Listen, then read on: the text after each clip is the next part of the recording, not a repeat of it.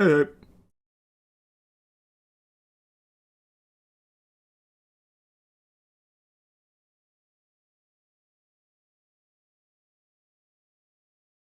Good evening.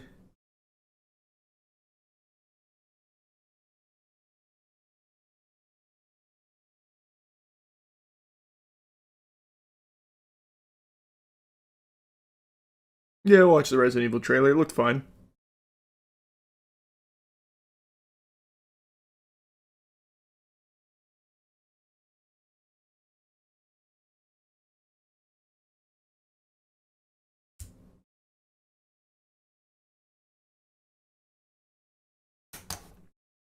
Yeah, I'm excited for the Black Flag resynced. I hope it's good. I can't imagine they fucked it up, but I guess we'll see. I don't want to talk about the lightning. Yeah, I don't want to talk about it. I don't think we need to go down that road.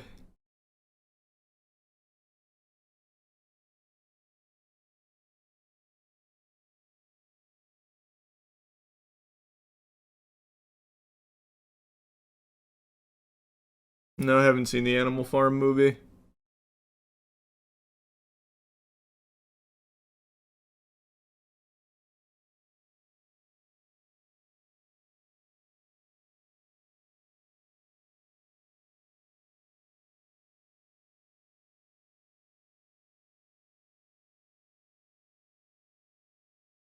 You hear about the thousands of scalpers ruining the Target Pokemon collab?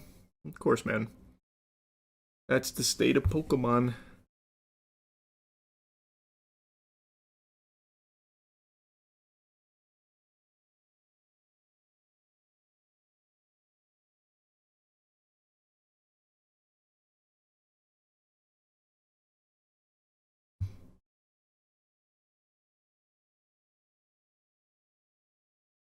You see the video of the guy getting hit by the United airplane? Terrifying. I did see that, actually.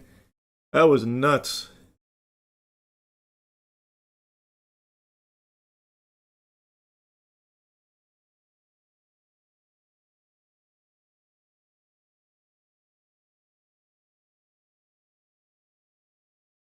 Charlie doing actual live stream thumbnails. Oh, is that what you think that is? No. I was just in my folder because that was the thumbnail for the video I made on GameStop and eBay.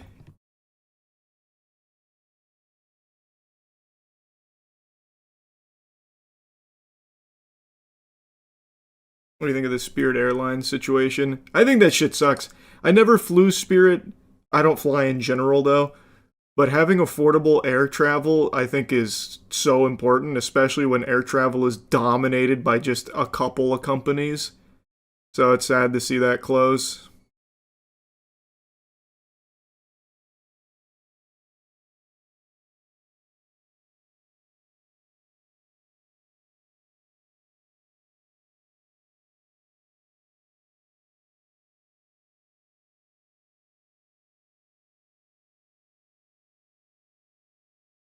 My mother in law is a flight attendant who lost her job from Spirit.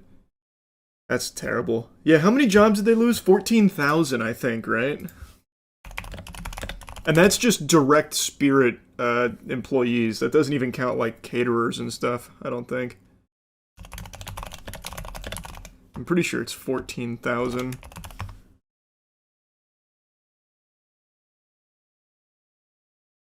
17,000, according to this first article. 17,000 full-time and part-time jobs lost from Spirit closure. It's brutal.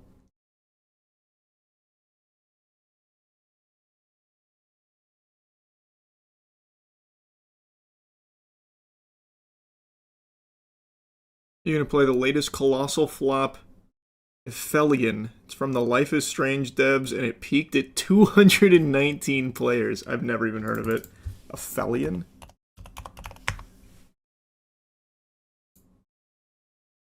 Oh yeah, this does come from Don't Nod, huh? I'll look at it. If it looks like it'll be fun bad, I'll try it. But if it just looks like it's gonna be boring, I'm not gonna bother.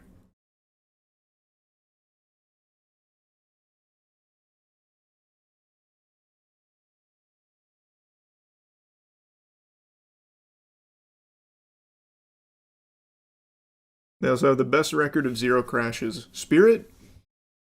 Nice. People always said that traveling with Spirit wasn't like the best, but it always got the job done at an affordable price.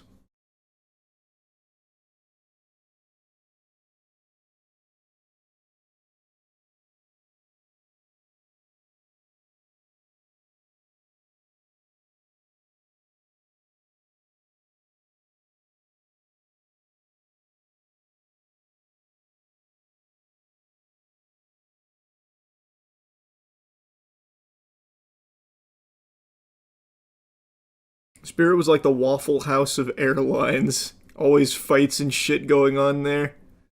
That's cool, man. Very cool.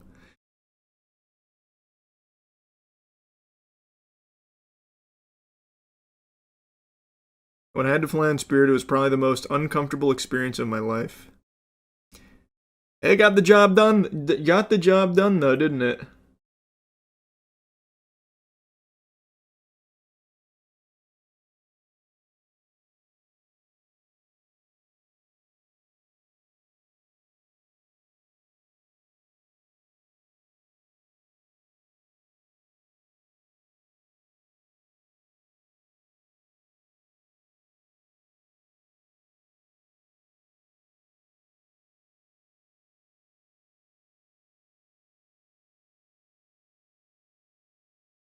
Rolling Loud's in 5 days, and people are mad at Spirit. I think the anger's misplaced. I think no one's more upset about Spirit shutting down than Spirit itself. If I had to take a guess.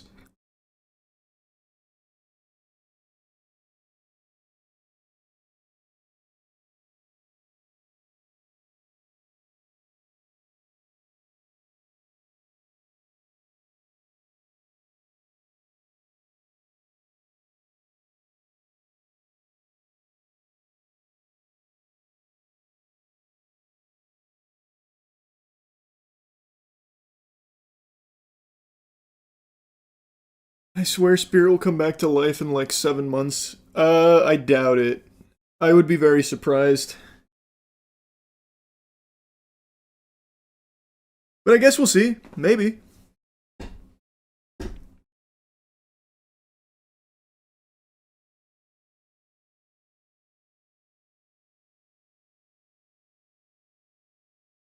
There's a YouTuber trying to save Spirit. Hi there, Hunter. He launched a website called letsbuyspirit.com. Good luck. I don't know if anything's ever crowd funded like $20 billion.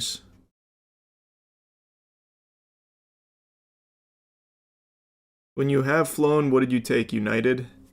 The most recent flight was United, and then the one before that I think was Delta. I think those are the only two I've flown are Delta and United. Or no, I think I did. No, I think that's right. I think that's right. I don't know. It's been so many years.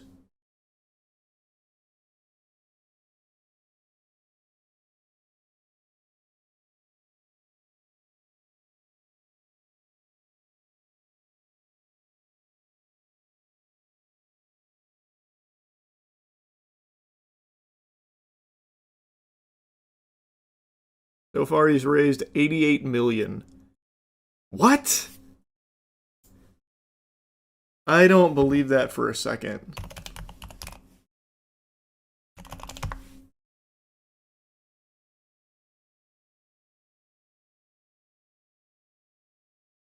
I'm on the website right now. Let's see. Okay, this is just people saying this is how much I'll put in.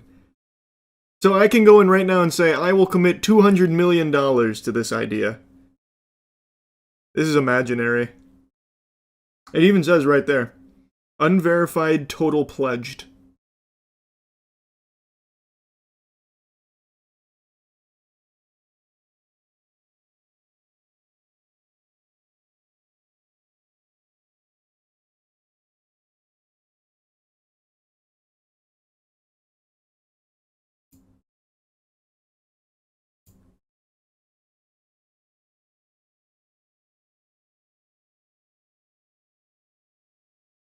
Assuming you already heard Target's not carrying Pokemon cards anymore by the 17th, I don't think that's confirmed. That's speculative.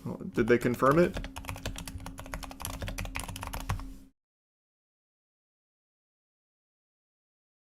Because there was a time where they stopped Pokemon for a little bit because it was unsafe. People kept fighting. Yeah, it's not confirmed.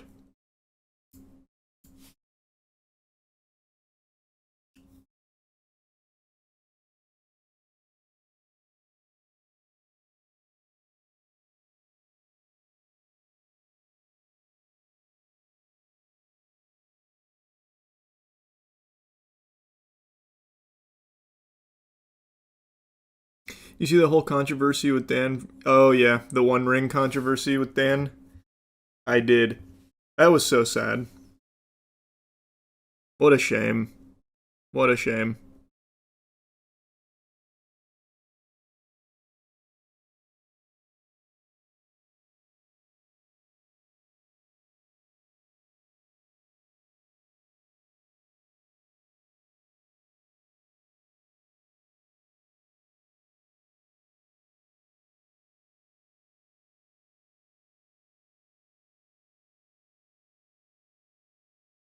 You saw Saudi Arabia release massive box office flop with Anthony Mackie called Desert Warrior. Yeah, it was fun. It was Saudi funded. I don't think it was produced in Saudi Arabia. But it was a allegedly $150 million budget, and last I checked, it has raked about $490K in the box office. So that's pretty rough.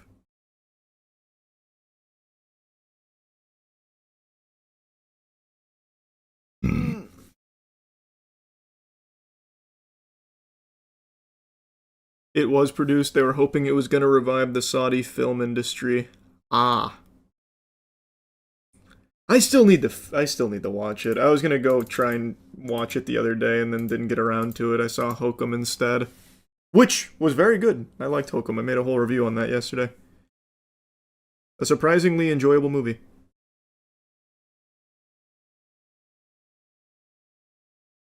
Released in over 1,000 theaters too. Oh.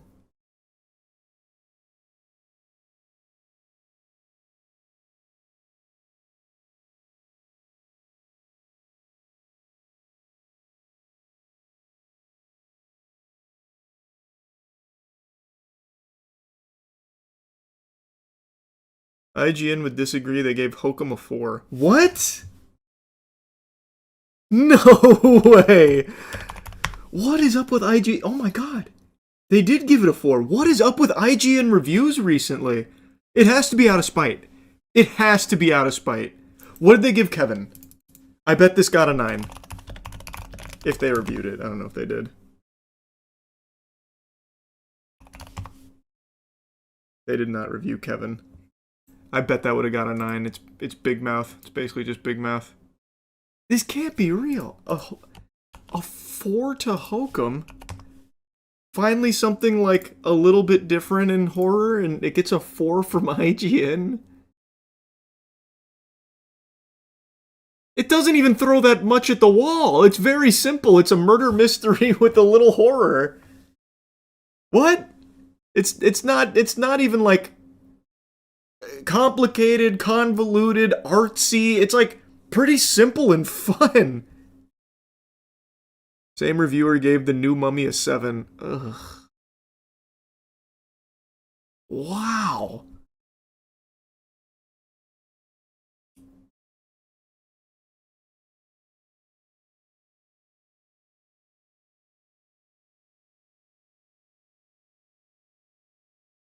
Huh.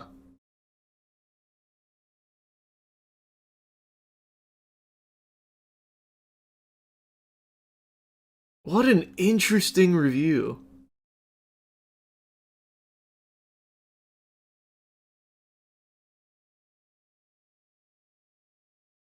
It's like he didn't even watch it. This is like one of the most important factors of the film is his guilt.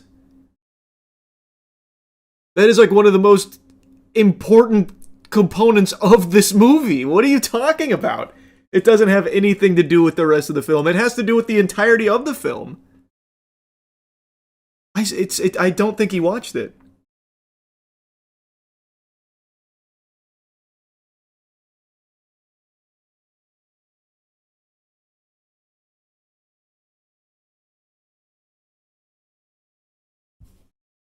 Man, that's crazy.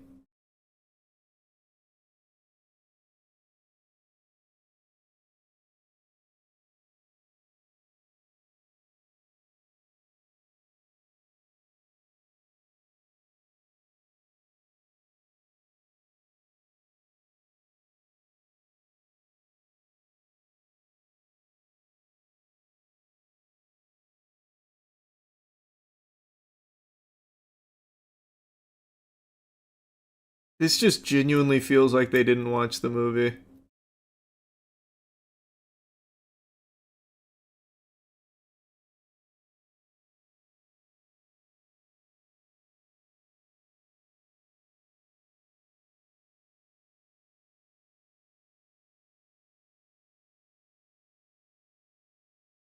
How odd.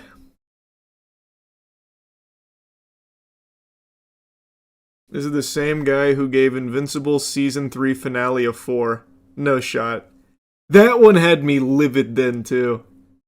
Holy fuck, yeah, that review had me actually fuming. What does this reviewer like? Again, if he didn't like it, that's one thing. That's totally fine. Not everyone's gonna like the same shit I like. I get it, but I think this is just like a refreshingly good horror film. And some of the things that they critique in here are just actually wrong and feels like he didn't even watch it. Saying like the character's trauma plays no role in the film or anything, when that is the entire driving force of this movie.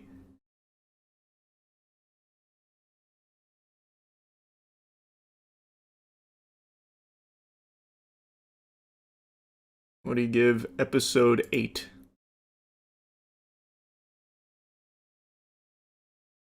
So he didn't like the season 3 Invincible finale, which was a banger.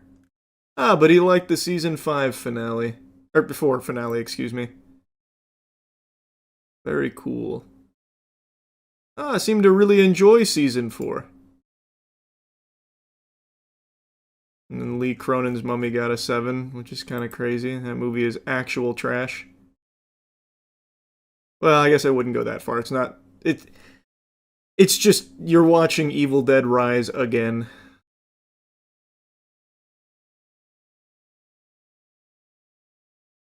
So he enjoyed Invincible season 4. Oh, what do you give Mercy?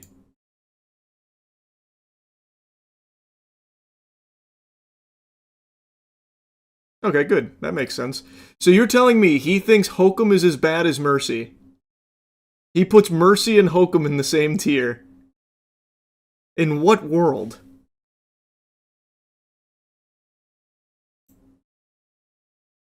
He liked the live action Snow White. I vaguely remember we saw that last time I looked through his reviews. What did he give him? This movie was fucking terrible.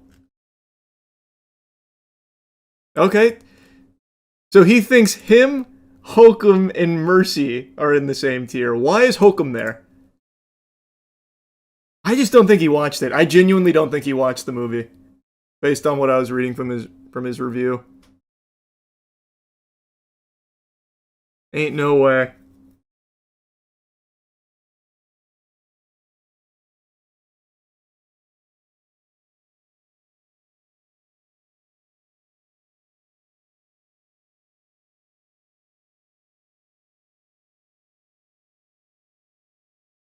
Yeah, I know what Bambi the Reckoning is. I don't think it's out yet. Oh, maybe it is out. I don't know. But I know what it is. It's from the Winnie the Pooh Blood and Honey stuff.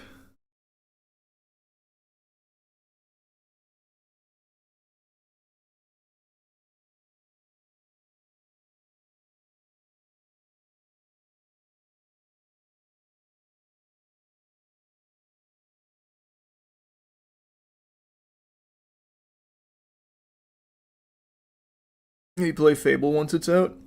Of course I will. I'll give it a whirl.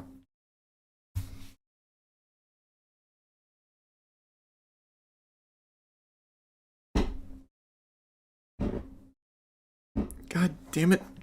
This chair is so uncomfortable to sit on now. I've got to get it fixed or get a different chair in here. My goodness.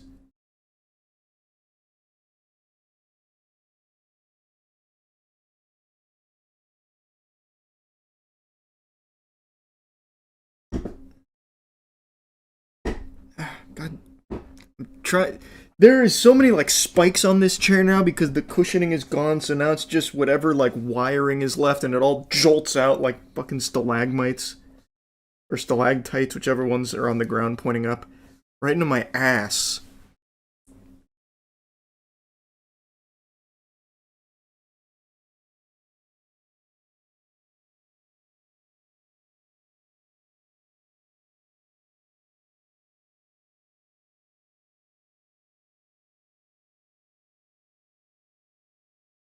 Of course I played the new Resident Evil. My favorite game of the year so far. All of it up on the gaming channel.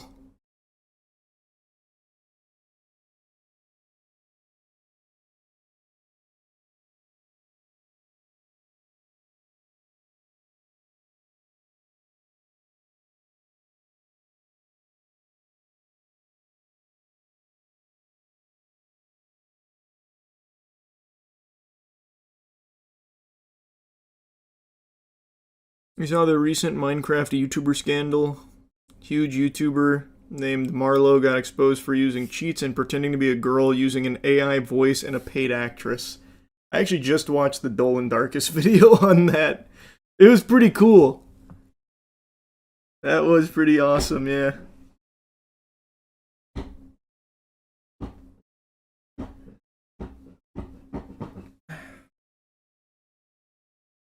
What was it? It was Marlo, right? I wonder if they've made a video about it since then.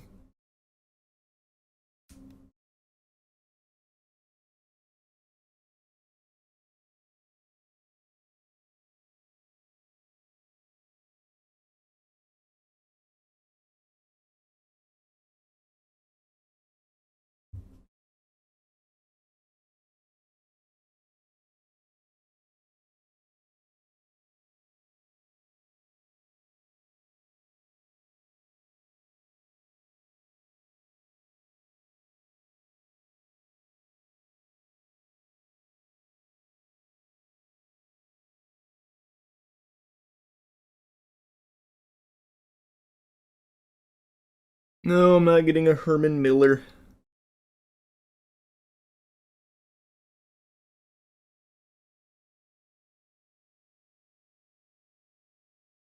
How dare you doubt Gameshire's Stop Away? That's a banger. Hey man, hope it works out for you. I am not a stock market player, so I couldn't give a fuck less. All I know is that GameStop acquiring eBay is going to completely ruin TCG Player. Because eBay owns TCG Player.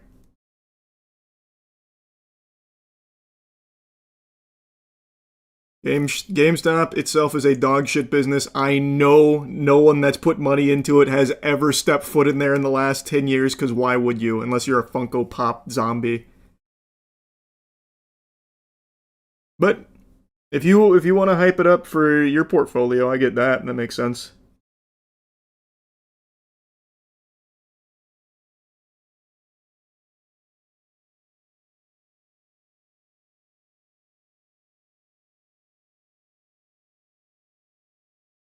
Where does GameStop get their money? They got a huge influx of cash because of the meme stock pump, and they have a billionaire that's Kind of a loose cannon, which is really good for meme stock enthusiasts.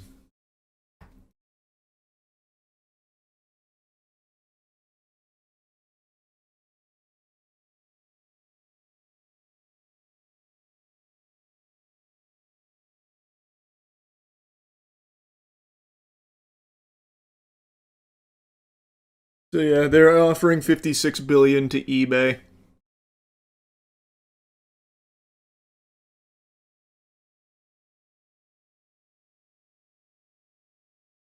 They scam everyone on Pokemon packs. Their prices suck, their trade-ins suck. Everything about the GameStop business itself is trash. You pay significantly more money for a product from GameStop than you would anywhere else. You get significantly less value for any of your trade-ins on cards or games than you would anywhere else. They're a terrible, terrible, terrible business. But they have a lot of liquidity right now, and they have Ryan at the helm who's willing to do shit like this in order to reach the threshold to unlock his $35 billion compensation. Which is good for the, again, meme stock community. But bad if you actually care about the quality of the products. And make no mistake, TCG Player would go down the shitter, I bet.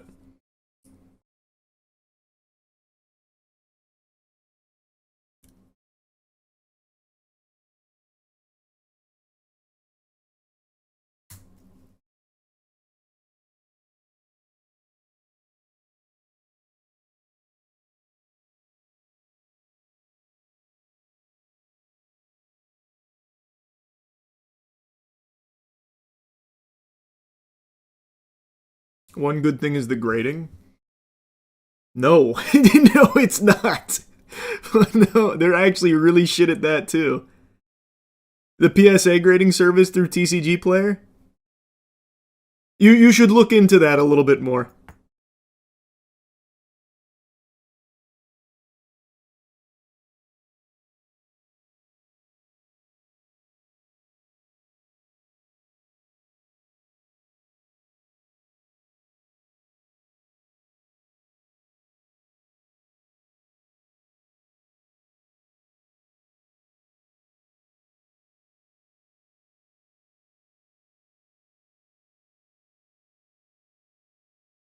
No, I still haven't played Abiotic Factor.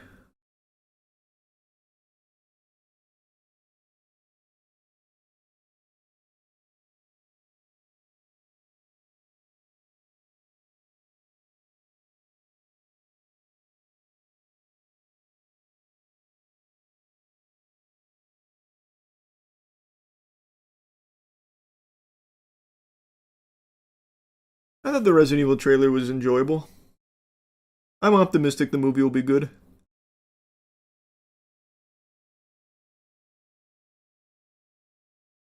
Hate how GameStop prices their TCG stuff crazy to sell above retail. Why is it crazy? These fucking goobers will pay any price.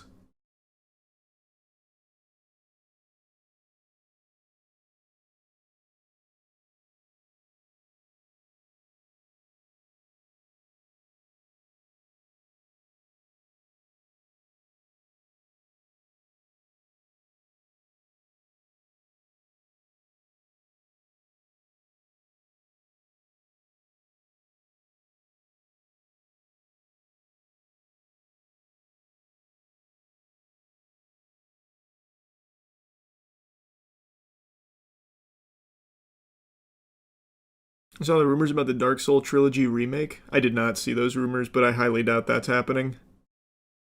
They already have Dark Souls remastered.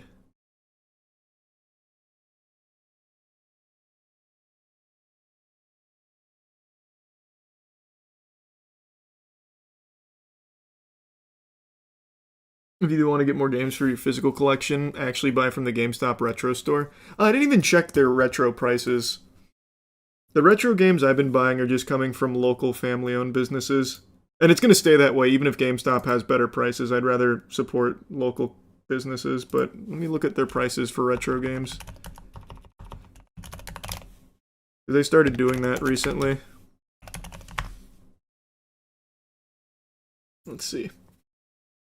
Yeah, let me look at one that I just recently got. Let's see what it costs. This is about what I paid at the local shop. I got Mario Party 8. GameStop has it listed for $45. I paid $50. So it's pretty close. It is a little lower. But I'd rather pay the $50 at the family-owned shop. That's good. I thought for sure they'd be charging full price. Let's look at another. What's another one I recently got? Let's see what this is. No, that's not it.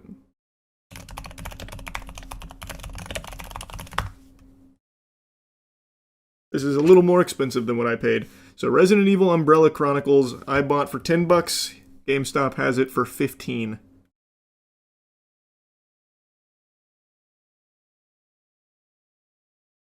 Or $14.24 for pros.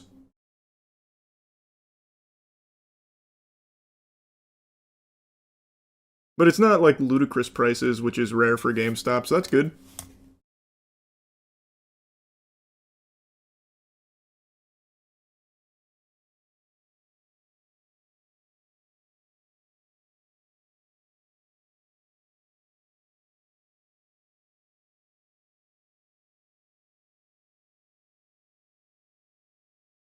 Any word on that Trump phone? No, my email must have got lost somewhere.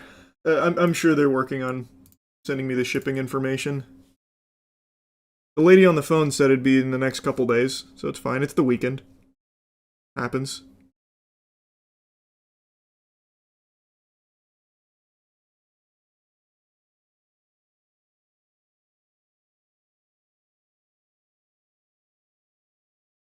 Sorry about the lightning. Next year is your year.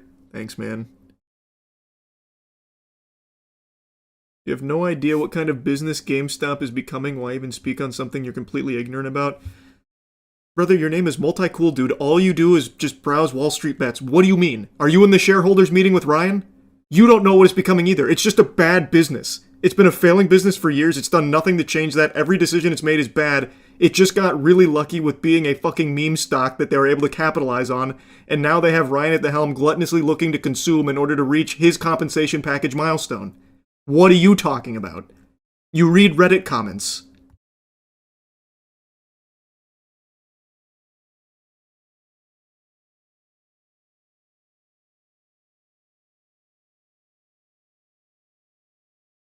I'm thinking the Lightning are going to have a good offseason. I agree. I do think next year is our year.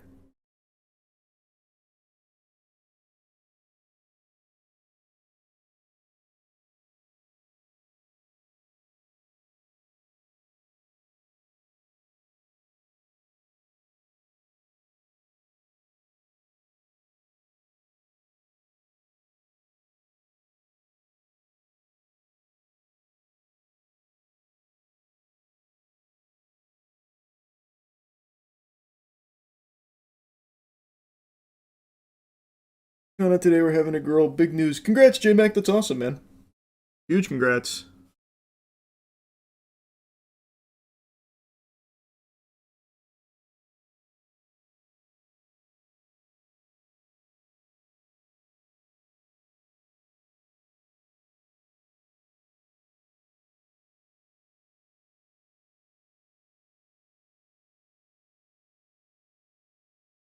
Pragmato was a banger, yeah. Top 5 of the year so far.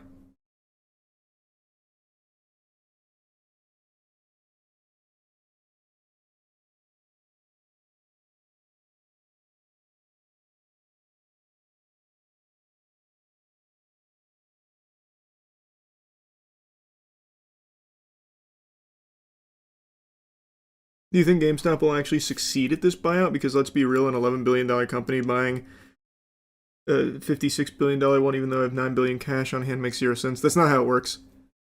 So eBay is valued at, what was it, $48 billion or something? GameStop is $12 billion, but they have $9 billion liquid. They have a $20 billion investment or something. I already forgot. I read it earlier. But they do have the capital for this offer, even though the business itself is declining.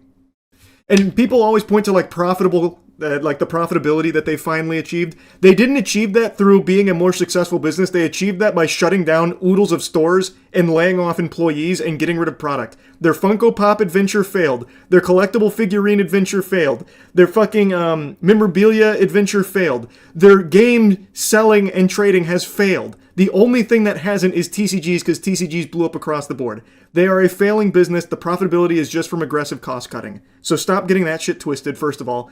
But yeah, their money comes from that meme stock pump, and they have Ryan. They also have a multi-massive billion-dollar investment from a bank, so they can make this offer. I think there's a very good chance they succeed. And that's going to ruin eBay and TCG Player in the process.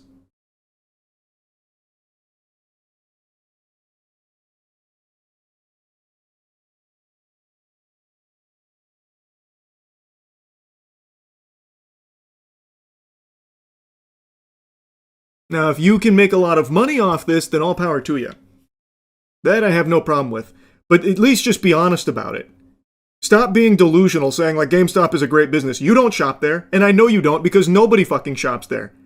That's a ghost town. So just be honest. I'm trying to capitalize off the pump. I'm trying to capitalize off the hype. That I respect. I get that. But I'm tired of these fucking booger-eating goobers coming in here about like GameStop's actually like my favorite store. It's not, and you haven't stepped foot in there in 10 years. Stop lying.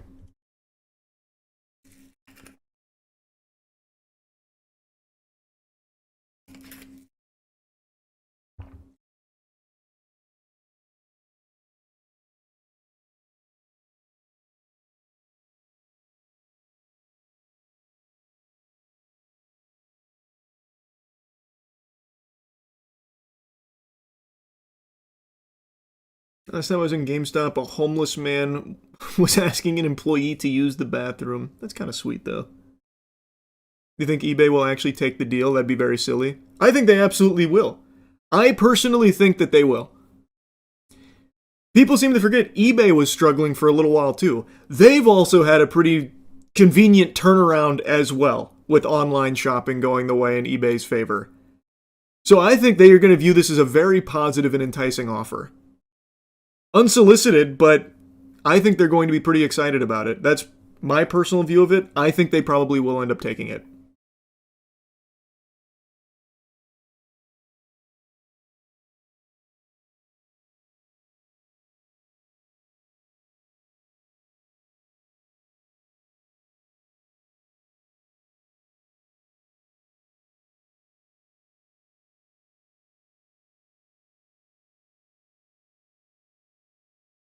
My husband likes eBay for his Warhammer figures. I like eBay too. eBay's got a host of problems, but it's been very convenient for the shit that I get there, which is Warhammer, which is also some of these statues. It's been very convenient. More so than like Craigslist.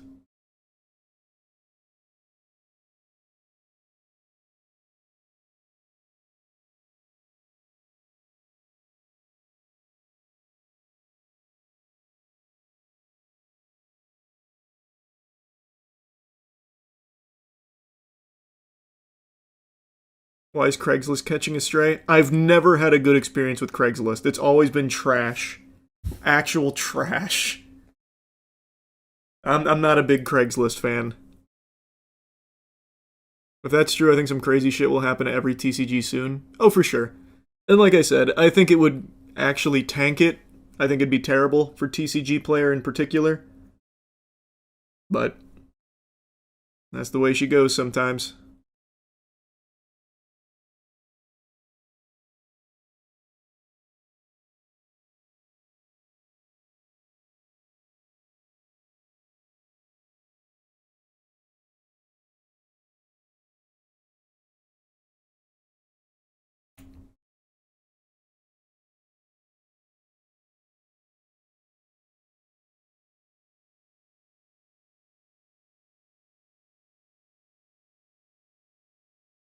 I remember Angry Grandpa tried to order a car on Craigslist for 1,000.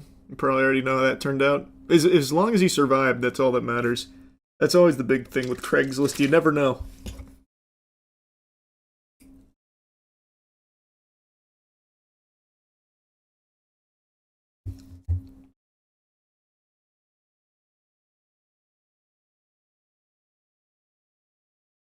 You think you'll get the Steam controller?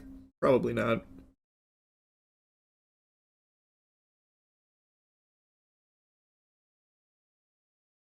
Facebook Marketplace is the new Craigslist anyway. Facebook Marketplace has been solid. I've got no complaints off Facebook Marketplace.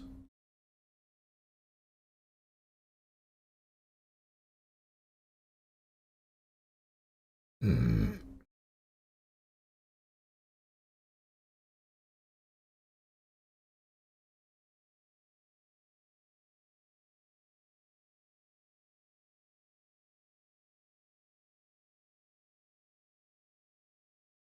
They sold the EB Games Canada a long time ago. Good or bad thing? EB Games have been dead in my area for the longest time. I used to like EB Games.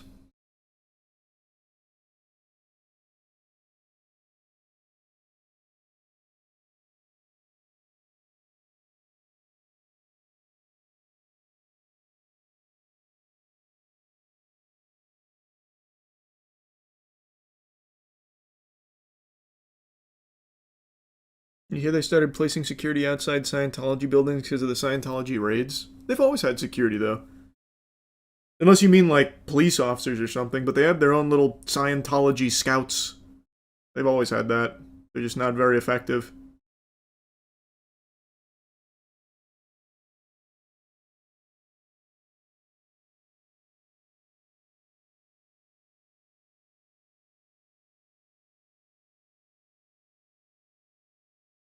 Love seeing the Yu-Gi-Oh! Collection video. It was cool seeing bangers like the famous Rainbow Dragon misprints and Damaged Cyber Dragon made me feel better about creased First Ed Blue Eyes from Kaiba. Glad you liked it, man. Sorry about the creased blue eyes, that's rough.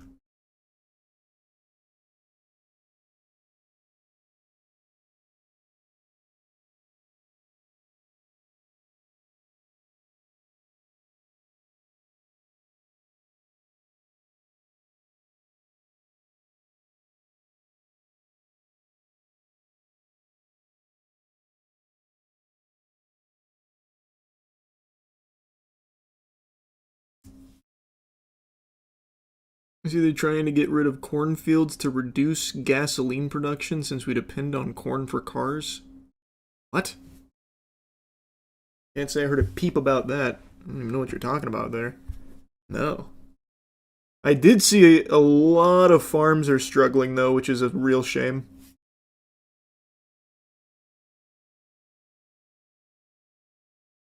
That's the only thing I've seen as far as like agricultural stuff goes. Farms are really in the shitter right now because of everything that's been going on.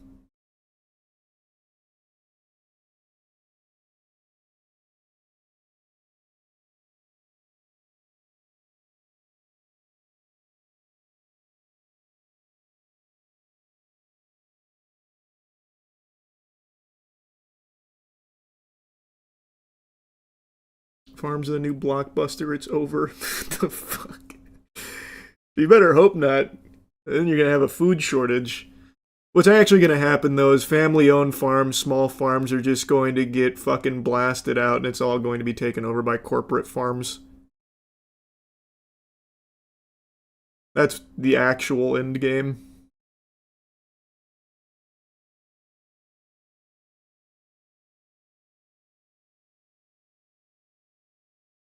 Don't you own a farm? Mm-hmm. That I do.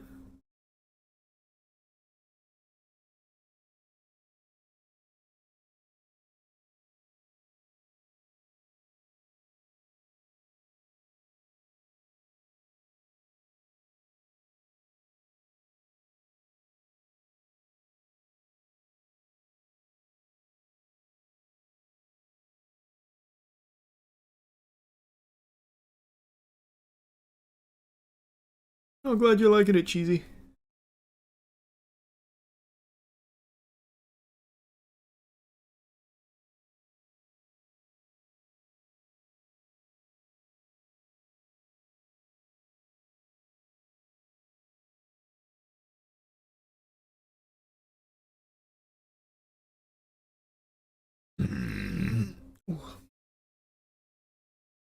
Holographic meatloaf from SpongeBob. Yeah. It's coming any day now.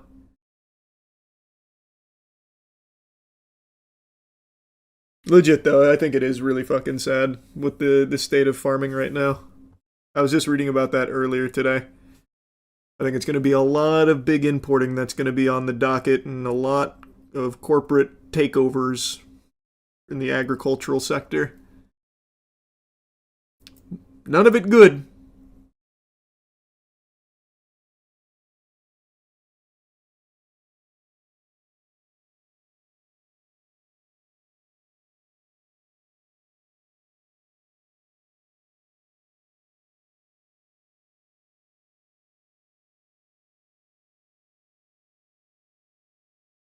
You think AI food is going to take over? I'm going to.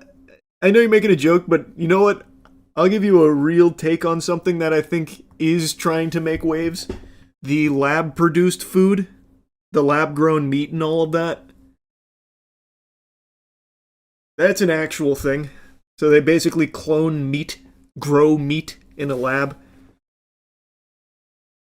Personally, I'm very afraid of that. I think the idea's interesting, I guess, but I'm very skeptical on lab grown meat. Unless that shit gets tested for like 100 years on the human body, probably more than that, like 200 years on the human body to see what effects it has long term, I just wouldn't feel comfortable eating it. I'd be so afraid of it.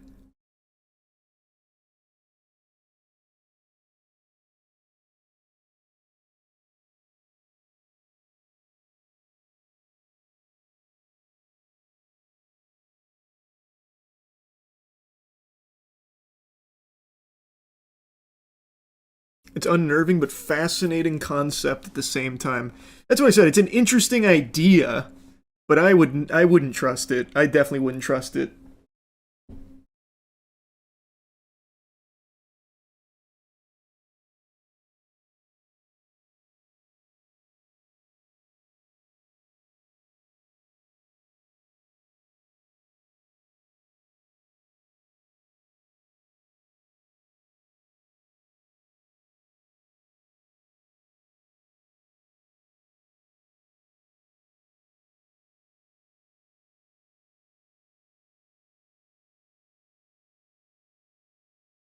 What's messed up about lab grown meat is they only know how to efficiently clone human flesh.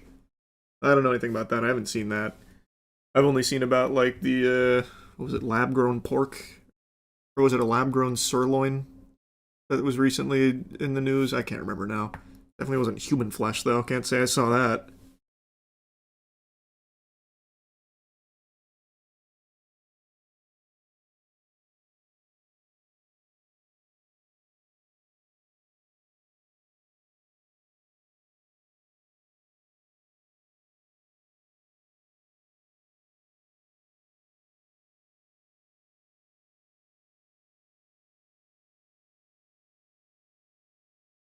Don't you eat cloned fruit? Huh? You talking about cloned fruit?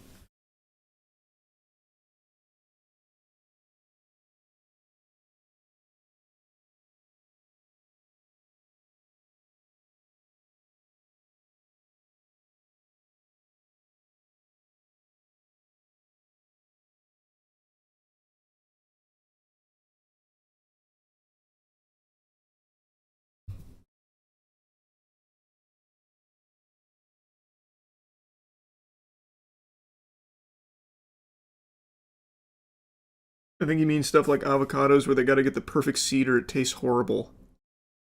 I don't know what he means. I don't know what the cloned fruit thing is.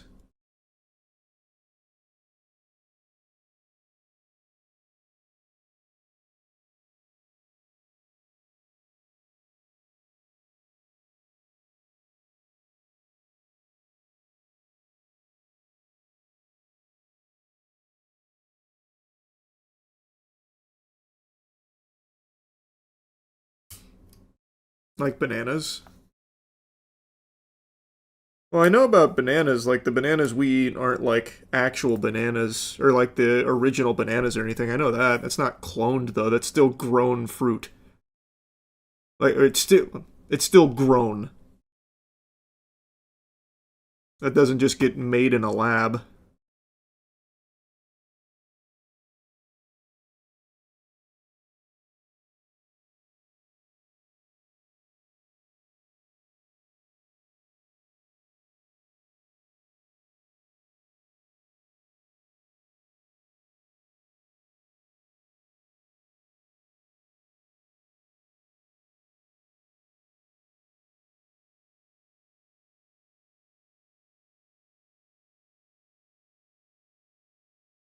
Three dead from a virus on a cruise ship.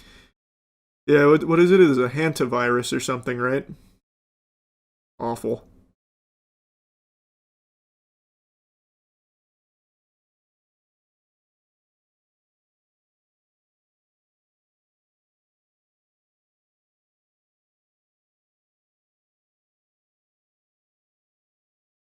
Do I dare ask if you watched the Tampa game? What do you think, brother?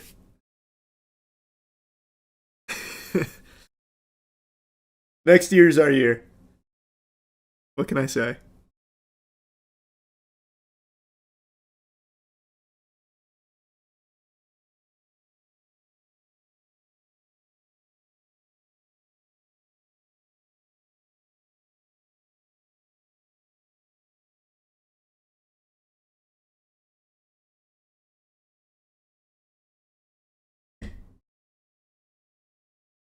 You gotta watch Animal Farm to see animals twerking and rapping. You really sold it to me.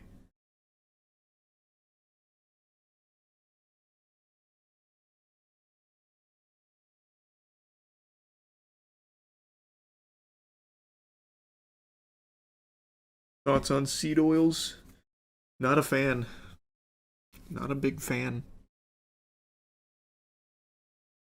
Hmm.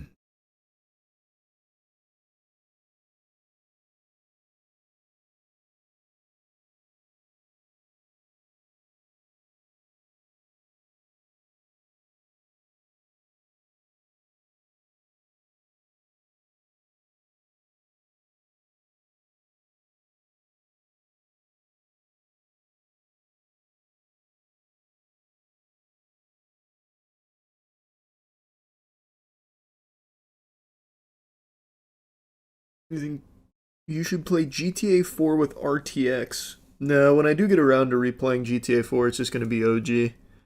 No mods or anything.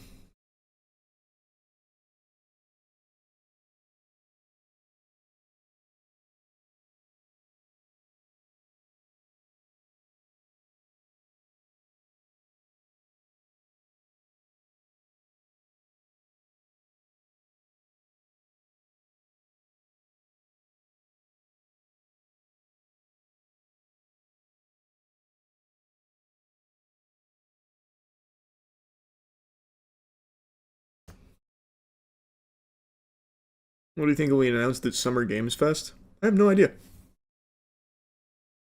Is Summer Games Fest the one that usually has the big announcements? I can't remember. I think it's Summer Games Fest, right? That's the Jeff Keighley one.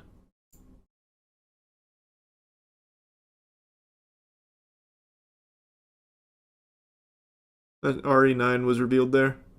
Oh, that's cool then. I don't know. I don't even have any Hail Mary ones.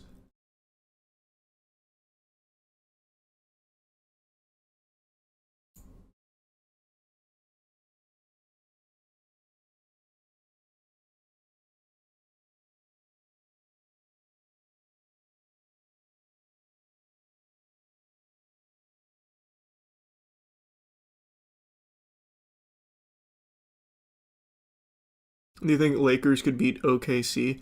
I thought they were going to lose to the Rockets, brother. No, I don't think they can beat OKC. I cannot believe the Lakers actually won the series. So no, man. I think that's where the miracle run ends.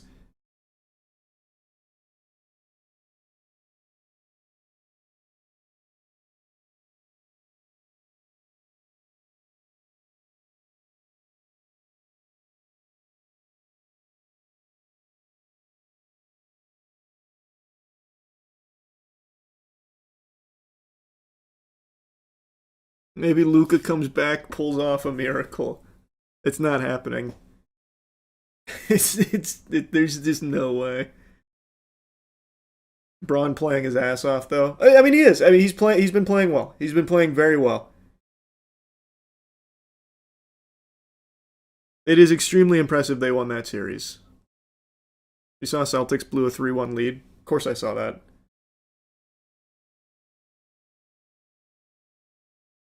I also saw, this actually made me upset. I saw the Magic really took a fat stinker and blew it as well. It was so sad. What was it? I think it was 31 of Suggs' last 38 shots were misses. I think that's what it was. I'm pretty sure he missed 31 of his last 38 shots. It was some stat like that or something. Yeah, it's been a minute since I looked at it earlier, but it was something crazy.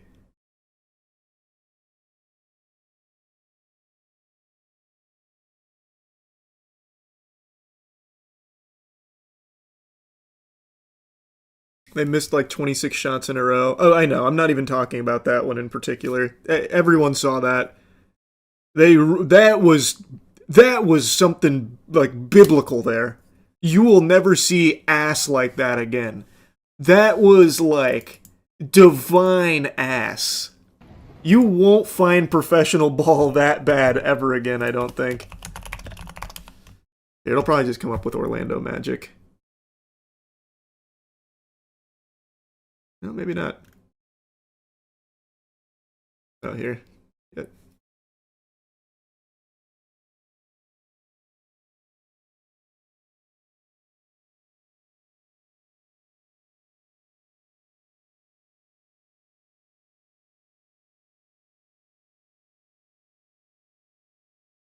Their coach is definitely getting fired. Yeah, I think so as well. I think there's no world where they keep the coach after this.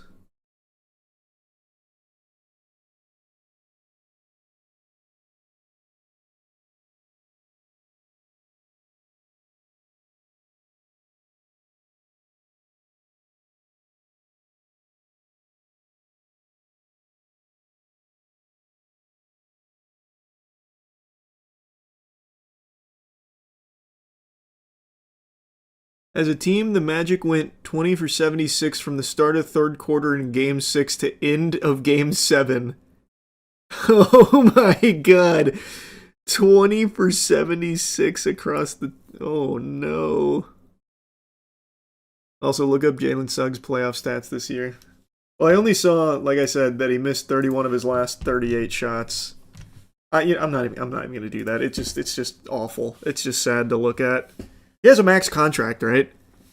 Pretty sure Jalen Suggs has like a $150 million contract.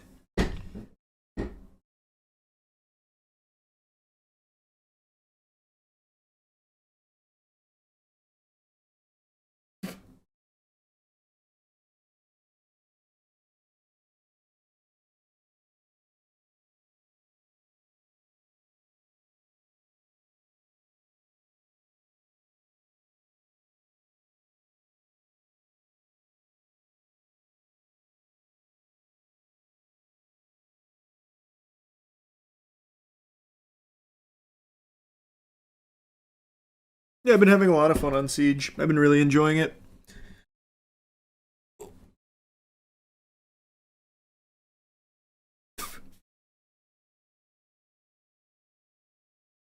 Time you get out there on the court for Orlando, I think. Hey man, I have said this and I stand by this. You give me a 10-day on any NBA team, I drop a bucket. That's it.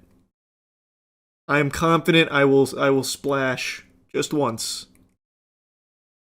And to be honest, that would have been an improvement for the Magic. In the second half of Game 6 through Game 7. I would have been an actual like superstar contributor with that.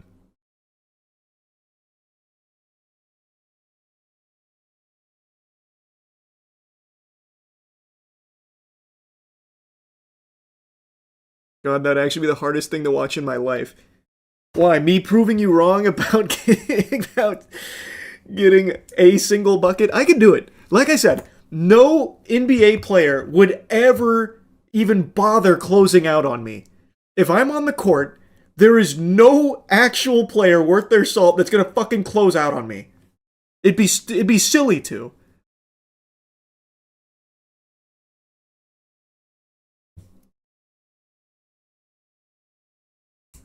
Plus, if you put me in the Orlando Magic game plan, you give me like Bane's role where I just stand in the corner, I'm good.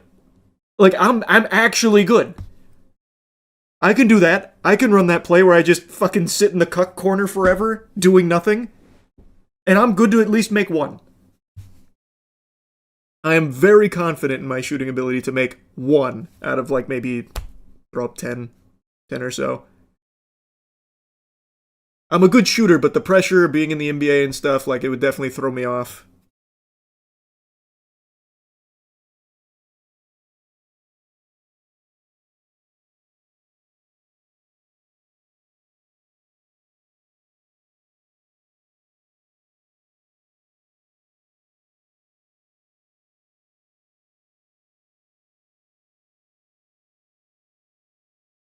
You don't have the speed like Bugsy or Spud had, so unless you get fouled and thrown into the crowd, it ain't looking good. I don't need that, brother. Plant me in the corner. Nobody's closing out on me. Just give me open looks. I have a pretty quick release. I got a quick trigger. I'm good to get one in. That's all I need.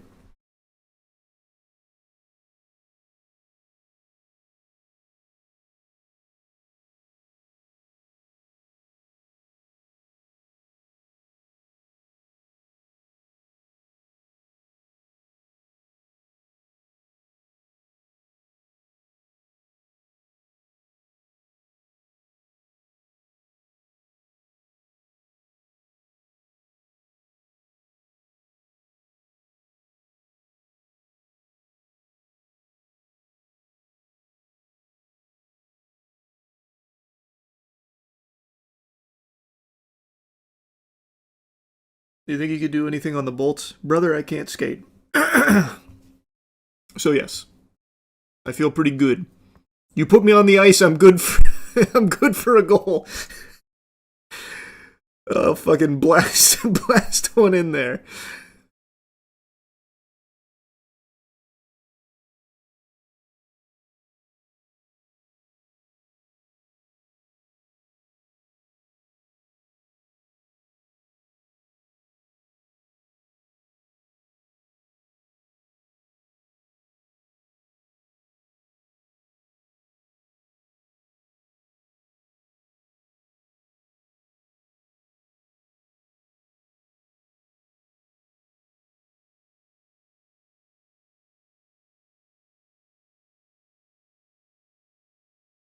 Never forget the time Brian Scalabrine had one-on-one matches with his haters who were also talented basketball players and beat them 44-6. It's called the Scallenge. Fucking white mamba right there. Acting like I don't know the GOAT Brian Scalabrine. I will never forget this, and it is such a true statement that paints a very clear picture to the people that are delusional. Brian Scalabrine is closer to LeBron than you will ever be to Brian Scalabrine.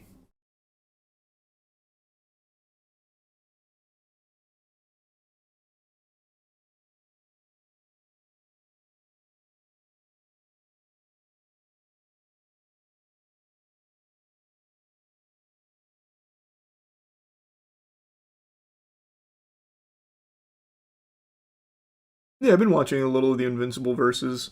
I don't think I'd like it all that much, but I've seen it.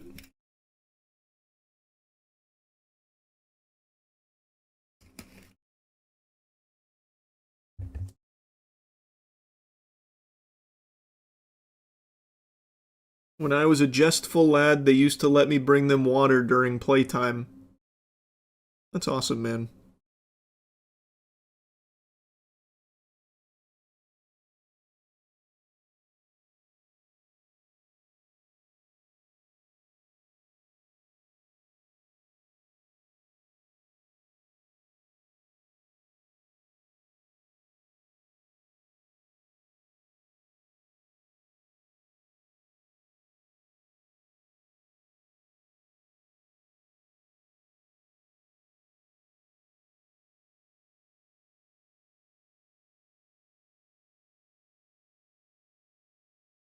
Have you seen the blue button, red button debate?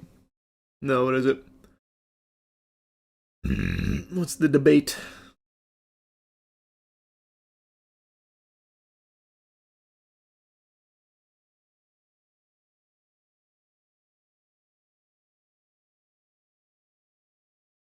I mean, can't you put your name into the draft, do it for the next one?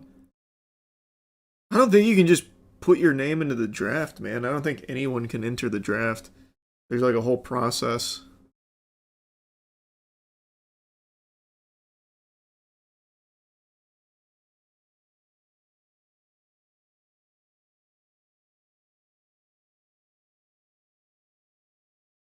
Yes, you can. A YouTuber did it. You can. Mobamba did it.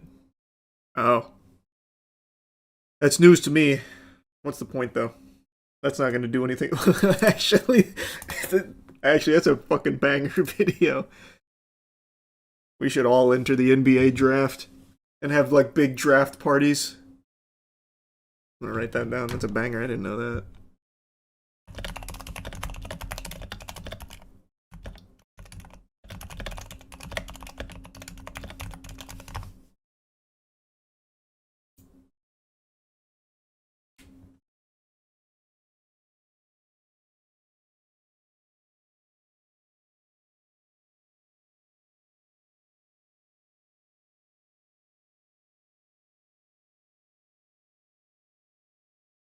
Blue button saves everyone if more than 50% press it, but red button will save you guaranteed. Which would you press? Is that the debate? Like that's the whole thing? The YouTuber that did it was Jordan Haber. He did it with a single email. Nice.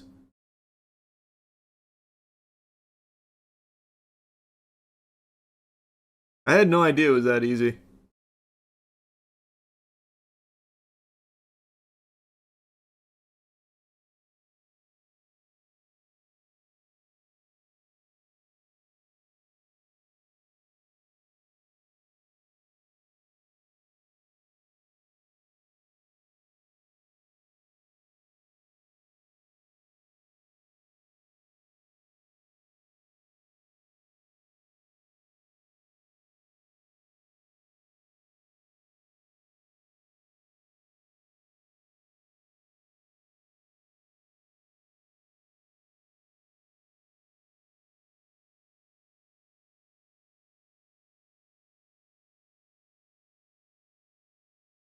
You planning on playing NTE Neverness to Everness? Never even heard of that. Neverness to Everness? Hold on, quick text.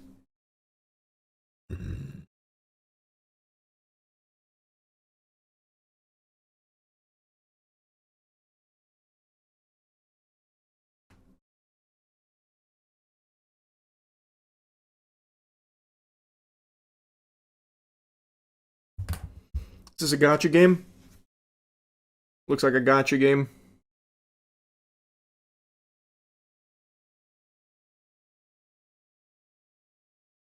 Probably pass.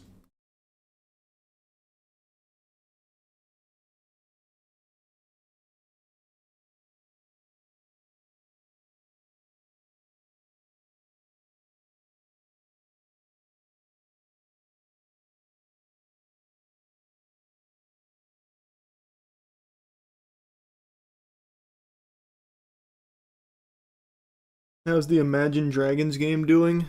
Not super well from what I saw, but they're committed to trying to find a niche for it. I saw they're rolling out updates, so I respect that. You gotta play Aphelion, there's only 20 players left. Alright, I gotta look at what this is. Someone mentioned that earlier. Is this it? How do you spell? No. This.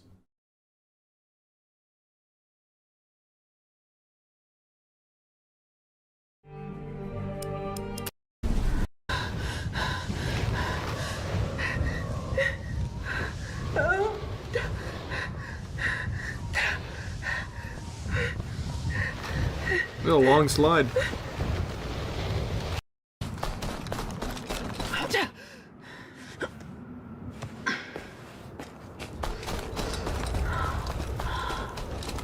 haven't seen a clear sky in forever. A generation too late for stargazing. But here, everything could be possible again. So is it a platforming game, or what is it?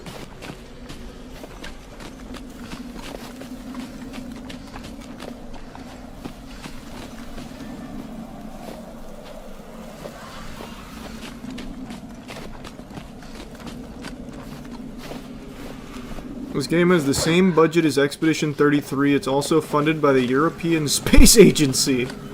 Holy fuck.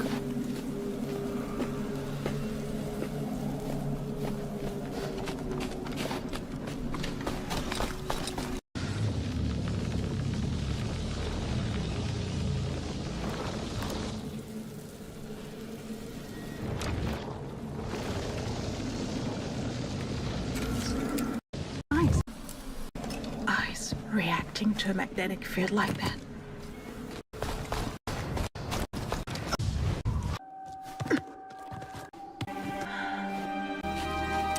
Incredible formation.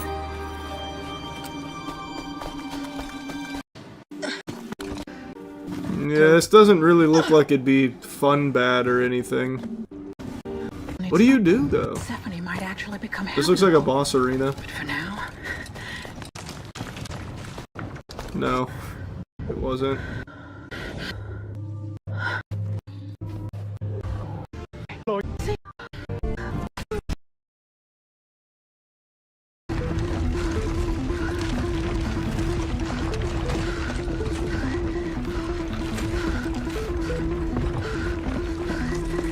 Yeah, I don't know, it doesn't really look fun.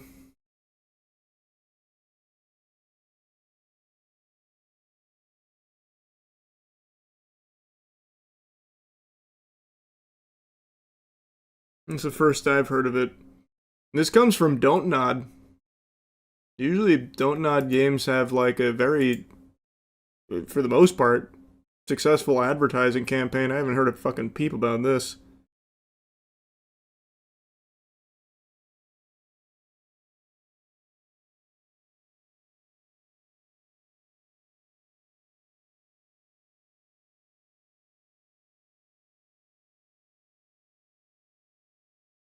You gonna try the new Diablo expansion? Actually goes hard?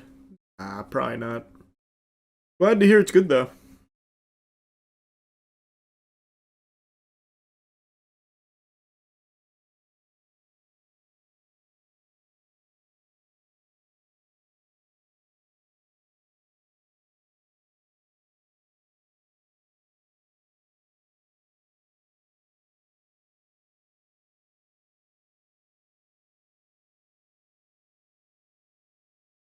Is Saros worth it? I thought Saros was amazing. Saros is my second favorite game of the year so far.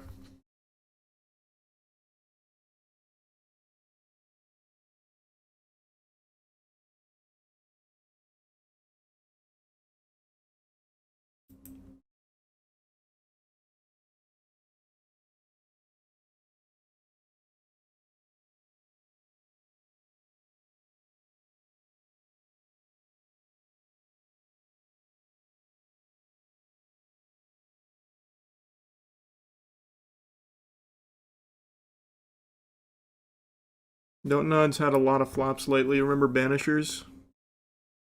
What's Banishers?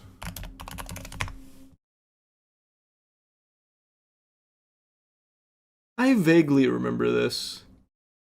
I thought this game was good. Didn't people like this game? Maybe not. Maybe I'm misremembering. I don't think I played it.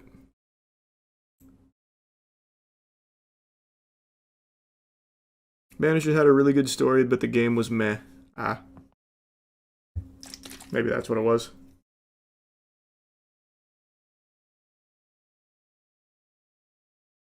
Any news on the Trump phone? Well, I haven't got the email yet, but it's the weekend. They're busy. So I'm sure it'll be here by Monday. The customer support lady said it was going to be rolling out in the next day or two. Granted, that was like 5 days ago, but I mean, it's busy. They got a lot going on.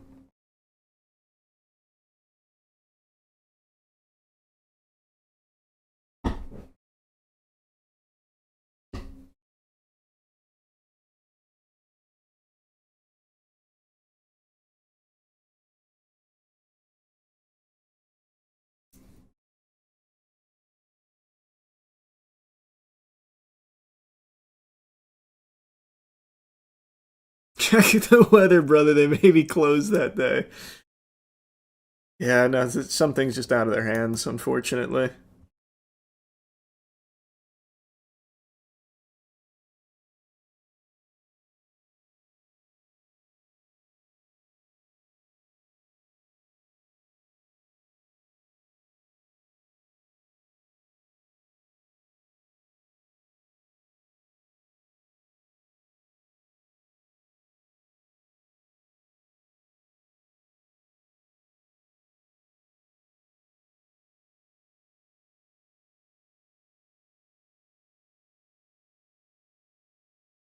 I think the Resident Evil movie will be nothing like the game. Yeah, that's the point.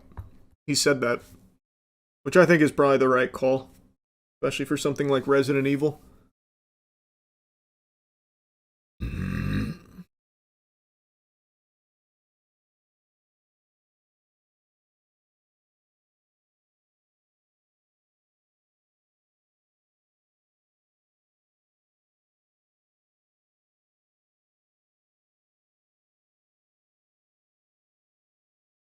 The last flag is down to 17 players now. Eek. Oof. You seen or interested in the new Warhammer update tomorrow? DE got Era to make a sick trailer music video. Yep, saw that.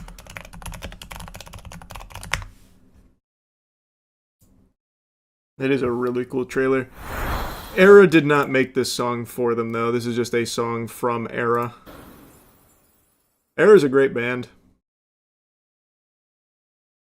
And Warframe's a great game. But yeah, you all know I'm a huge Warframe fan, so of course I saw it.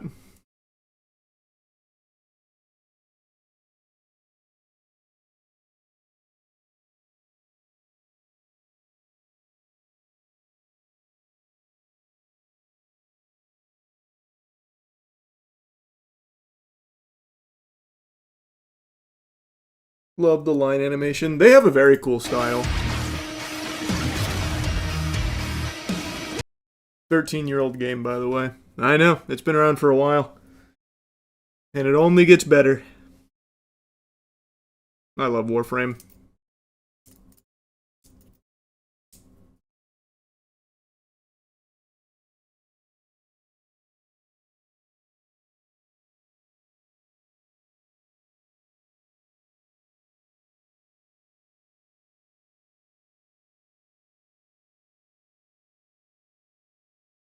Who animated this? The Line.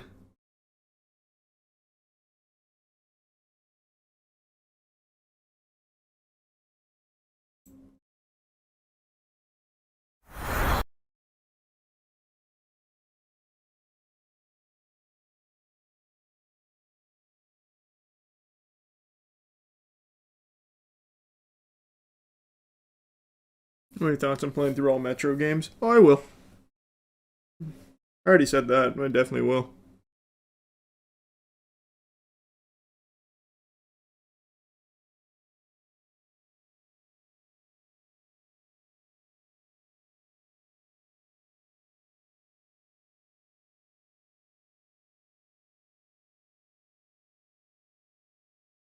How do you feel about the Siege matchmaking? I don't get it. So I'm silver, but I've matched with emeralds and plats. Like I don't get Siege matchmaking. And it's not like I've been doing extremely well in my ranked games either to warrant it, so I just don't understand it.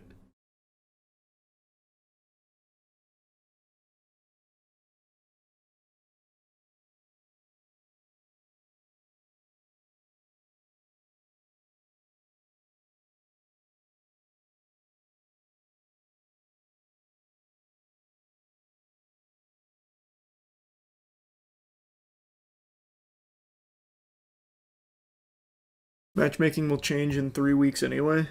Is it that soon? Fuck. I wanted to at least get back to plat before that happens.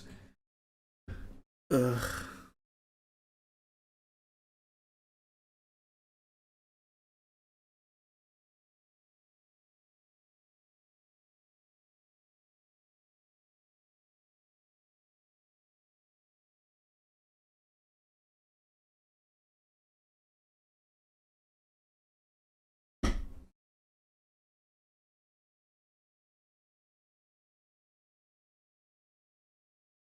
You buying the Steam machine? Controller drops tomorrow.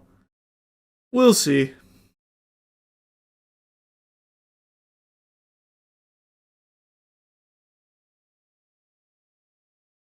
You're not hitting plat with me around, buddy boy. We'll see, man.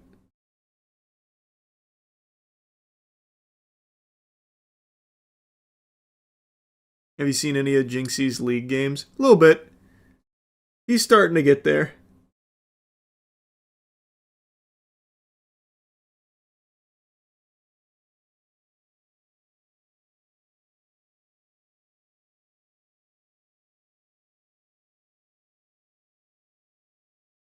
When does the deadlock grind start?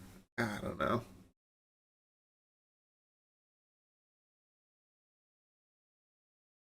You still playing League? I haven't hopped on the Rift in a little while. Streets need more deadlock. Eventually, man. Eventually I will.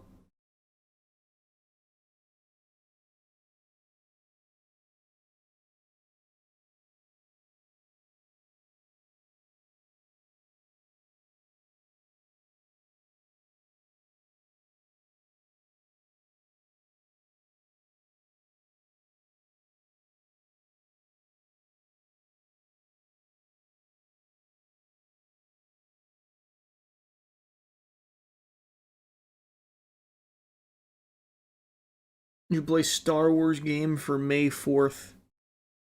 No, probably not.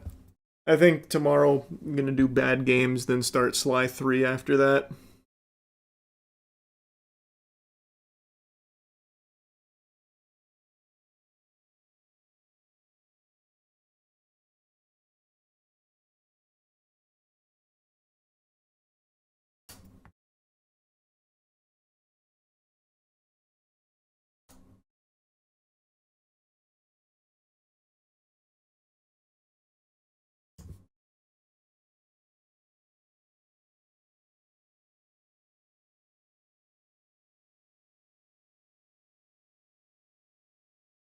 You ever play the original Gothic? Mm-mm.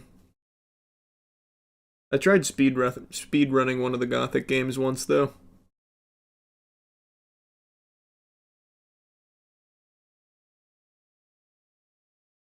Motor Slice comes out on May 5th.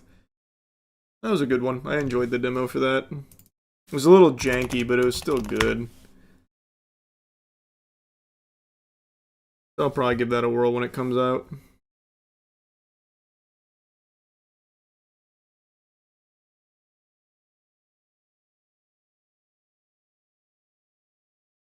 Have you tried The Spotter Dig or Die? Been addicted to that for a while.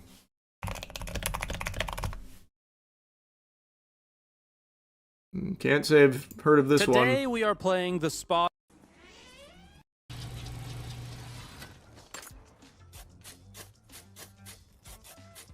So I guess I can go and get the receiver. You just dig a hole? I need some beer before I can dig again. Okay. All right, let's see. Well, dude. Hello. Relax. There we go. Oh. All right, so now we can do upgrades. So we buy this. Brace yourself for more mutants. Yeah. Any collectibles up here? Anybody see a DJ anywhere? It's a tower defense game. Mr. Frodo. This is tower defense? Ability.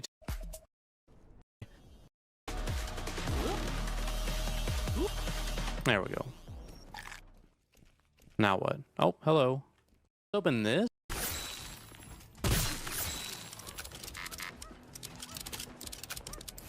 Oh wait, I can aim with right. I wasn't even looking at the controls. That makes it so much easier. Looks alright.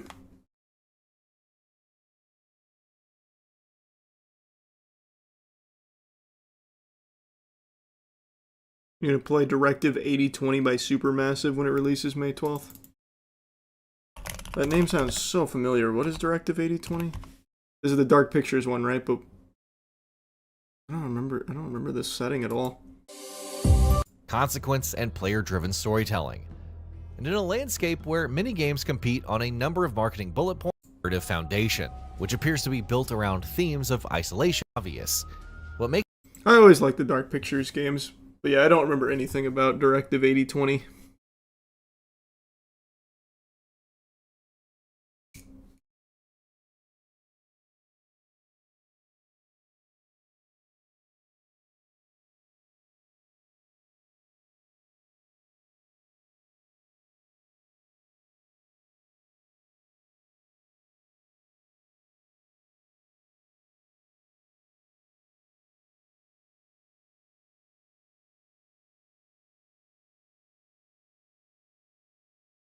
Just play Total Overdose, man. It's so fun.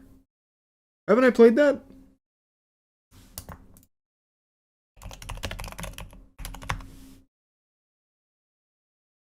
No.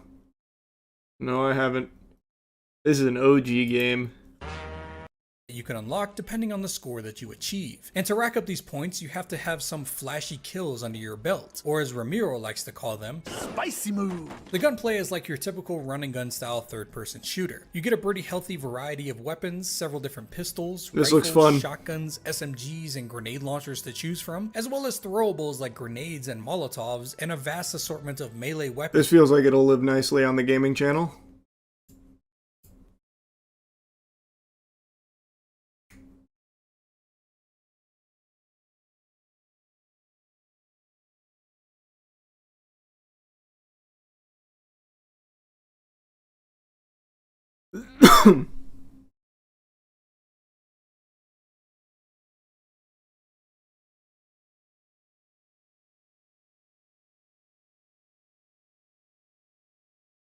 It's on GOG too. Oh, nice.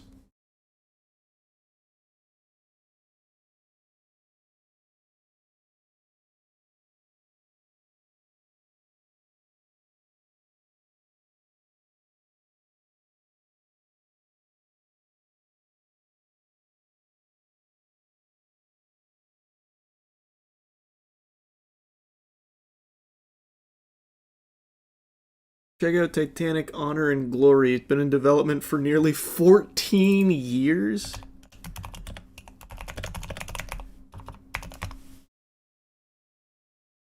Oh, I thought it was a game. Oh, it is. A virtual reality PC game?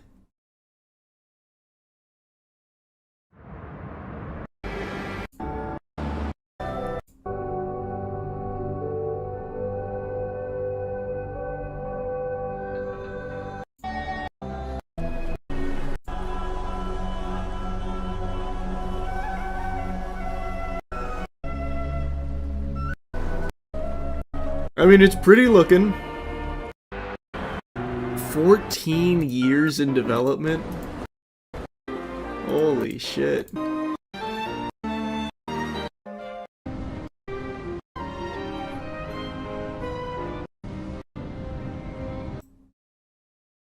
How interesting.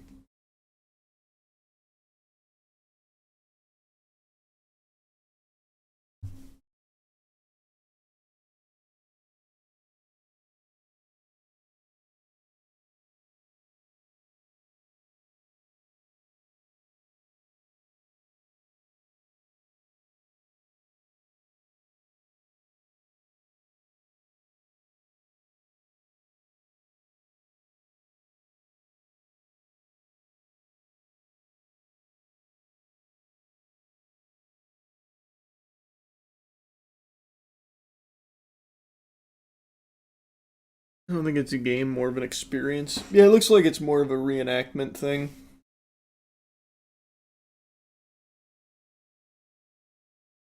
You can check out Blood of Dawn Walker yet from Witcher Director's new studio. Didn't we see a trailer for this?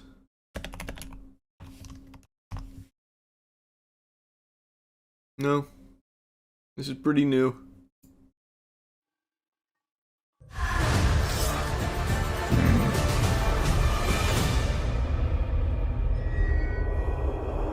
Basketball horror game. Queso was playing it. What's it called? That sounds great. I want you to watch. What did you do to me?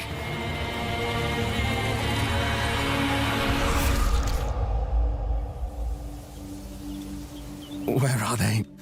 Where are my family? Jesus. The coronation. It's in 30 days. So Princess wants to be a prince now. And mark the occasion with my family's blood. Brentsis will rip you to shreds. There might be another way. If you are to stand a chance, you need to prepare. Oh, we saw this trailer. This was at one of the game Find shows. allies. I have no love for Princess's regime. He is a vile monster. Some have already taken up arms, haven't they? Vrakir joining the rebellion? Are you serious? This just came out. No, I think just the story trailer came out. We definitely saw this exact gameplay clip. The game's called Midnight Hoops.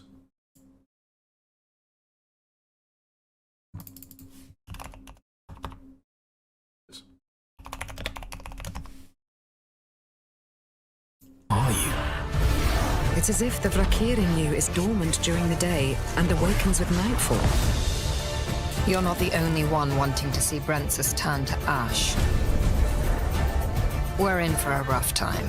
Follow me and do your best to survive. It's easy to go a step too far. Go down a path you can't turn back from.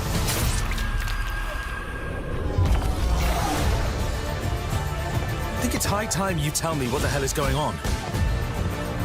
In the end, it's every man for himself. It seems fine. As I see it, we're both far beyond redemption. Doesn't mean we should kill people on a whim. I'm just trying to save my family.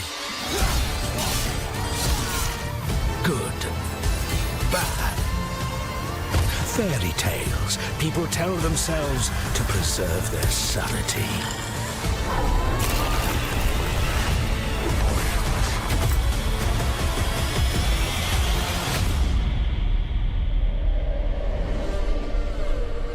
Yeah, it definitely doesn't seem bad. Give it a whirl.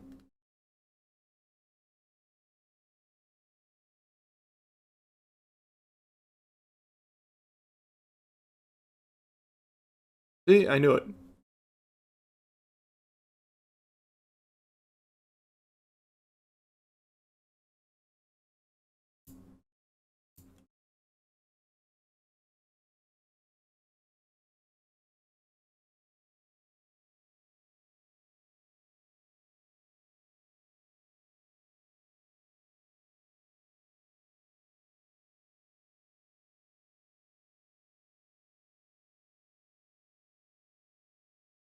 You should look at the lawsuit against PSA. Which one?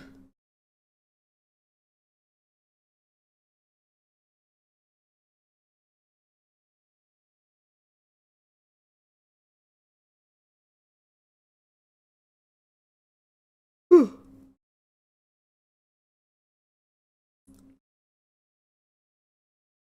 I know you checked out Marathon. There's a long shot. Marathon Bungie developer. Marathon Bungie developer and I frequently play. That's sweet. But no, I'm not a huge extraction shooter guy. So I don't play much.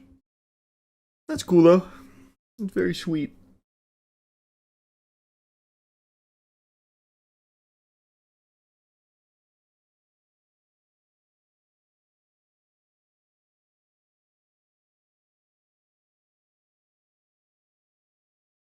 You think David's music should be taken off streaming services?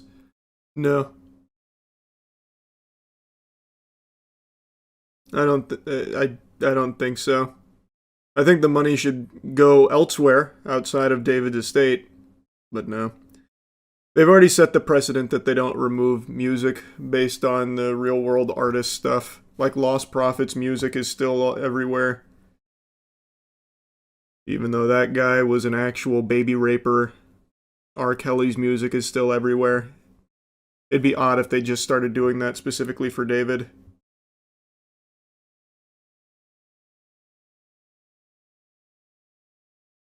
Diddy as well, yeah.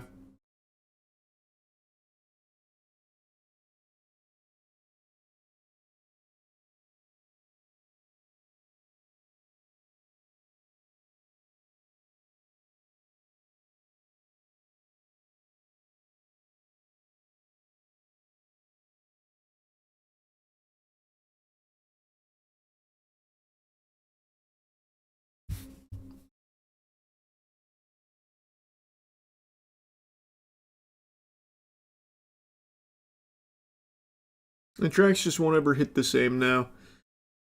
That's how I always feel. We've talked about this so much, but like the separate art from artist thing, I think that it's only possible to a certain extent. It's always dependent on what the crime is. So, I already mentioned it, but the Lost Prophets lead singer, Ian, giant pedophile, literally a baby raper. I can never listen to Lost Prophets music. I can't. Especially because in one of his tracks, the music video was basically him bragging about getting away with molesting and raping children. Like making a joke out of it. You can't separate the art from the artist in every case. You just can't. And in David's case, I never listened to David's music to begin with. So it's very easy for me to not listen to David's music. But from what I understand, a lot of his music was so deeply tied to him and like what he felt that I feel like it'd be really difficult to separate the artist from his art. Especially when in one of his music videos, he actually has a character that looks like Celeste that he kills. Like, I feel like it'd be very difficult to separate the art from the artist there, too.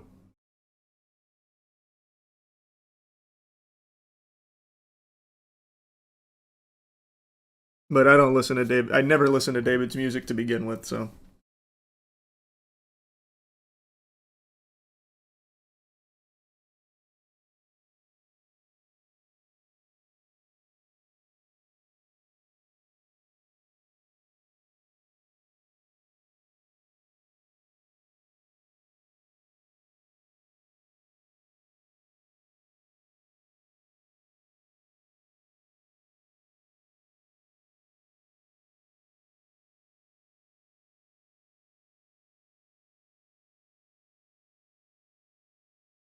It's true, you listened to it when you watched Arcane or Invincible. Yeah, you're right. He apparently had a track in Arcane and Invincible, so I've definitely heard it, but I had no idea. And I never went and listened to the songs outside of the shows. But you're right, I definitely have heard it. But I'm not an active... I was never an active David listener.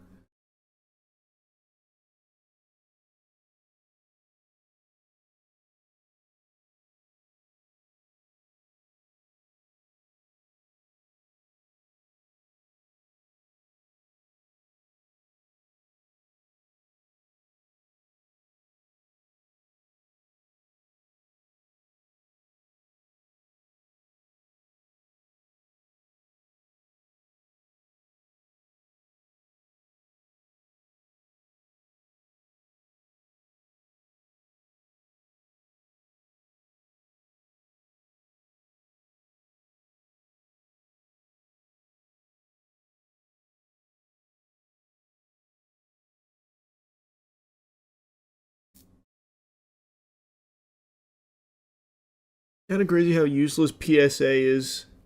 I agree.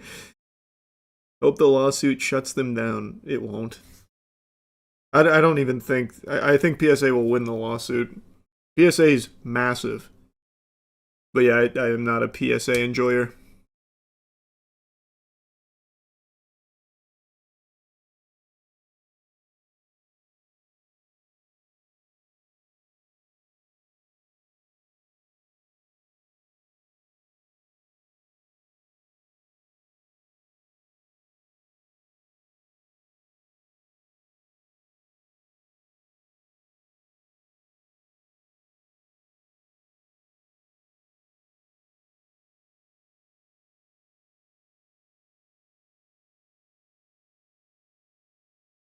You excited for Sony's next live service game, Fair Game? Playtesters have been complaining that the game is not fun at all. I've never heard it. Fair Game with a $sign? I've never heard of this. Oh, but it looks like I've seen the reveal. The hell is this? Seems like money and too much power is held by just a few people. And it's only getting worse. Let's go. Designer socks too, I got the sweat too. It's a haiku, I'm something like you. Might drink and drive too. Work 9 to 5s when I was in high school. These shoes here don't come out till... This isn't ringing any bells. I don't remember seeing this. It's like the Payday game. If you ain't got it, then you can't. It's a Payday style game. Do they have gameplay of it?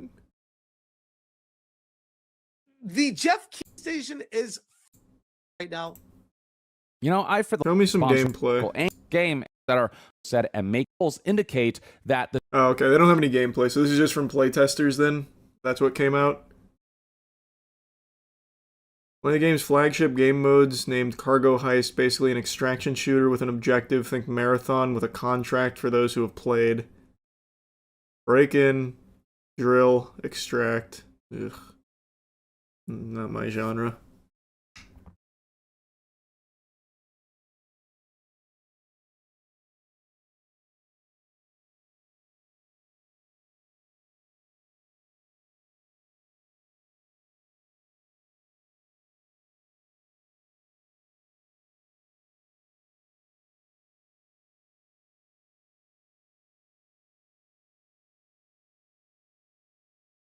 Devs had to go back to the drawing board because the playtesters said it was boring. Well, at the very least, they're trying to make it fun. They're listening to the feedback, I guess, if you're trying to fish for positive. I'm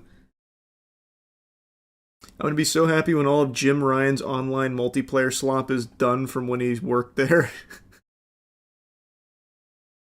Dude, what are you talking about? Jim Ryan's the man. We love Jim Ryan.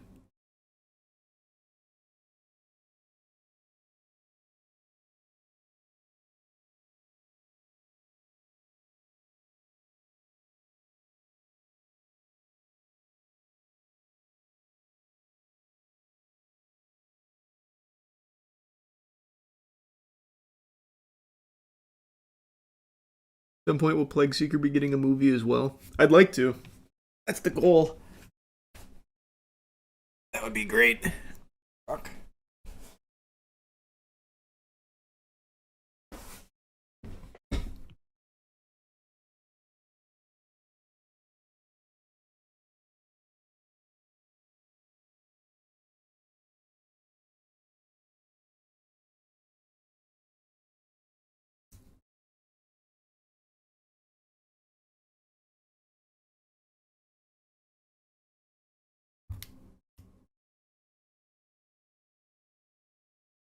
Really does blow my mind that Sony became known for 2 generations of cinematic single-player games, then went no.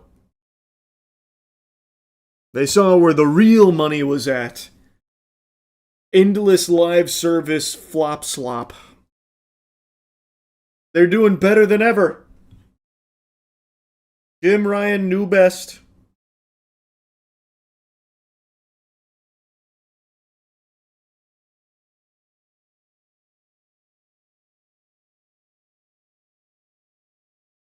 We lost Killzone and Resistance for all this. Oh, you just reminded me. I was actually about to pick up a physical copy of Resistance the other day and then decided not to because I thought I'd be able to find mine. Banger games, though.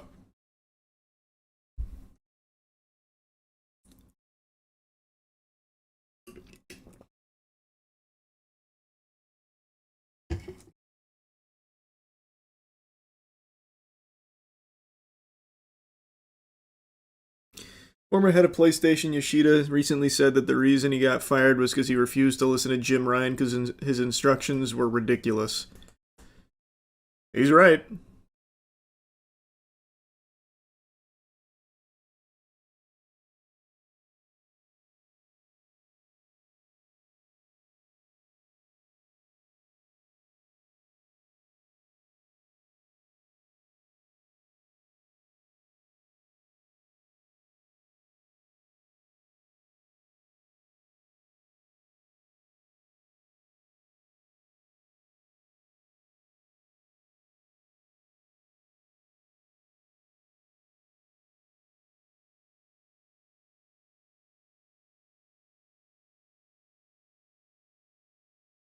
He tried to save PlayStation. Jim Ryan was a fool.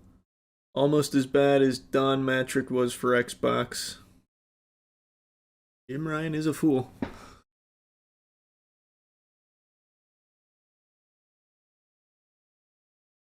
Do you see that interview about the canceled Last of Us multiplayer game? People who played it said it was the best multiplayer game they had ever played. I thought we talked about that. I usually don't take those kind of testimonials with a ton of stock put behind them. Because I feel like a lot of the people that are playtesting games aren't exactly like the best gauge for the quality of a game. But that's just my perspective on it.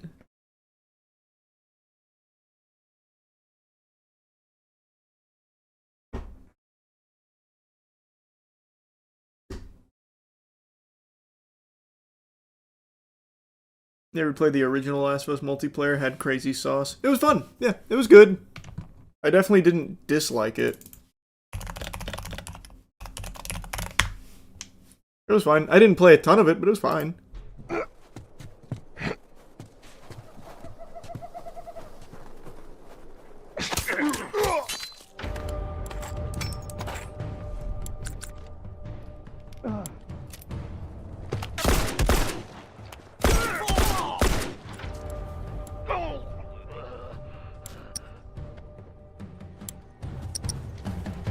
Smoke him out!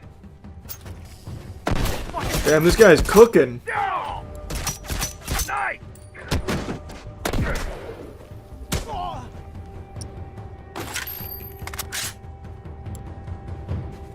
One less hunter to worry about.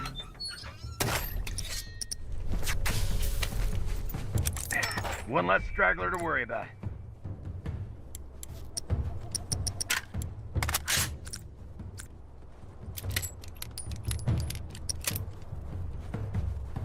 That's John Last of Us.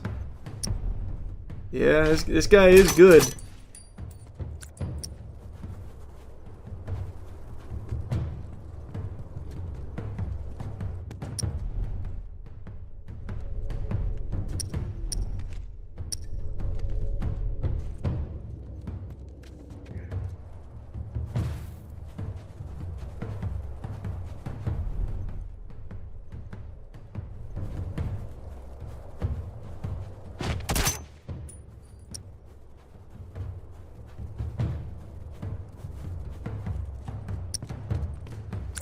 Fire in the hole.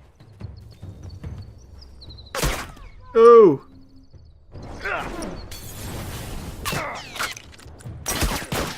Bomb's armed, careful.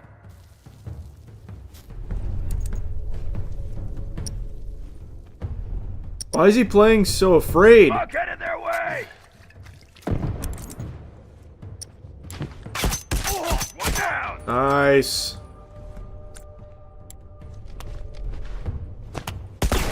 He's on his last life. So what?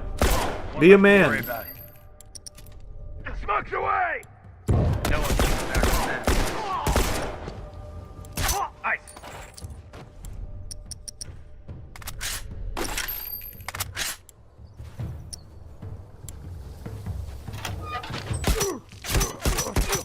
Down one!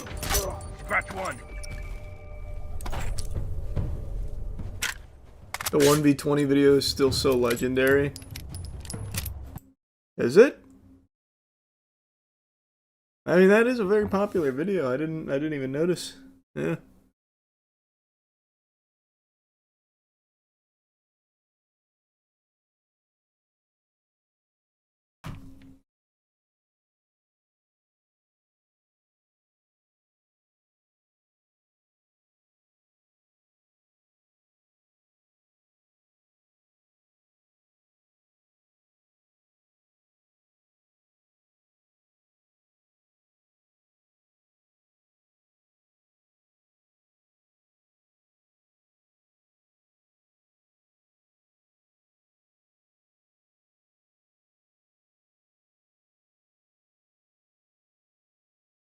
You a fan of Hitman games? Yep. I am a fan of Hitman games.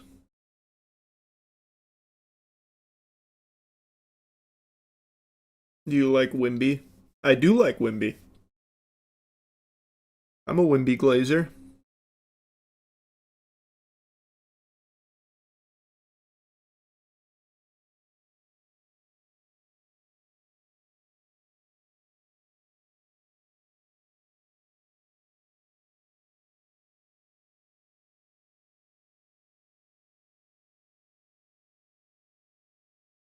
You gonna play Lego Batman? No, probably not.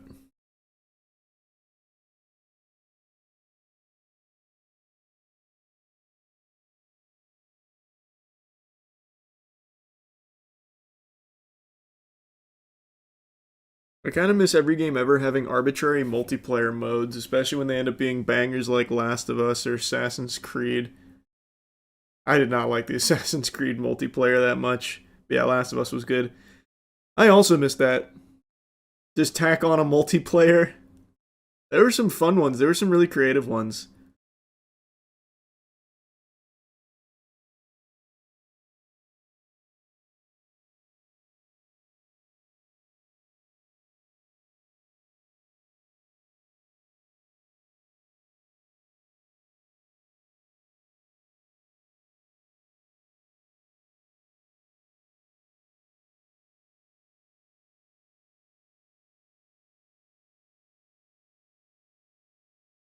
There's actually someone trying to rebuild the multiplayer for Last of Us 2. His channel is Specializer.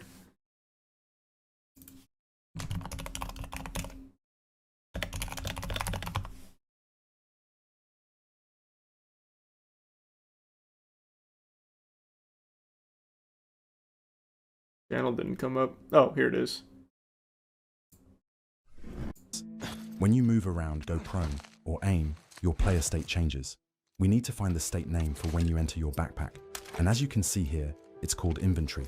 Since we don't have the source code for the game, I use a program called IDA to disassemble the executable. Holy we already found fuck. a function that controls the state of a process. This function is used throughout the entire game to change states on any process. Objects, scripts, players, everything. It takes two parameters. The first is the process we want to request the state on, which in our case is the player. The second is the state description. So what's a state description? Every state in the game has one. It contains functions and other information about that state. To find the inventory state, we just search for the name. We get two references. That's pretty cool. Good luck to him. Sony will definitely shut that shit down, but good luck to him.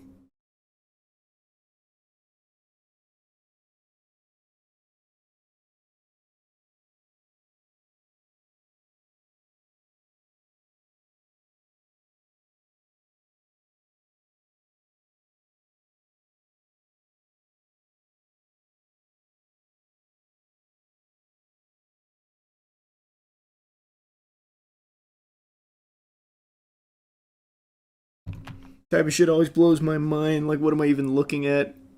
Yeah. It's very impressive.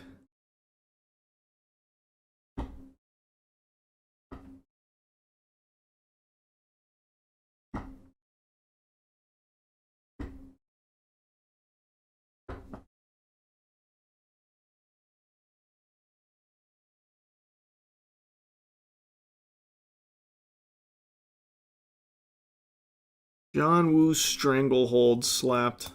Multiplayer slapped. It did. Just recently replayed Stranglehold for the gaming channel. The game still holds up really well.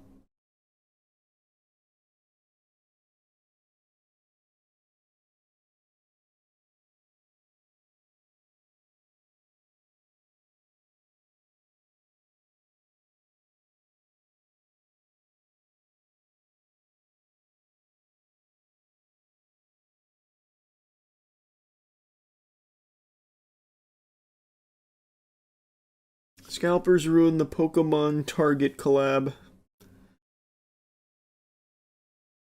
Sounds about right.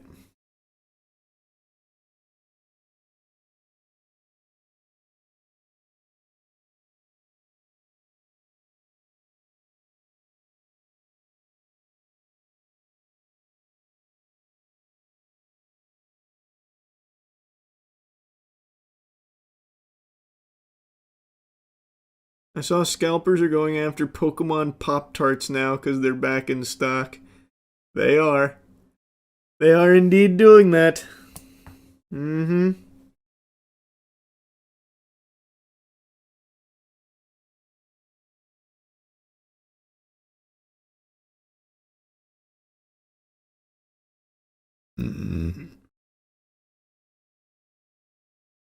Who actually buys from scalpers? Other scalpers. I'm gonna tell you, no one's buying the Pokemon Pop-Tarts, though. You won't sell a single fucking thing. That's gonna be glorious.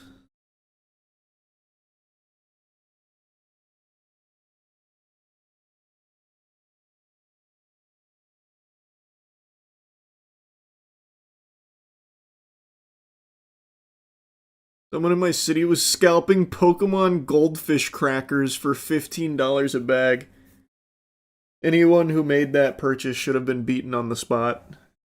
Hopefully he sold 0 bags.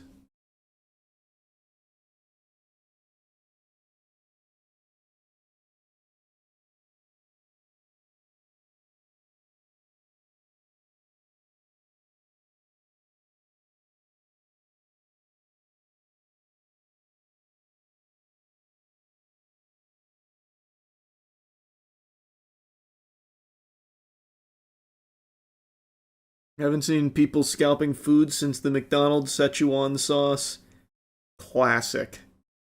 That is a classic, yeah.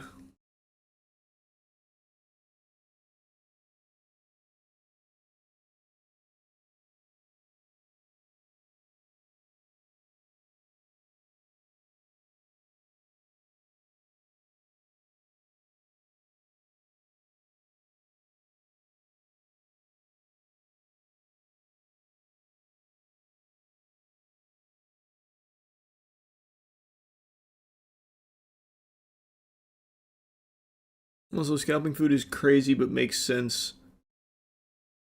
It doesn't make sense. No, what? How does it make sense?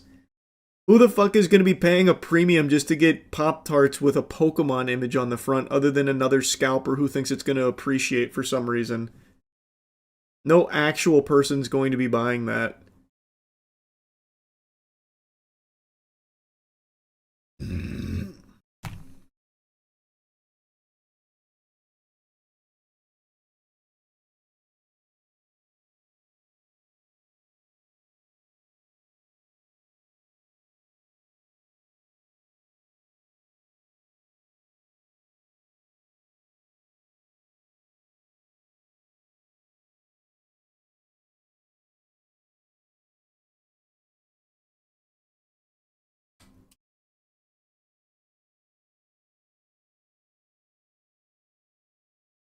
Thousands of people make money scalping. Make a lot of money scalping. No, they don't. Some people make a lot of money scalping, the ones that actually use bots. But the people that are raiding Targets and Walmarts and shit, and Pokemon vending machines, they don't. They make like $10 on flips. Like, they don't make shit. They sell to local card shops, bro. One of the local card shop owners even told me that he just gives them like $1 more than they paid. That doesn't even cover their gas because they only get like 5 boxes. They don't make shit. It's just the people that scalp with bots.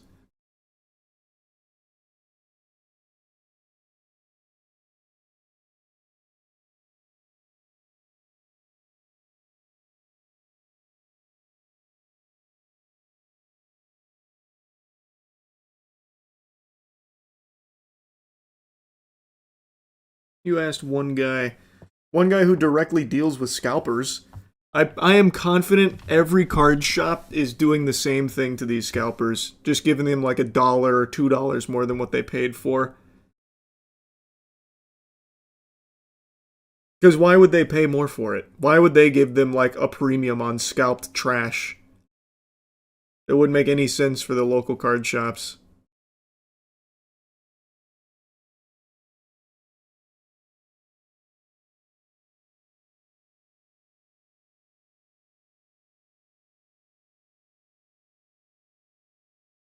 I'm surprised they sell to local card shops, not just online. Going to an LCS is much easier because it's instant turnaround. So you don't have to worry about the product devaluing. And you don't have to worry about any fees. So that's why a lot of them do that.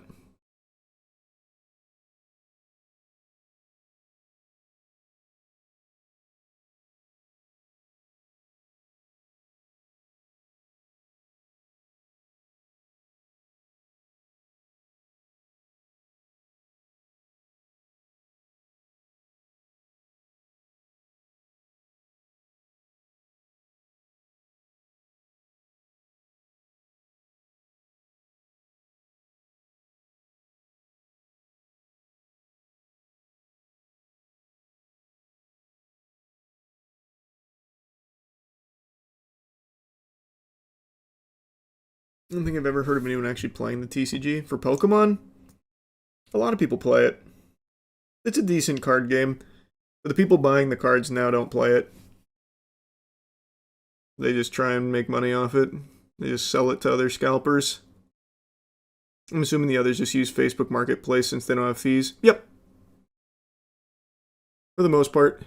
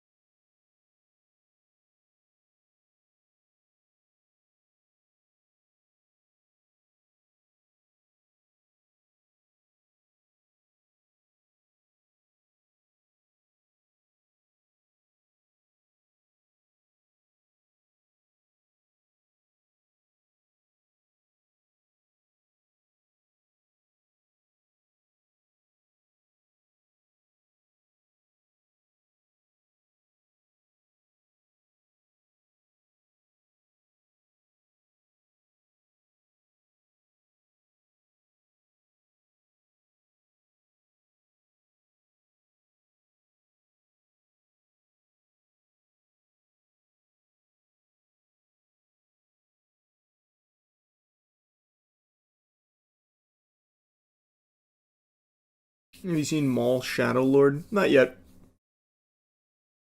I've heard it's good, though.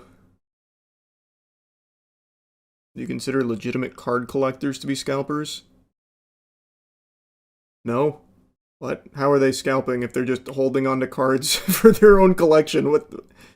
Is that supposed to be some kind of gotcha or something? No?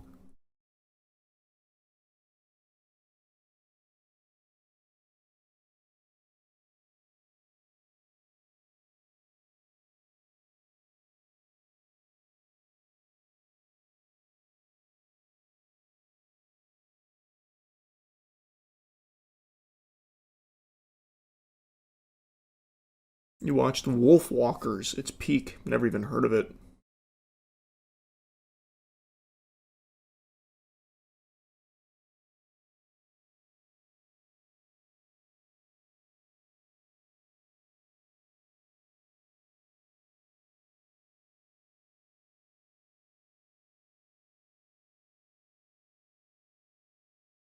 Yeah, we were talking about Spirit Airlines at the beginning.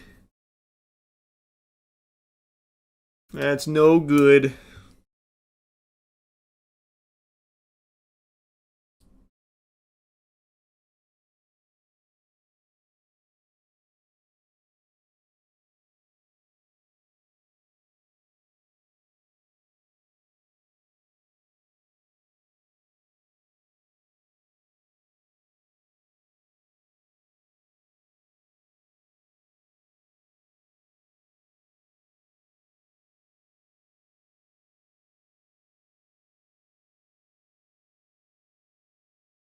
No, I still haven't seen one battle after another. One day I'll watch it, though. One day.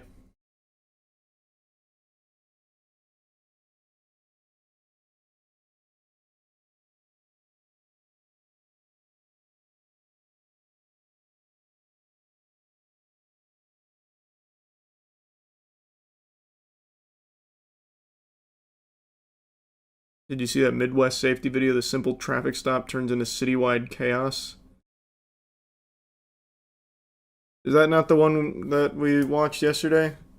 Where that lady breaks her own car window? Or no, that was Whole Family Goes Nuts, right?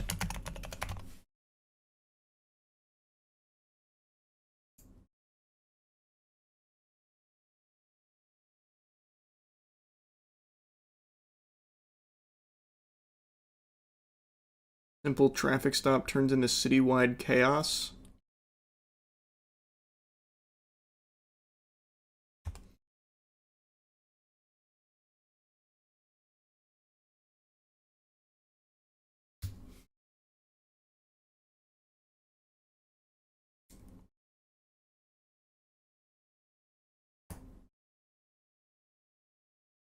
No, I don't play chess. I retired. I hung my jersey in the rafters. No more chess. I got too into it. You see, scalpers are now after the new Lego minifigure mystery boxes. One of the figures is the original Red Bionicle. Hype. That's so cool. Who cares? Scalpers are targeting literally anything and everything right now. Fucking neatos. It's just disastrous across the board.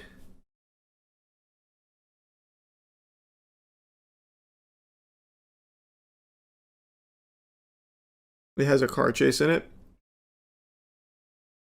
Okay, I'll give it a whirl. On May 14th, 2025, in Willoughby Hills, Ohio, an officer is on routine patrol when a dark blue Subaru with expired tags passes by. But this routine stop is about to escalate far beyond a typical encounter, putting multiple lives at risk. Are you okay, ma'am? I'm shaking already. Okay, were you in your car? Yeah, I was in my car. Go ahead. Traffic stop. Planet Fitness parking lot. Oh, nothing good ever happens in a Planet Fitness. Uh-oh, this is about to get crazy. I already feel it. The title already told me, but now that I see it's at a Planet Fitness where the Genesis is, we're cooked. Where was this? Doesn't say. I think it said at the beginning, but I already forgot. It's in Ohio? Okay. Wait a second, it's tempting.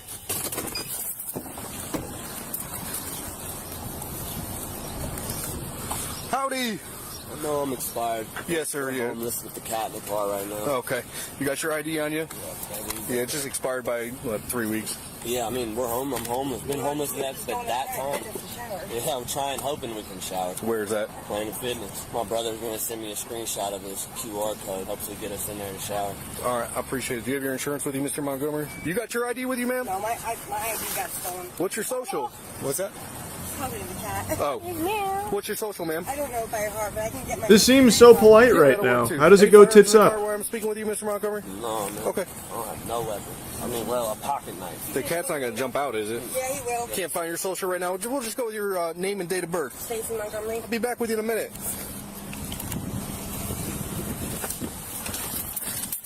42-year-olds, you know, that don't know the social. She's 42 years old. She's not She's hiding something, or she's got words or something like that.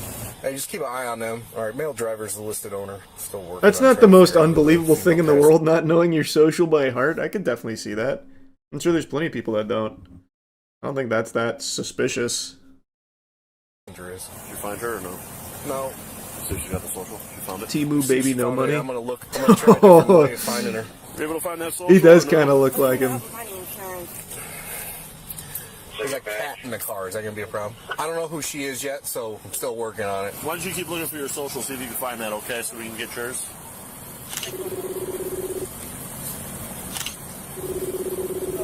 Hello? Mom, hey. I need you to send me a picture of my insurance. I'm pulled over right now. Why'd you get pulled over? Speeding? No. Oh, okay. Hold on a minute. I haven't even been told. She hasn't been able to find it? Okay, hold on. I hope it don't hang up. You haven't been able to find it, ma'am? Oh, not yet, sorry. Does your phone work when it's not connected to the car? What do you mean? Like, if I ask you guys to step out, will it work while she's outside the car? What do you mean ask me to step out? What did I even get pulled over for? For the expired license plates, which you said you were aware of? Yeah, and I'm gotta get that fixed. I understand that. Yeah, no problem. I can't find her information, so that's why I was going to ask you guys to step out of the vehicle. You see how our car looks? Like, yeah, I see. Come and go. The car looks to be in good shape. What do you mean? What's wrong with the car? A little bit of bird shit smudged here, but that's nothing. That'll buff out. What do you mean, man? The car's fine. Why are you saying it like that? Absolutely, yes, sir. Because of the tag? What's that? Because of the tag? Am I illegally allowed to ask you to step out? Me? No. Her. I know you can tell me to step out. Yeah, I can tell both people. Yeah, but you're asking me. They're acting kind of fidgety. Right now, I'm asking, Right. in a nice, At the professional. moment, I'm kind of feeling like all these cops are here for what? Like, what is going on right now? Well, I have a backup officer, and there's 7 cops here. There's not 7 cops. There's 3 cops and a ride-along who's a college student. So 3 cops, not 7. Yeah, but I don't even know what I did. Okay, you're not wearing your seatbelt, so I'm allowed to identify you. Fuck places. What the hell is a Terminator? Is that the spike strip? Or what did he do? He just drop a bomb under the car tire? What is that? I'm assuming that's a spike strip, right? Fuck is a Terminator? A Claymore! Yeah, man, just deployed the tactical Claymore here. I'm allowed to identify you. It's buckled behind you. You gave me a name and a birth date, ma'am. It's not coming back to anybody. Well, I don't know why. That's who I am. Well, That's who I most am. people at the age of 41 would know their social security number. Most people work, and I don't. I'm asking you both to exit the vehicle. Roll the window up and exit the vehicle. Roll the window up? Yeah, so your cat doesn't get out, dude. I'm saying, why am I being asked to remove myself from my home? It doesn't matter. It's still a motor vehicle, Yeah, okay? I know you're sleeping in it. I understand that you're telling me you're homeless, but it's still a motor vehicle. I can ask you to exit, which I'm doing that right now. So right now is me asking. So I'm asking you to exit the motor vehicle so I can figure out who she is. I'm going to have my partner over here run his canine around your vehicle. Just do it. Okay? That's why I'm asking you, okay? But I need to identify who she is, okay? You're not helping your case right now. Is that his Right now mom? is asked, okay? I don't want to get to the tell, and I don't want to get to the make portion, so I'm asking you. All right. Yeah, I'm trying to be cool. Get her car. Oh, did he just dodge the Terminator? He outsmarted him. Got flat.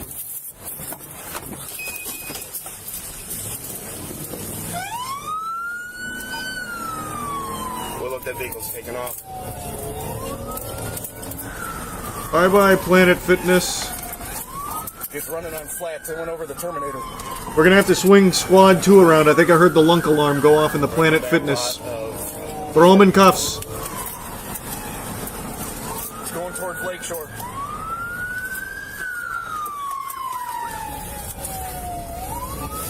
Westbound on Lakeshore.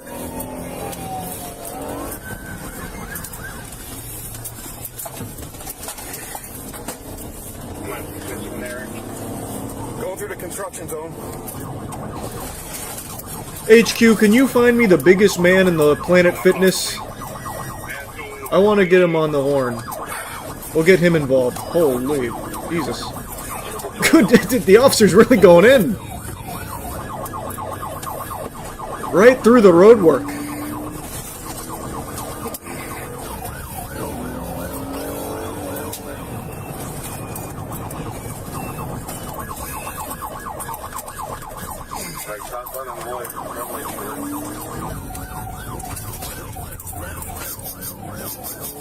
You ready, buddy? Wycliffe, if you got anybody near Lakeland and Lloyd, they're coming up southbound on Lloyd. It's running on at least one flat. God damn it! That's in grand. Squad 2, break off and pull that guy over. Hit him with a pit maneuver. Going over the railroad tracks. It's losing a tire.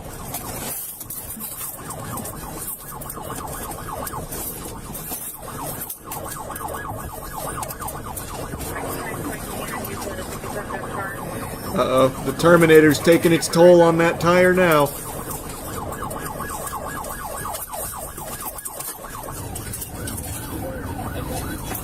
Oh, shit!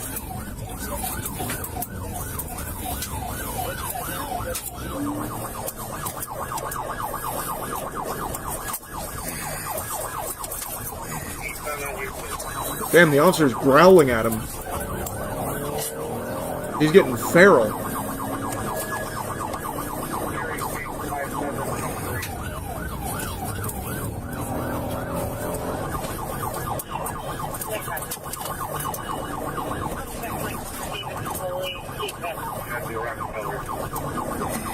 Can you advise Willoughby, just in case it continues east?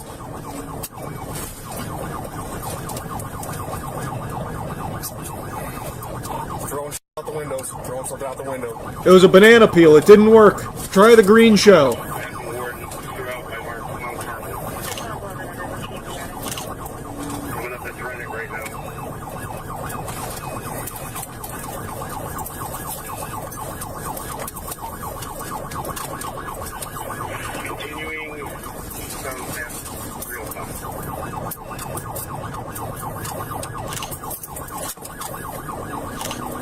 Oh, God! He's throwing all kinds of trinkets out there. Oh, God! Holy fuck, he threw the whole sleeping bag. Now that was an innovative strategy. I haven't seen that deployed. This is like fucking Diddy Kong Racing right now. Holy. That's a big-ass sleeping bag, too. More stuff out the window. Oh, God! Jesus! The Jan Sports backpack as well? This guy's dumping all his loot!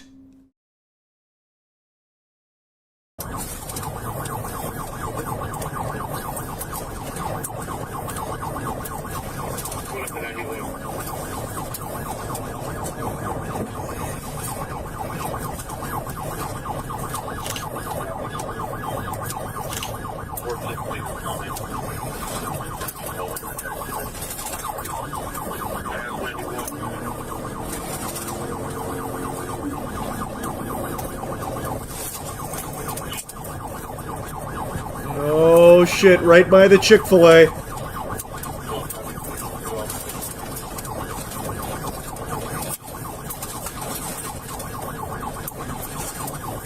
Man, this must be a bumpy ass road.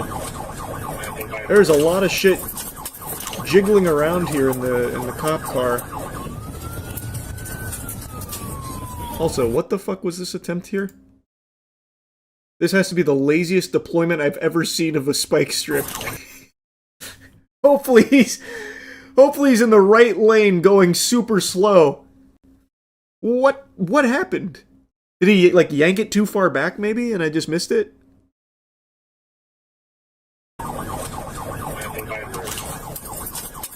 Nope, he just runs up and just plops it in the right hand lane there.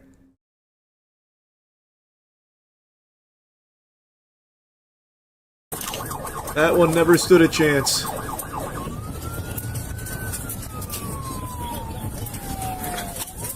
Into the Lowe's parking lot. You ready, buddy?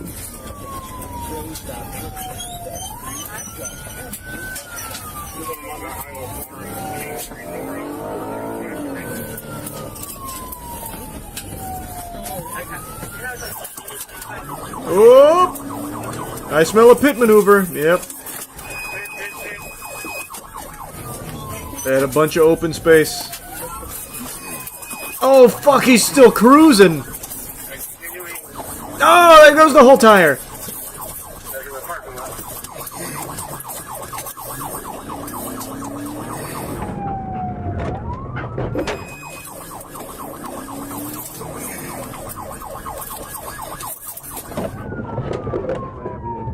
I lost him. I don't know where he is. He vanished. He must have picked up some active camo.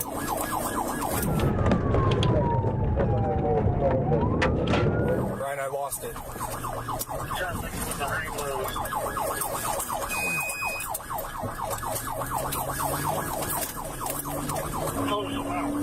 Dark blue. It's only got 3 tires now and damage. Damn, he actually vanished.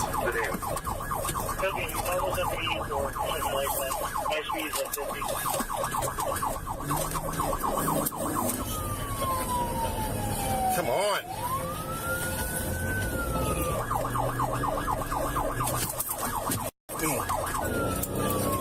Jesus Christ. Willoughby, get out of the way.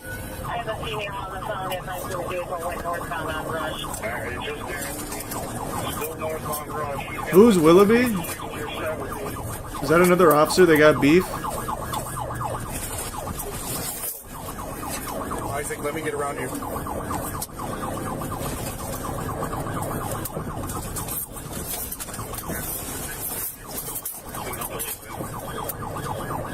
Rival department. Yeah.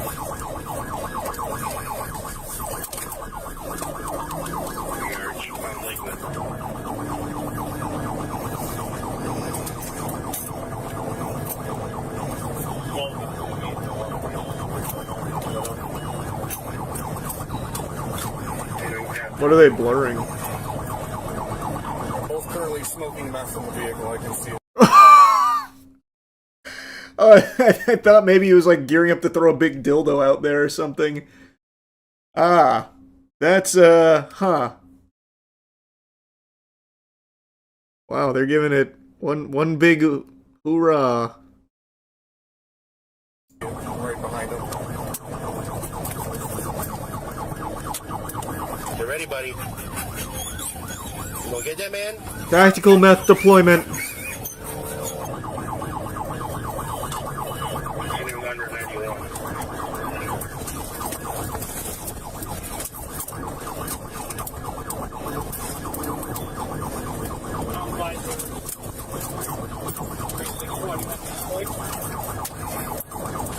Yeah, more spikes. You can get them out.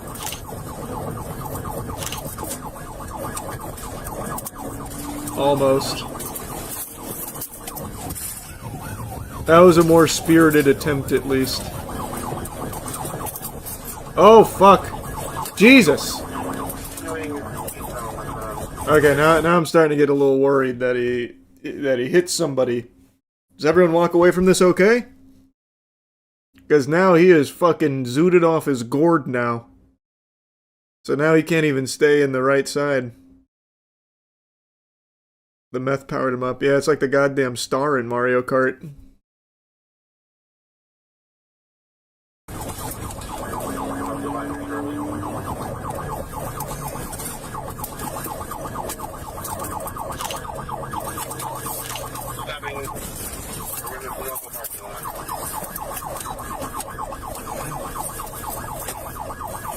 Was he actually looking to carjack there? It didn't really seem like it. Downtown Wilby. Let him go. Let him slow down, Sean. Let him slow down, Sean. Sean!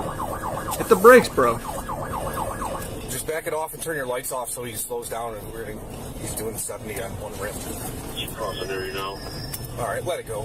Basically, you can advise Menor. He's coming into their city. He's going 60, 70 through Vine Street here. We're going to let him go. He was throwing out numerous baggies. There was a whole book bag he threw out. And that was a very responsible decision right there. Because it was getting very dangerous.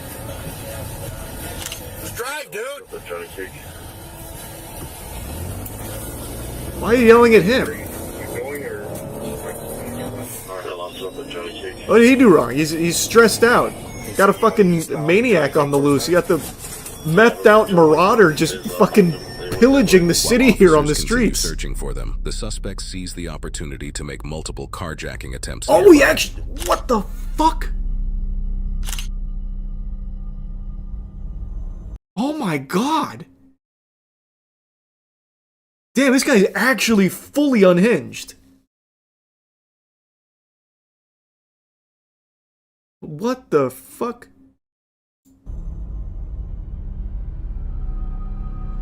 Him and his girl were actually going to carjack them.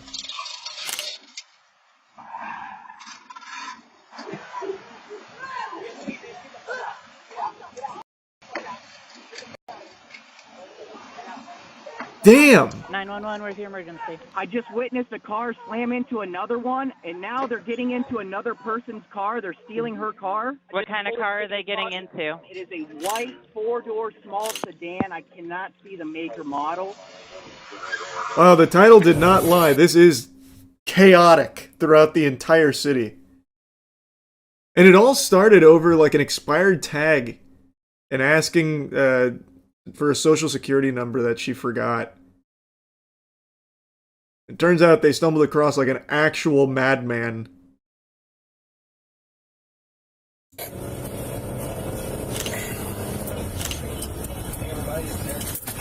And they left their cat in that car, by the way. So they carjacked this and left their cat in this car that they have just crashed into another vehicle. I feel so bad for the cat. I hope the cat's okay. What car are they getting into? It is a white four-door small sedan. I cannot see the make or model.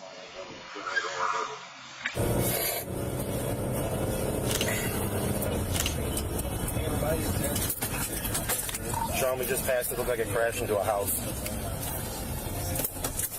You have it back there by the house or no? They took my car. It's a 2018 Nissan Versa. License plate. All right, they just took a 2018 Nissan Versa. Wow. It's white and it went eastbound from this location. I'll give you an address here in a second. And I stole my mom's car. They hit this house and I'm trying to get them to answer the door. Our house is talking about car. Are you okay, ma'am? I'm shaking up. Okay, were you in your car? Yeah, I was in my car. He Okay. made me get out. Do they have a gun or anything? We don't have a crowbar. So they turned right on 306. Holy shit! So this guy was actually gonna fucking beat her to get the car. Yeah, this guy's hopefully going away for a long, long time. Heading south. Chester Township as well. Contact you. Oh, they got it. You got it? Put it on it. Looks like they're going in Chester.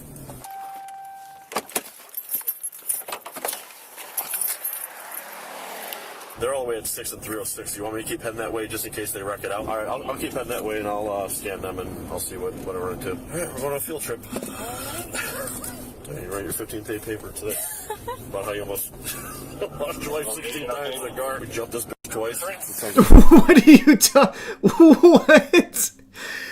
How you almost lost your life 16 times in the car? What are you talking about, bro? That's not what I'd want to hear with the person who is still currently driving me. You telling me you almost got my ass killed 16 times today? You don't have control of your vehicle like that? You're not that guy? Bro, drop me off. I'm not on the force. I don't need to be doing this. I've got the data I need for my paper. Let me out. Wait, the RGB keyboard goes hard? It does go hard. I think that was a little ballistic. Yeah, he's got the fucking Corsair. Your life 16 times in the car. We jumped this bitch twice. It sounds like someone's chasing it right now. Kirtland's right behind it. They're going into Chesterland right now. I don't know how they got this far on 3 tires. I don't know where they're going. Yeah, I don't think they know either, but... Every freeway we were waiting. Who chases and doesn't go on a freeway? Right. Is this it? Let's go! Here we go. Big deployment. Oh, there you go. 25's got a hit. 25's got a hit. I think I only had one successful hit on the driver's side. Unfortunately, you damaged your car a little bit.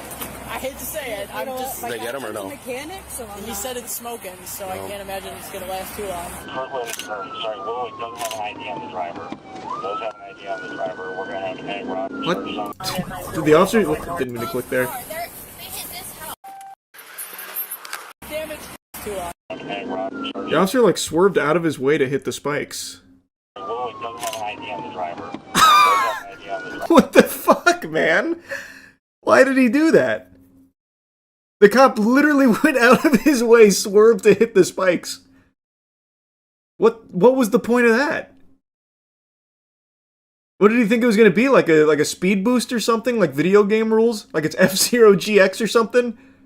Oh, fuck yeah, boost pad. Too many tires. True. This is an unfair chase. I have 4. He only has 3. It's dishonorable. I'll take one out.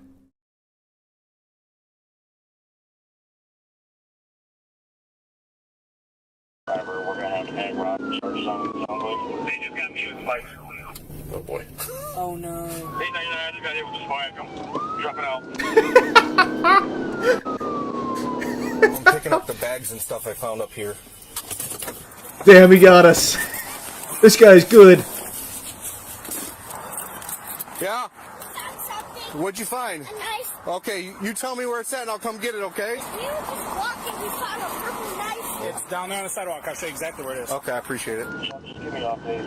Man, it's like a citywide scavenger hunt with all, like, the drugs and knives and shit that he threw out of the car.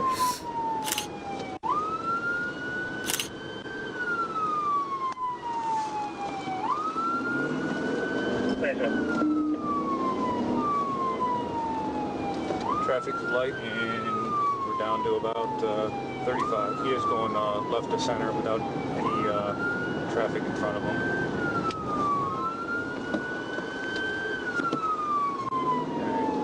Every once in a while, Mike, he's driving left to center, just like he's trying to go at a car, but he's always pulling back off. Alright, if he's going left to center, shut it down. We know who he is. Coming up to Giant Eagle here, shutting it down.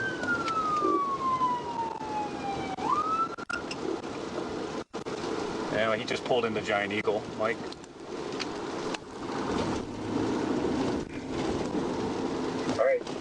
How long has the chase been going on for? I feel like this has been a really long chase. It's starting to get to nightfall now.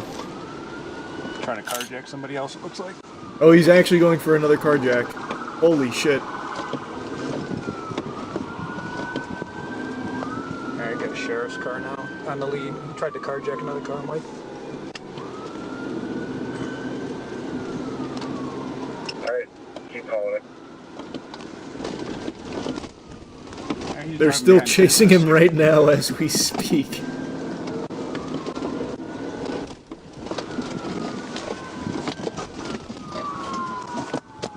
Check your pin certified. You can hand me that parking lot, do it. Okay, I will do it.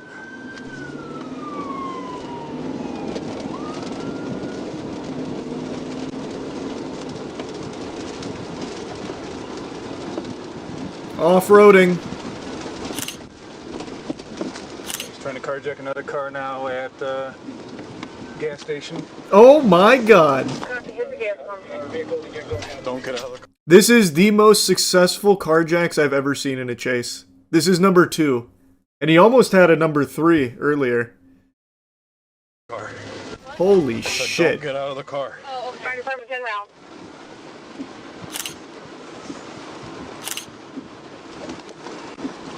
Oh my god.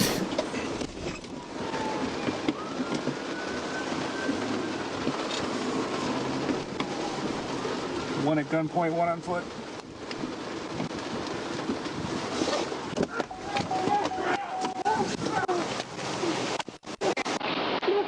What seems to be the problem, officer? What's the charge? Enjoying a jack? A succulent carjack? Ah, that was uninspired. Don't tease me. I could have done much better with that one. We're about to die. Hey, watch out. Hey, relax, man. Relax. I ain't have no chance. I came out here and tried to do the right thing. That's a fact. I'm homeless as shit.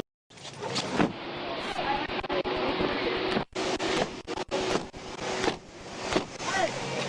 I just want to speak to you. Yeah, what's up? So, listen, please let me kiss him. I can't do that. Yes, you can. I can, but I won't. Yeah, why don't we? Brother, you carjacked 2 cars, attempted to get a 3rd, threatened to beat a woman with a tire iron to get the car. I'm dead anyways. I'll be dead in 10 minutes. Okay.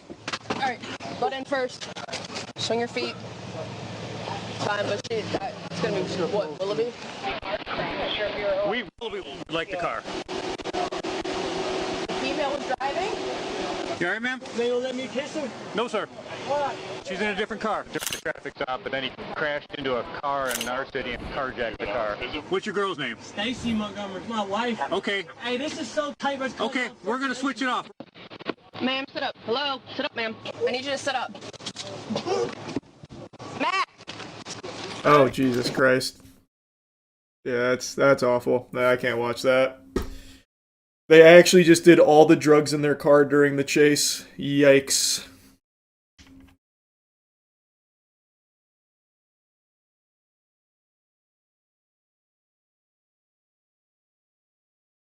No, she didn't. It was actually her just faking it.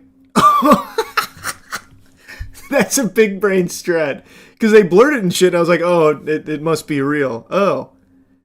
Damn, they got some fucking strats. I can't believe you got that far on those rims. I mean, that's absurd. That car was janky as hell, too. That's my... Fire's my relative. Oh, yeah? According to her, she says she has stress-induced seizures. We just checked her out. She's totally fine. She said she was cocaine a half hour ago. She's conscious and alert. Okay. This is that stress. Yep.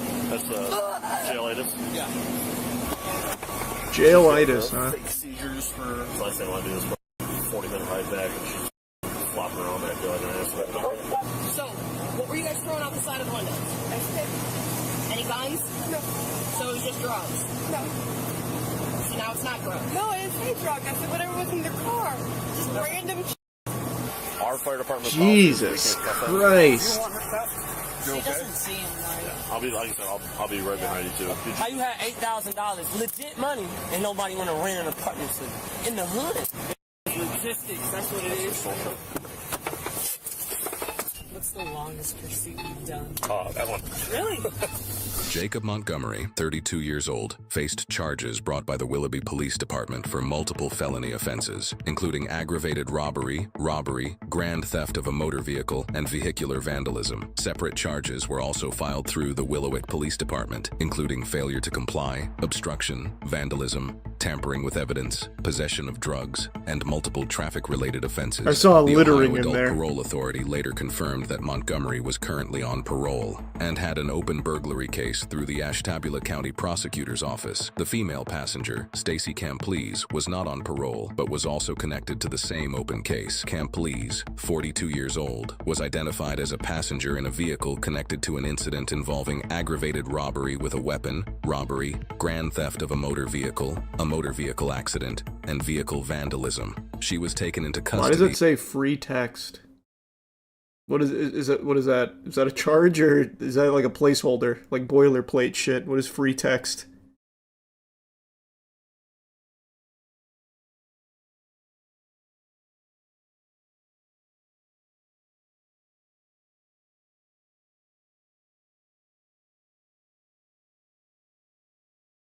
Some lorem ipsum.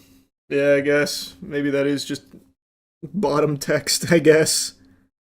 During the investigation. However, the prosecutor determined that charges were not warranted. In a separate incident reported by Willowick Police, Camplees was later booked on charges including possession of drugs, tampering with evidence, obstruction, and possession of drug paraphernalia, and was cited for failure to wear a seatbelt while in the front seat. She was later transported to Hillcrest Hospital for evaluation, where medical staff assessed her and determined that she had no injuries, despite her apparent seizure-like behavior. Once medically cleared, she was returned to the Willowick holding facility for booking. Jacob was taken to another hospital and then transferred to Lake County Jail, where he was ordered to remain in custody and was not granted bond. Following the vehicle's recovery, officers located drug paraphernalia, including a glass-smoking pipe and materials commonly associated with narcotics packaging. They also observed white powder residue throughout the interior of the vehicle. Officers also located the cat concealed under the driver's seat, buried beneath various items. The cat was removed and transported to a veterinary hospital for evaluation before being transferred to animal care services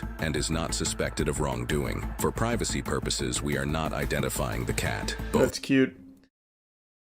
What an adventure that was. Wow. So she got off very easy, which I'm very surprised about. She actively kept going in the vehicles he was stealing during the armed carjacking. Wow, they really took it easy on her for that.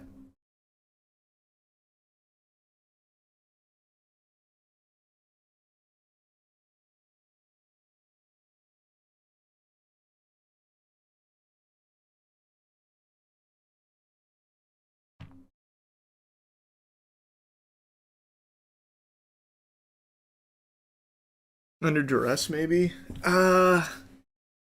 I guess, but they didn't say that. But I guess?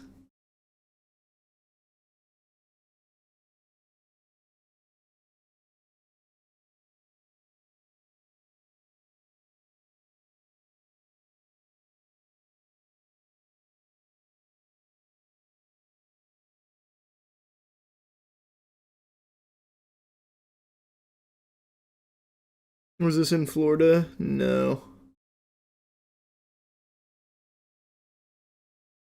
Probably because he did all the assaults and he was driving. Yeah, but she also saw the carjacking and then still got in the vehicle. Like on her own volition, walked and ran into the vehicle. Like, if I watch someone steal a car, I can't just, like, sprint to it and be like, alright, here I come! Or at least I didn't think I could. I thought I'd get in trouble for that. Even though I wasn't the one that stole it.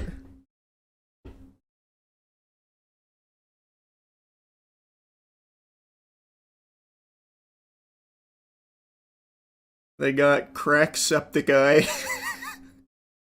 He doesn't even look like him at all, but that's a great name. I feel like you just had that one in your back pocket and needed something almost close enough to use it.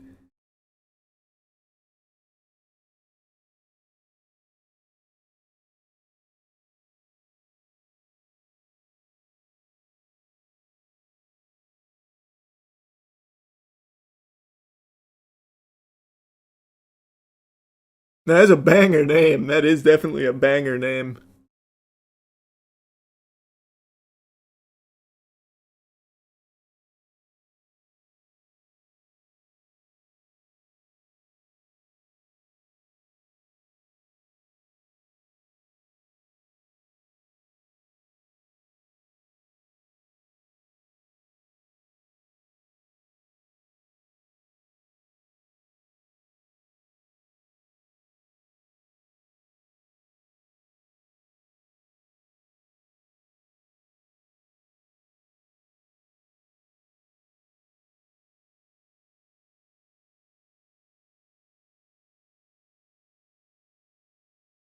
Drugs tier list? No.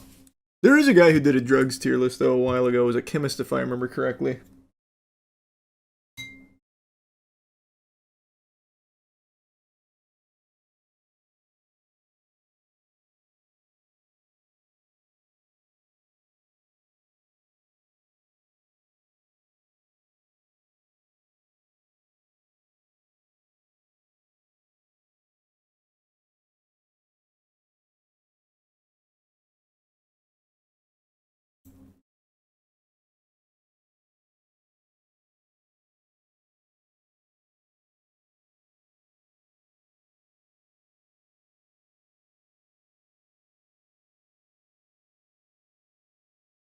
Goblin did it, but he's not a chemist, just a guy who's done them all.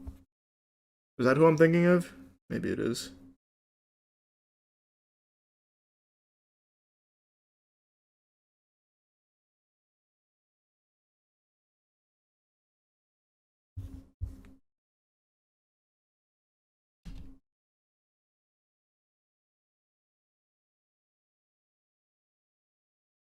What do you think about Jaylen Brown reacting to his Game 7 performance? Apparently it's a hot take, but I love that shit. I think it's great. I don't necessarily agree that there was an agenda against him or anything, but I do love that.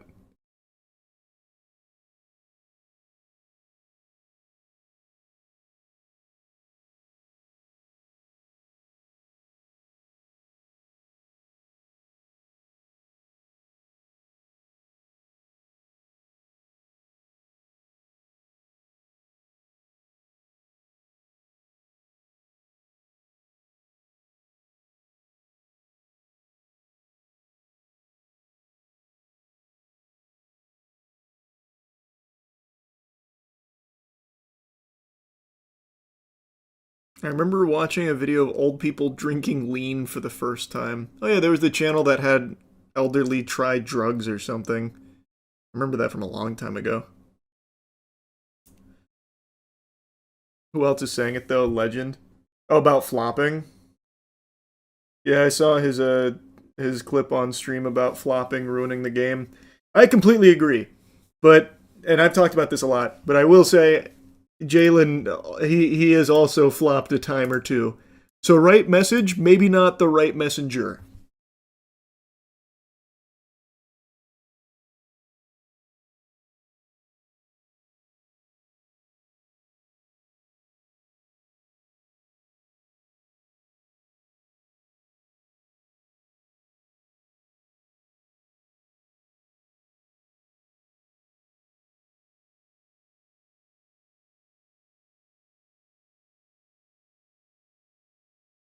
Why blame flopping when they had the 3-1 lead? Oh, that's not the reason they lost the series. I disagree with that entirely. The sentiment, though, of flopping ruining the game, I agree with, though. Broad strokes. The constant foul baiting, miserable.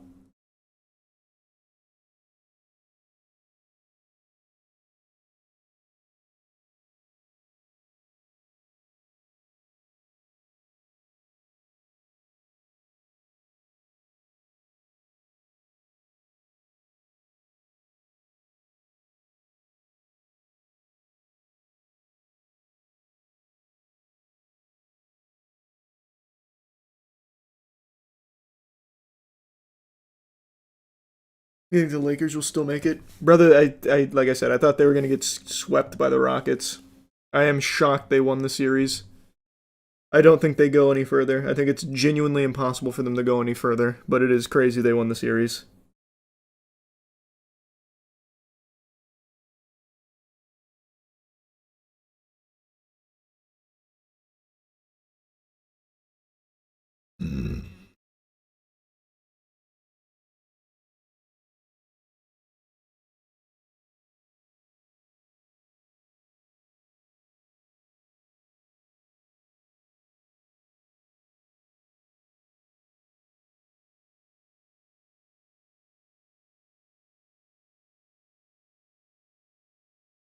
And playing out of their minds for what they have. No, for sure. Like, they earned it. They played well. There's a reason they won the series. I'm just beyond shocked, and I know there's no way they can keep going. It's just not going to happen.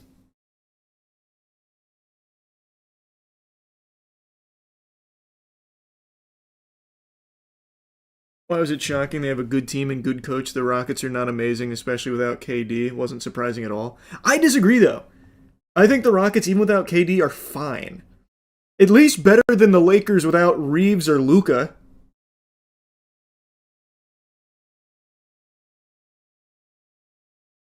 So I thought it was very surprising. Though Luka did come back, so... sorry, Reeves did come back, so... that helped, but... even still, they were already up.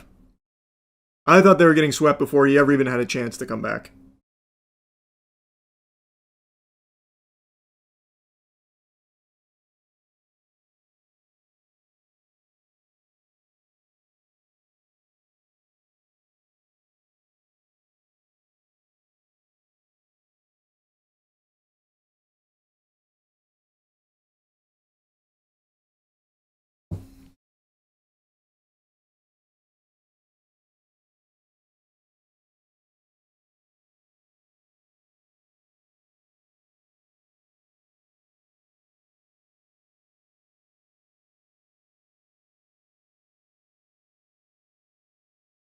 I know Lakers winning is tragic.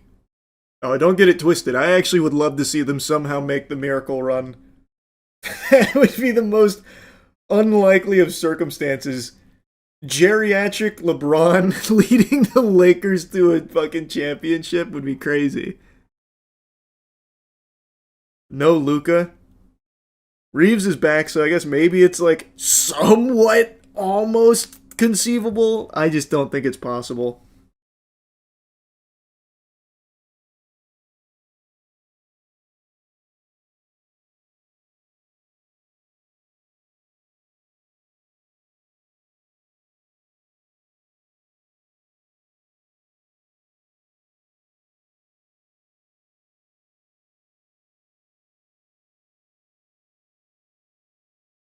Clearly forgetting Bronny, bro. He's the future. I feel so bad for him, man. Well, it's hard to feel bad for him. He got an incredible contract and gets to go to the NBA, even though he wasn't NBA ready. But he gets clowned on like I have never seen before.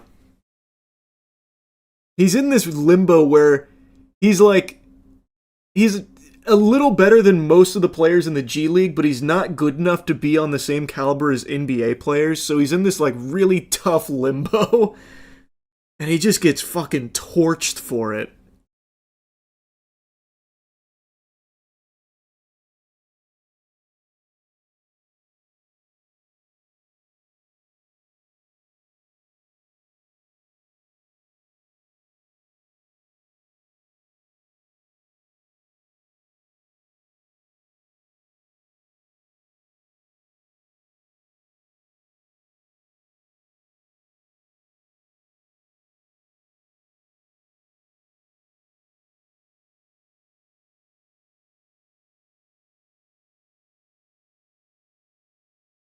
Being Bronny would suck. How do you even live up to that? Let's not get carried away. It wouldn't suck to be Bronny. Brother, what do you mean? He gets to play in the NBA.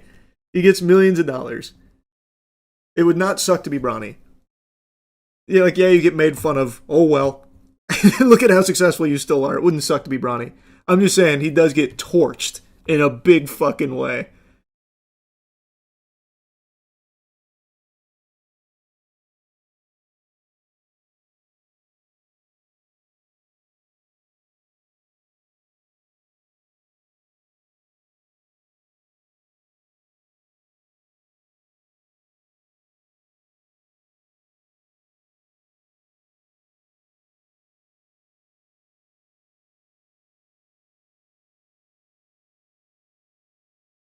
He shot a three-pointer last game, didn't go in, but he tried it.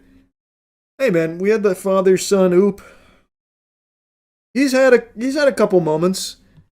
When he's in the G League, he does well. That's what I'm saying, man. He's kind of like McClung in that regard, where G League superstars, Well, more so McLung than Bronny, but even still, he overperforms in the G League, but just can't perform in the NBA when he gets his minutes. Same thing happened with McLung. But I think McLung still has like an actual shot at being a contributor in the NBA. I haven't quite seen it from Bronny yet.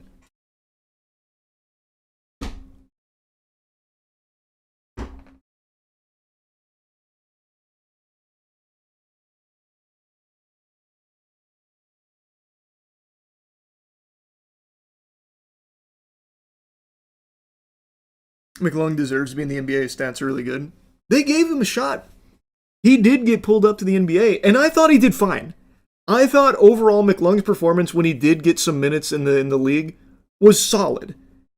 Yes, it wasn't like earth-shattering or anything, but I thought it was very solid, and you can definitely build off that, but then just gets fucking relegated back to the G League.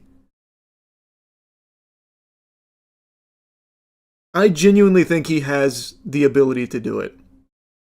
Like, I think he could.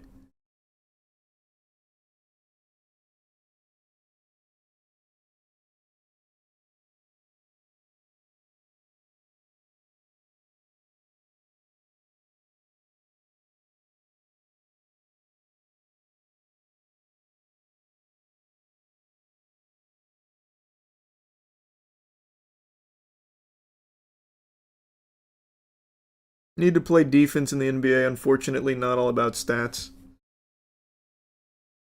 Well, bah humbug. I mean, yeah.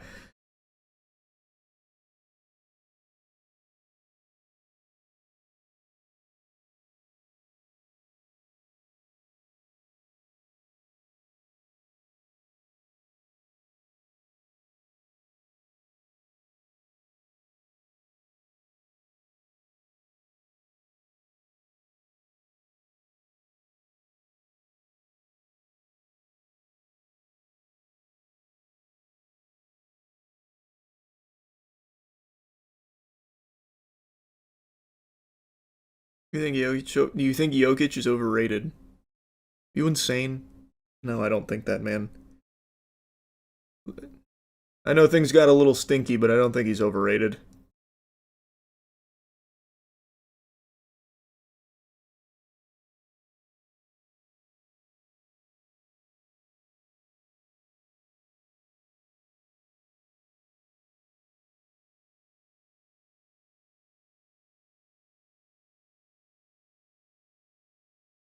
Who's your GOAT?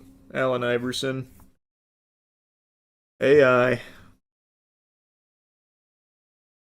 I wish there were more talents like Allen Iverson in the modern ball game. Well, you just don't see that shit anymore. That is a dead breed. He was different, man. He was different.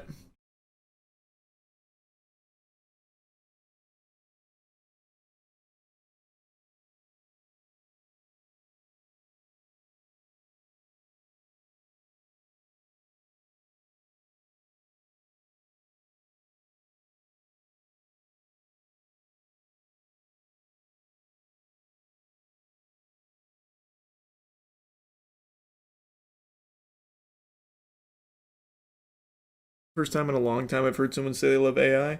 How? Allen Iverson is still like one of the most beloved players in the game. I feel like that's not like a rare perspective. Allen Iverson still has a massive following of enthusiasts.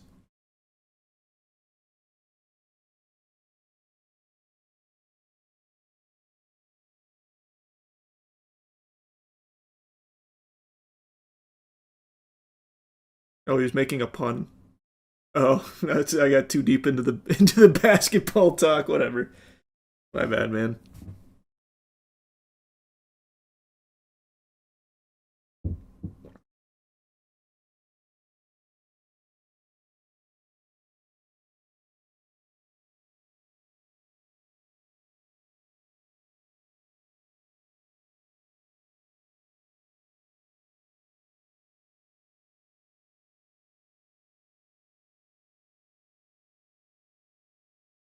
You like LaMelo? I don't dislike LaMelo. I don't watch a ton of his performances, though. I've only got to tune into a few of his more recent games. So I don't have like the strongest perspective on him, but I definitely don't dislike him.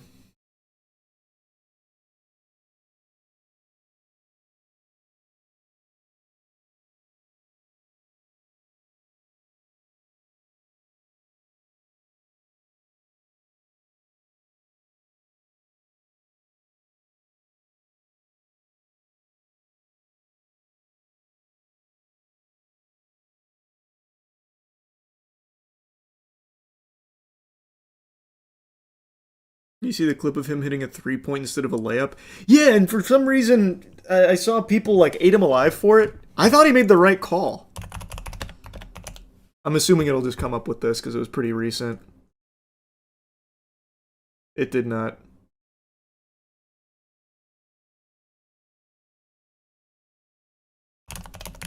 Maybe like this. 3:07.5 to play in the second quarter. Here's a steal for LaMelo. It's a foot race. LaMelo ball. No, he didn't. Passed up the 2. Like, I think that's legitimately the right call. He's being chased down by a defender. There's a chance that layup gets fucking swatted. Just take the open 3. He's a good shooter. Like, I think that's 1000% the right call there. And for some reason, people were like, that's what's wrong with the game. All 3-pointers. It's like, okay, I can understand that, because I do agree to a certain extent. That's a bad example of it, because that was the right play.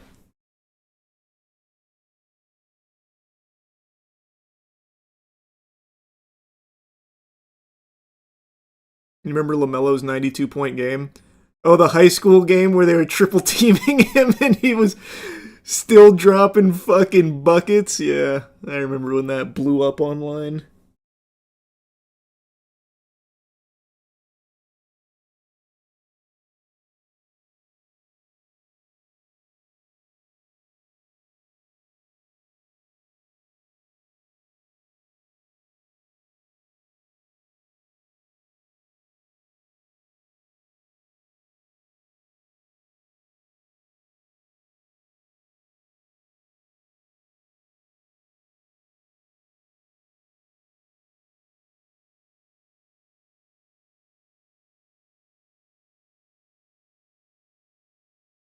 He was gonna get his shit swatted if he went up for the layup. That's what I'm saying, man.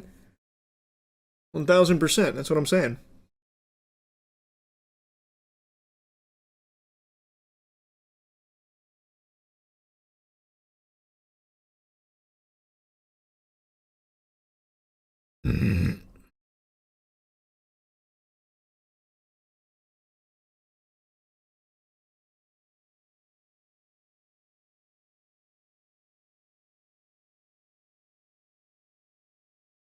Did you see LaMelo's controversy with Bam? No. What? Was it about the 83-point game?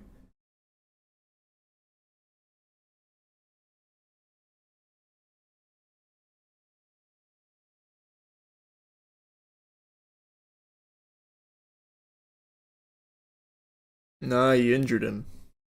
Oh, no, I didn't even see that. When was that?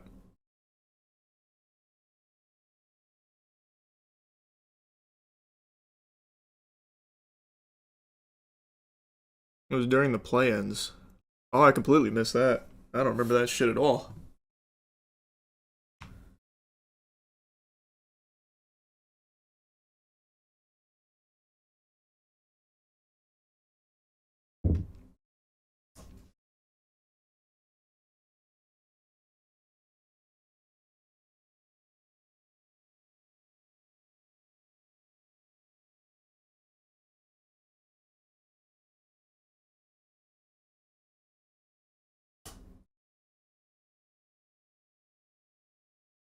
Idols of Ash. Yeah, I played it on the gaming channel recently. Banger game.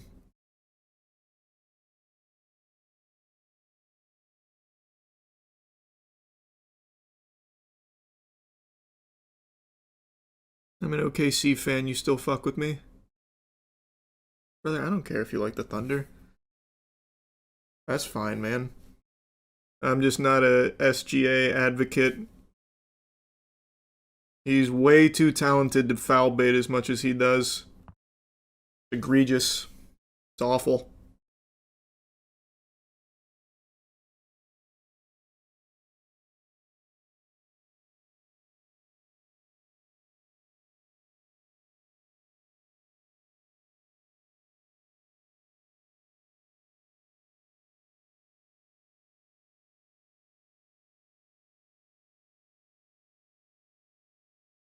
It's such a highlight watcher take. No, man.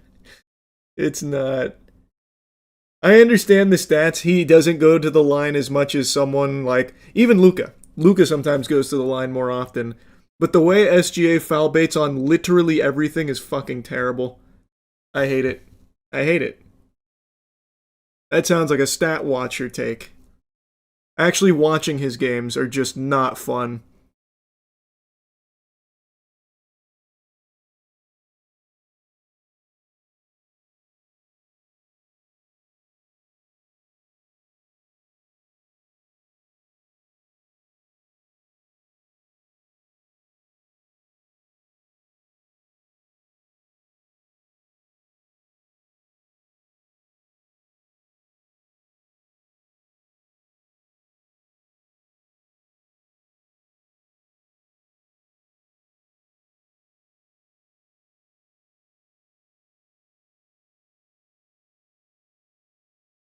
I watch every single OKC game. You've watched none, I bet. So you're a huge Thunders fan. A huge Thunder fan. So you have a clear bias blind spot for it, man. But you're right. I don't actively try and watch Thunder games. I have to watch them when they play teams I actually want to watch. So I'm forced to watch SGA.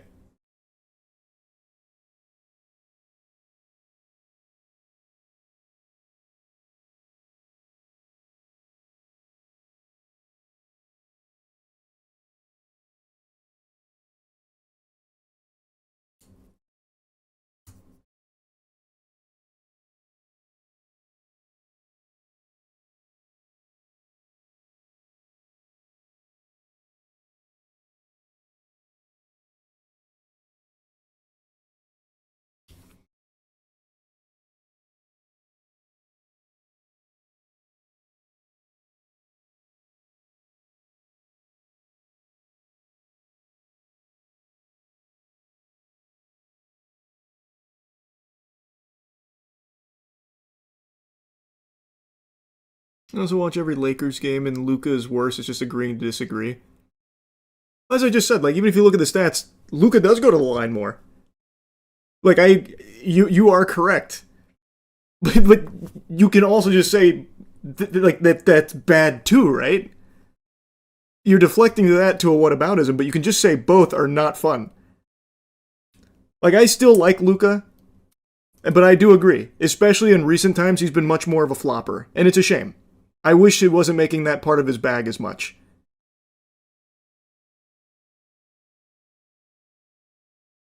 It's becoming just way too commonplace for all these extremely talented players to foul bait at all times.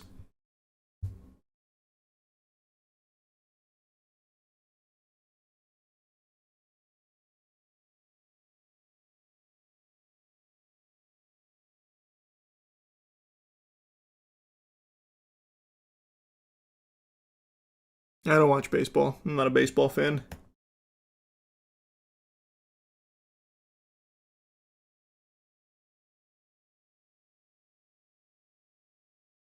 It's just more beneficial to foul bait happen to soccer too. I know. It's not a mystery why they do it. The league needs to change it. The players aren't. That's a league thing that needs to change.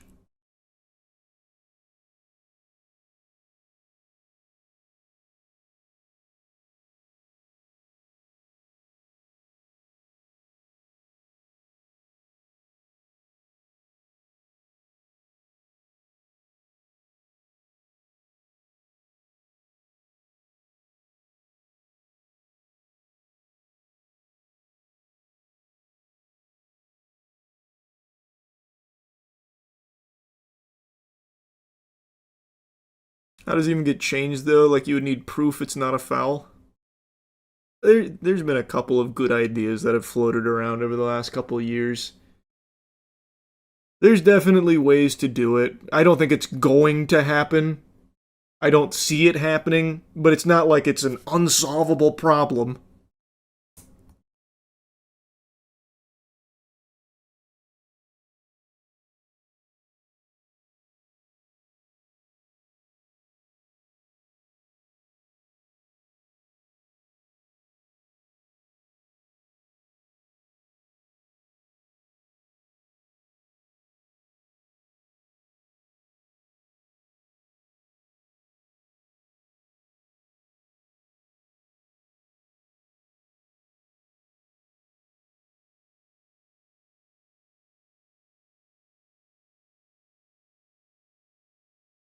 I haven't played Helldivers in a while. I still like Helldivers though. I played it like 5 months ago, hop back in. It's still very fun, I just don't actively play.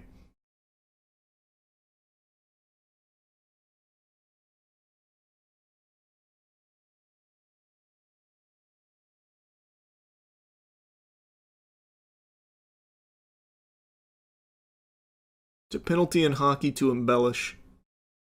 Brother, I love hockey. I think hockey does fucking everything right. It is such a good sport to watch.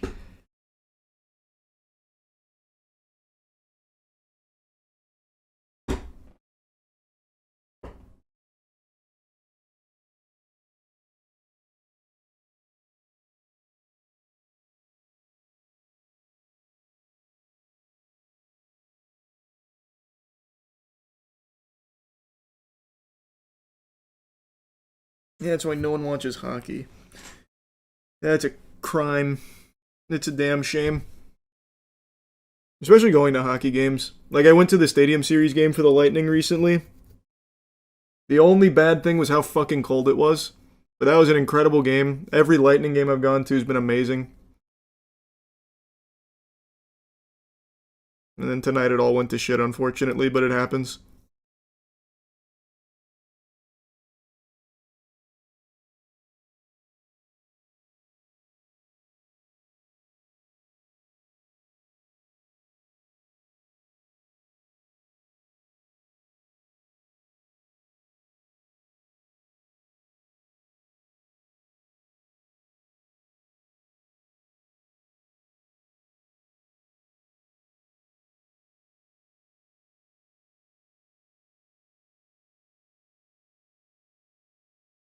Why, how cold is it at hockey games? The Stadium Series was outside. They did it at Raymond James.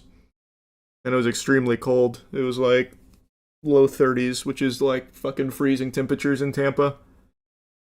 That one was outside. That's why it was so cold. The actual hockey arenas are a really good temperature. Just the perfect amount of chilly.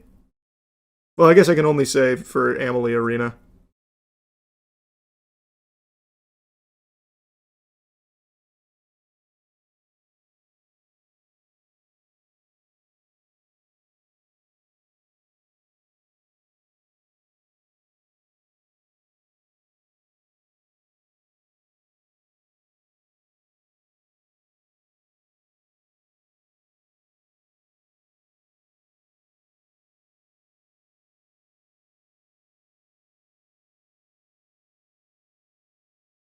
Who's the shortest NBA player? Currently or all time?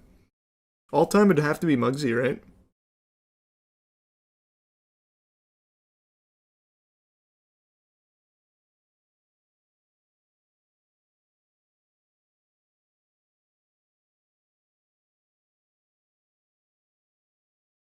Spud Webb? No, Muggsy's shorter than Spud, I'm pretty sure. Muggsy was 5'3". I think Spud Webb was taller. Yep, Muggsy was 5'3".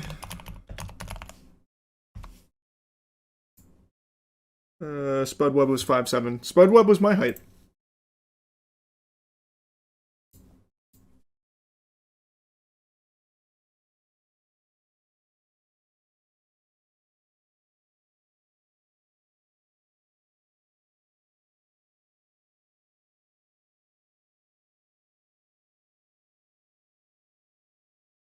You have a chance. I've always said that, man. I've still definitely got a chance to make it in the league. I'm just waiting for my contract. Any minute now, man. I'm telling you.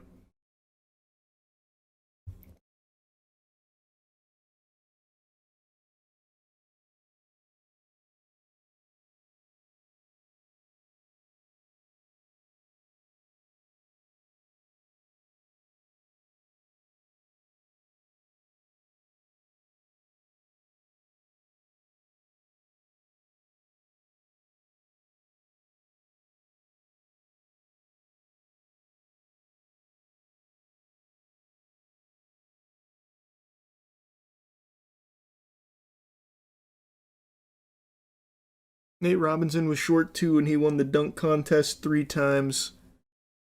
Nate Robinson, I'm pretty sure, is 5'10". So he's still taller than me. Actually, Nate Robinson might even... No, maybe he is a little short. Let me see. How tall is Nate Robinson?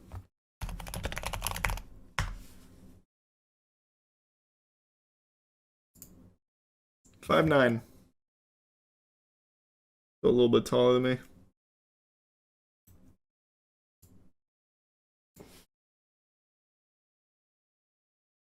Yuki plays while also being 5'7". True! Yuki's great. Here, hold on. I always root for him. He saw Brandon Ingram look at the screen. Said, I'm going to pull the trigger before your eyes get back to me. Nice poke away from behind. 3-on-2. Behind the bag. Buzelis with the lefty lay off the beautiful feed from... He's got you by an inch. Yeah, it's fine, though.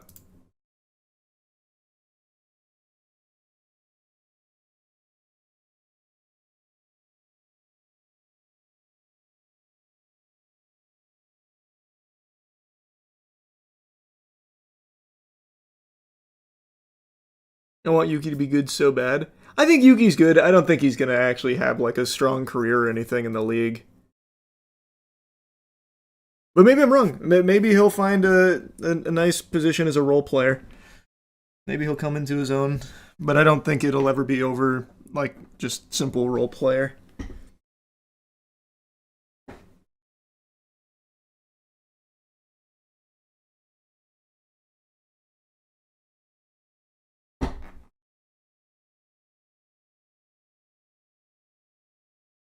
How's your cardio? Think you could last a good... Do you think you could last a full game? Oh, easily, bro. I actively play pickup. And we go longer than normal NBA games. We go for hours.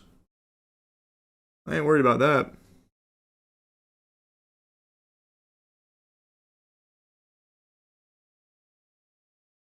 Why, are you a scout or something?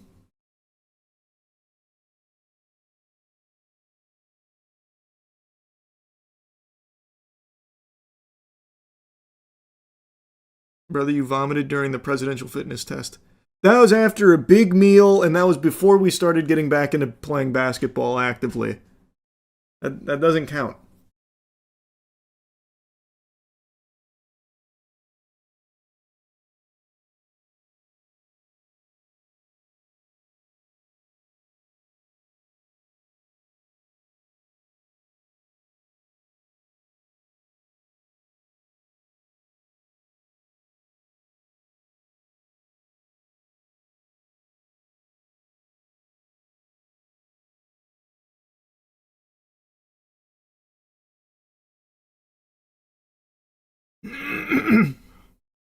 You gotta film some pickup games?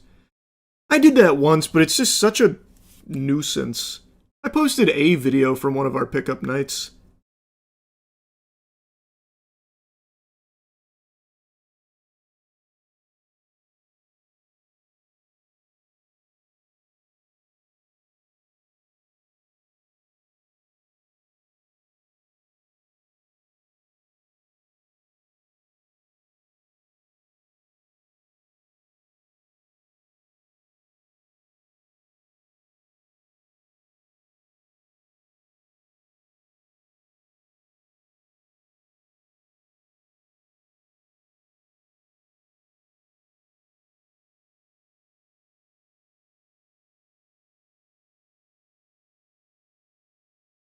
No, I don't go on roller coasters anymore.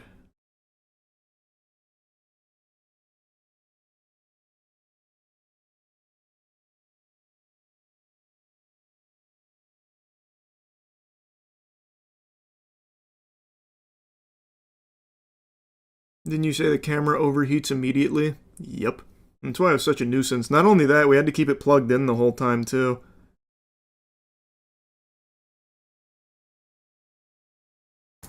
So just filming the games was just a huge bother.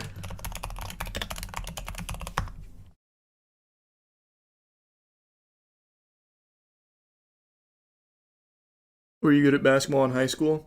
Oh yeah, I could have gone pro if not for my trick knee.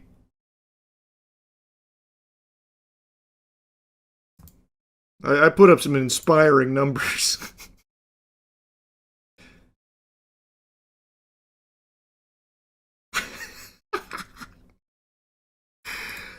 I just pulled up the one bit of one of our pickup games. I forgot just how awfully this was filmed because the camera pretty much overheated instantly, if I remember right.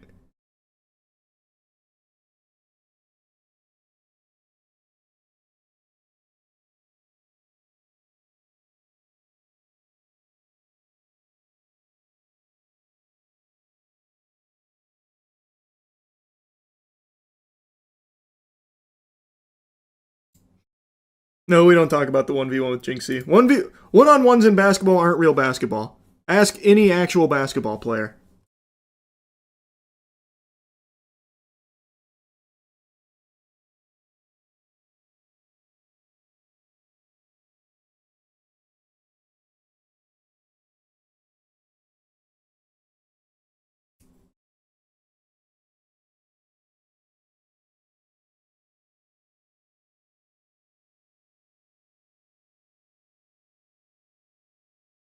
I've been playing Siege every day.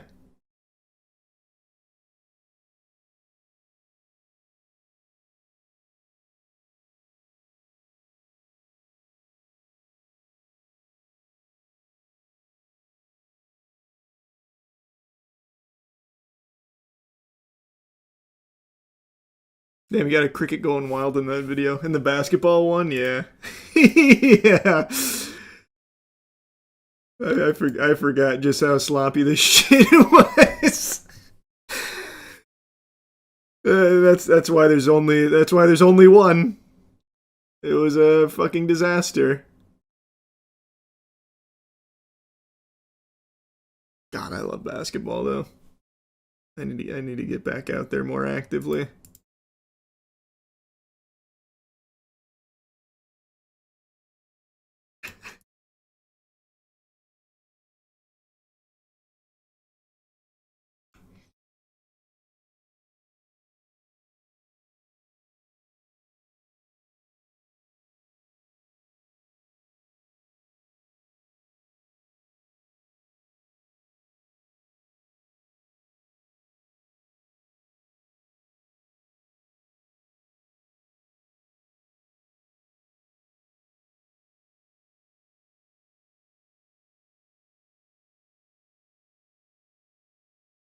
In basketball, the only sport you play often? Yep. Pretty much.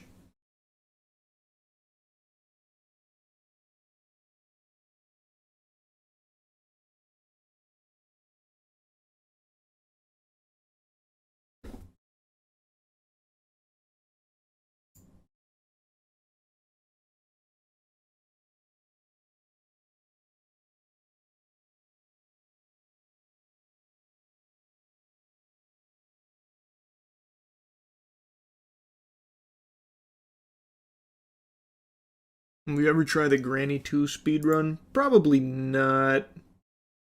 I don't think so. Last I checked on it, it wasn't overly interesting. Like, I don't recall there being any, like, really good tech.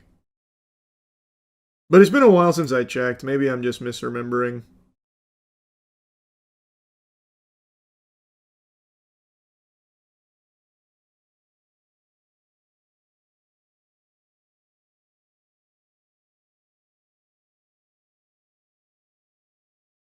I'll eventually speedrun something in. Shit, it might be Ratchet and Clank 3. I don't know if you guys saw this. I actually just learned about it today. I just typed in Ratcher.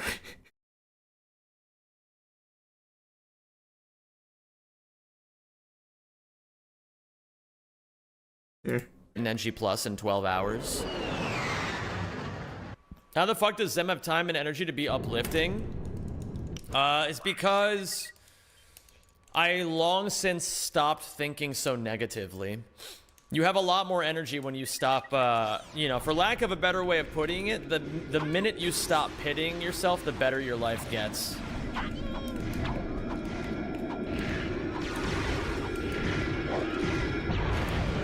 I don't know how the tech works, but it works.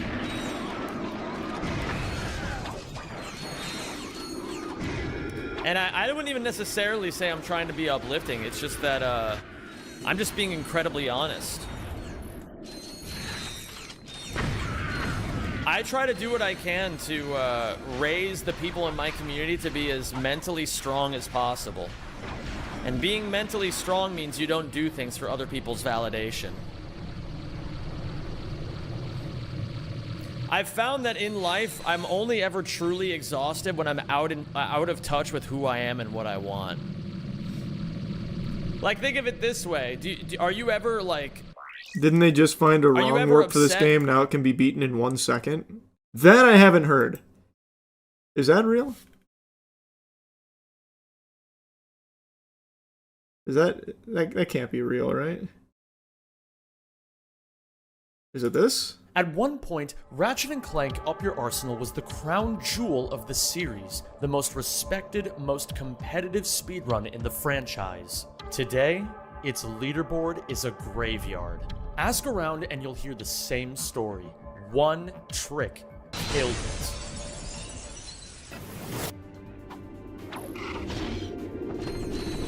This is a box proxy, aka the Boxy or Box Yeet. In this video, I'm that seems like a cool how glitch. This trick reshaped Ouya speedrunning. By the end, I'll tell you whether the game is truly ruined or if the community just gave up too soon. This is the story of the trick that... Huh. I didn't know there was such an interesting history with Ratchet 3 speedruns. I'm assuming this Abysssoft video is about the new tech here that can beat it in 3 minutes.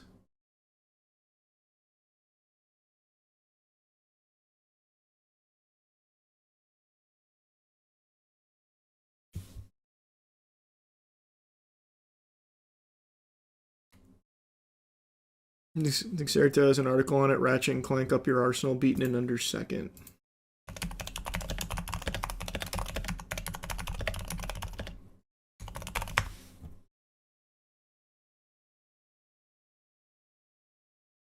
It uses an external save editor, so no.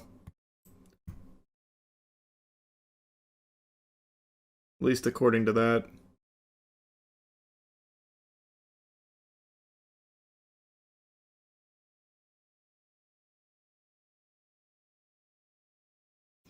A glitch that warps you to the credits can execute from the very start of the game. The PS3 port is strange. Quitting the game fucks things up. By hitting a specific address when quitting, you can set game states when you reload. The catch is you need to start from a hacked save file in order to set the necessary state, which means this is not possible in real time. That's according to Zim, by the way, the guy we just watched. So yeah, it's not exactly a cool speedrun tech or anything.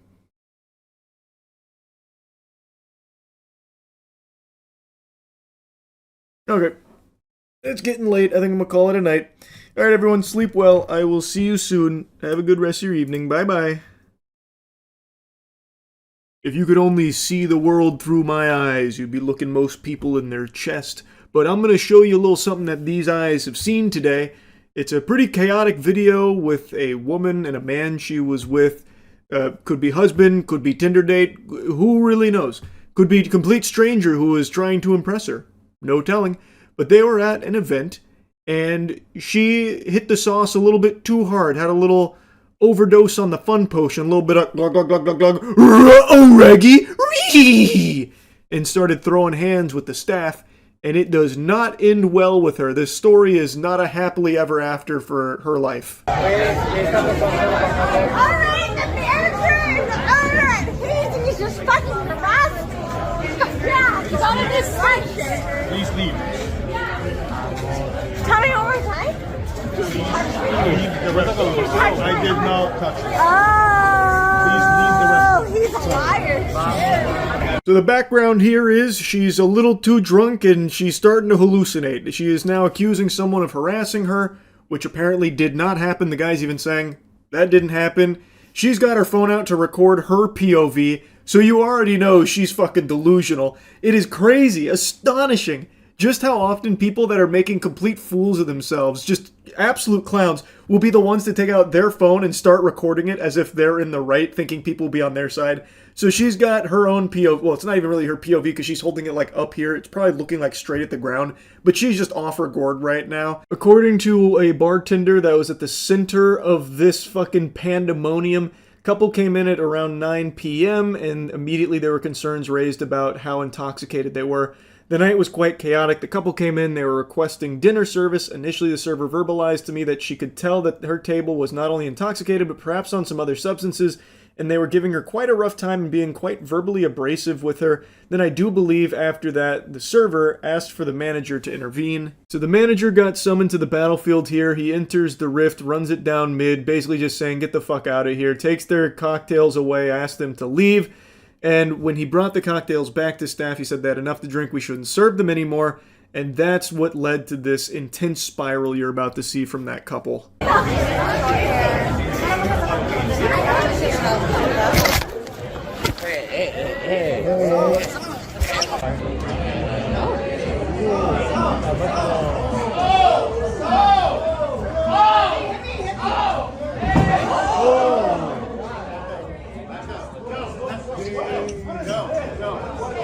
She tries to slap the phone out of someone that was filming her, which is odd because she wasn't exactly shy about filming this herself, but I guess she doesn't like the angle that that stranger was catching her at. I don't really know what the thought process was there. Obviously not a whole lot of thoughts going on in there in the first place. Right now it's just her seeing red and on a rampage. Right now she is just like in Kratos Spartan mode, but she's super drunk, so she's throwing wet noodles instead of knuckle sandwiches.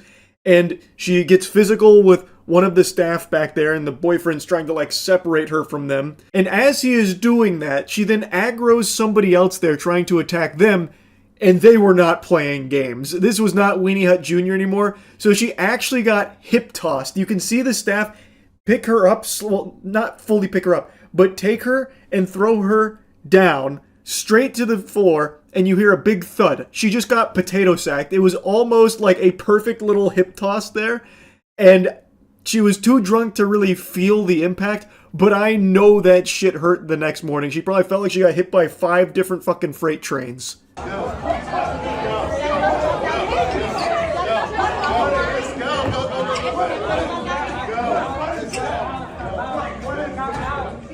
out the way. Get out the way. Let's go. No moving.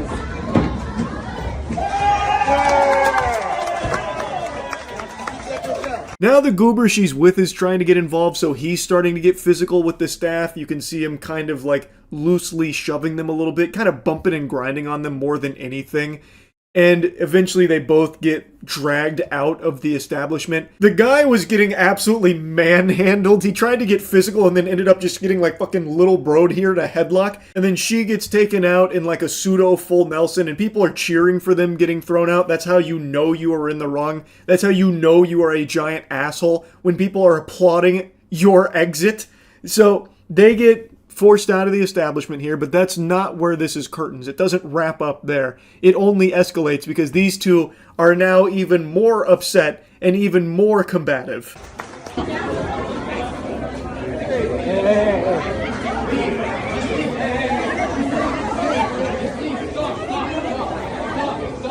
Let go! Let go! Let go! Let go! No, let go right now, please. You want me let go? Yes, please let go. Please let go. Please let go.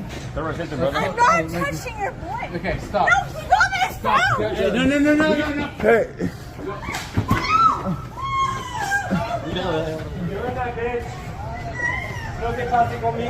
There's a lot to unpack here. There's quite a bit to digest. So they have now been forcibly removed from the premises because they were obviously disruptive, violent, aggressive, combative. They're now outside, and she grabs a fistful of hair, refusing to let go. She has got it firmly grasped here like SpongeBob.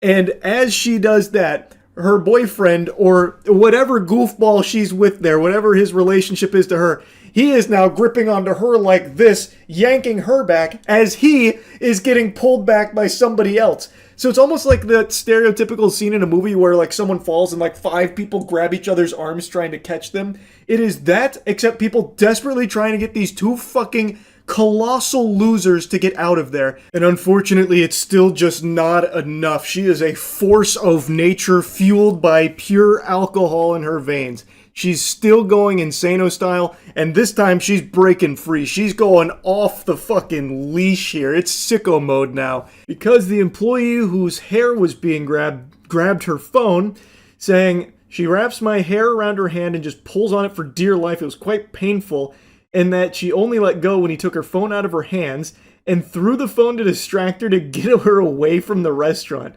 Like throwing a bone at a dog that's attacking you. So that's exactly what happens. He threw the phone, and immediately she's like going right after it, so charging back towards them. And so she got tripped. And my God, it's like all the momentum stopped. Not like she was, really breaking any land speed records for her 40-yard dash or anything. She was kind of drunkenly waddling over there. But when she was running and got tripped, it was textbook form. And then she just drops like an anvil, like a piano being dropped in a cartoon. She just hits the ground so hard instantly and starts calling the wambulance. She starts immediately crying in a Peter Griffin death pose.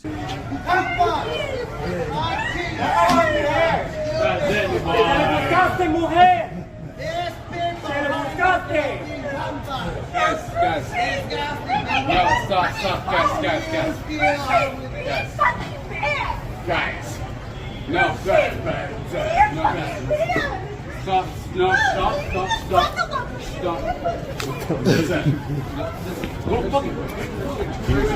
Hey.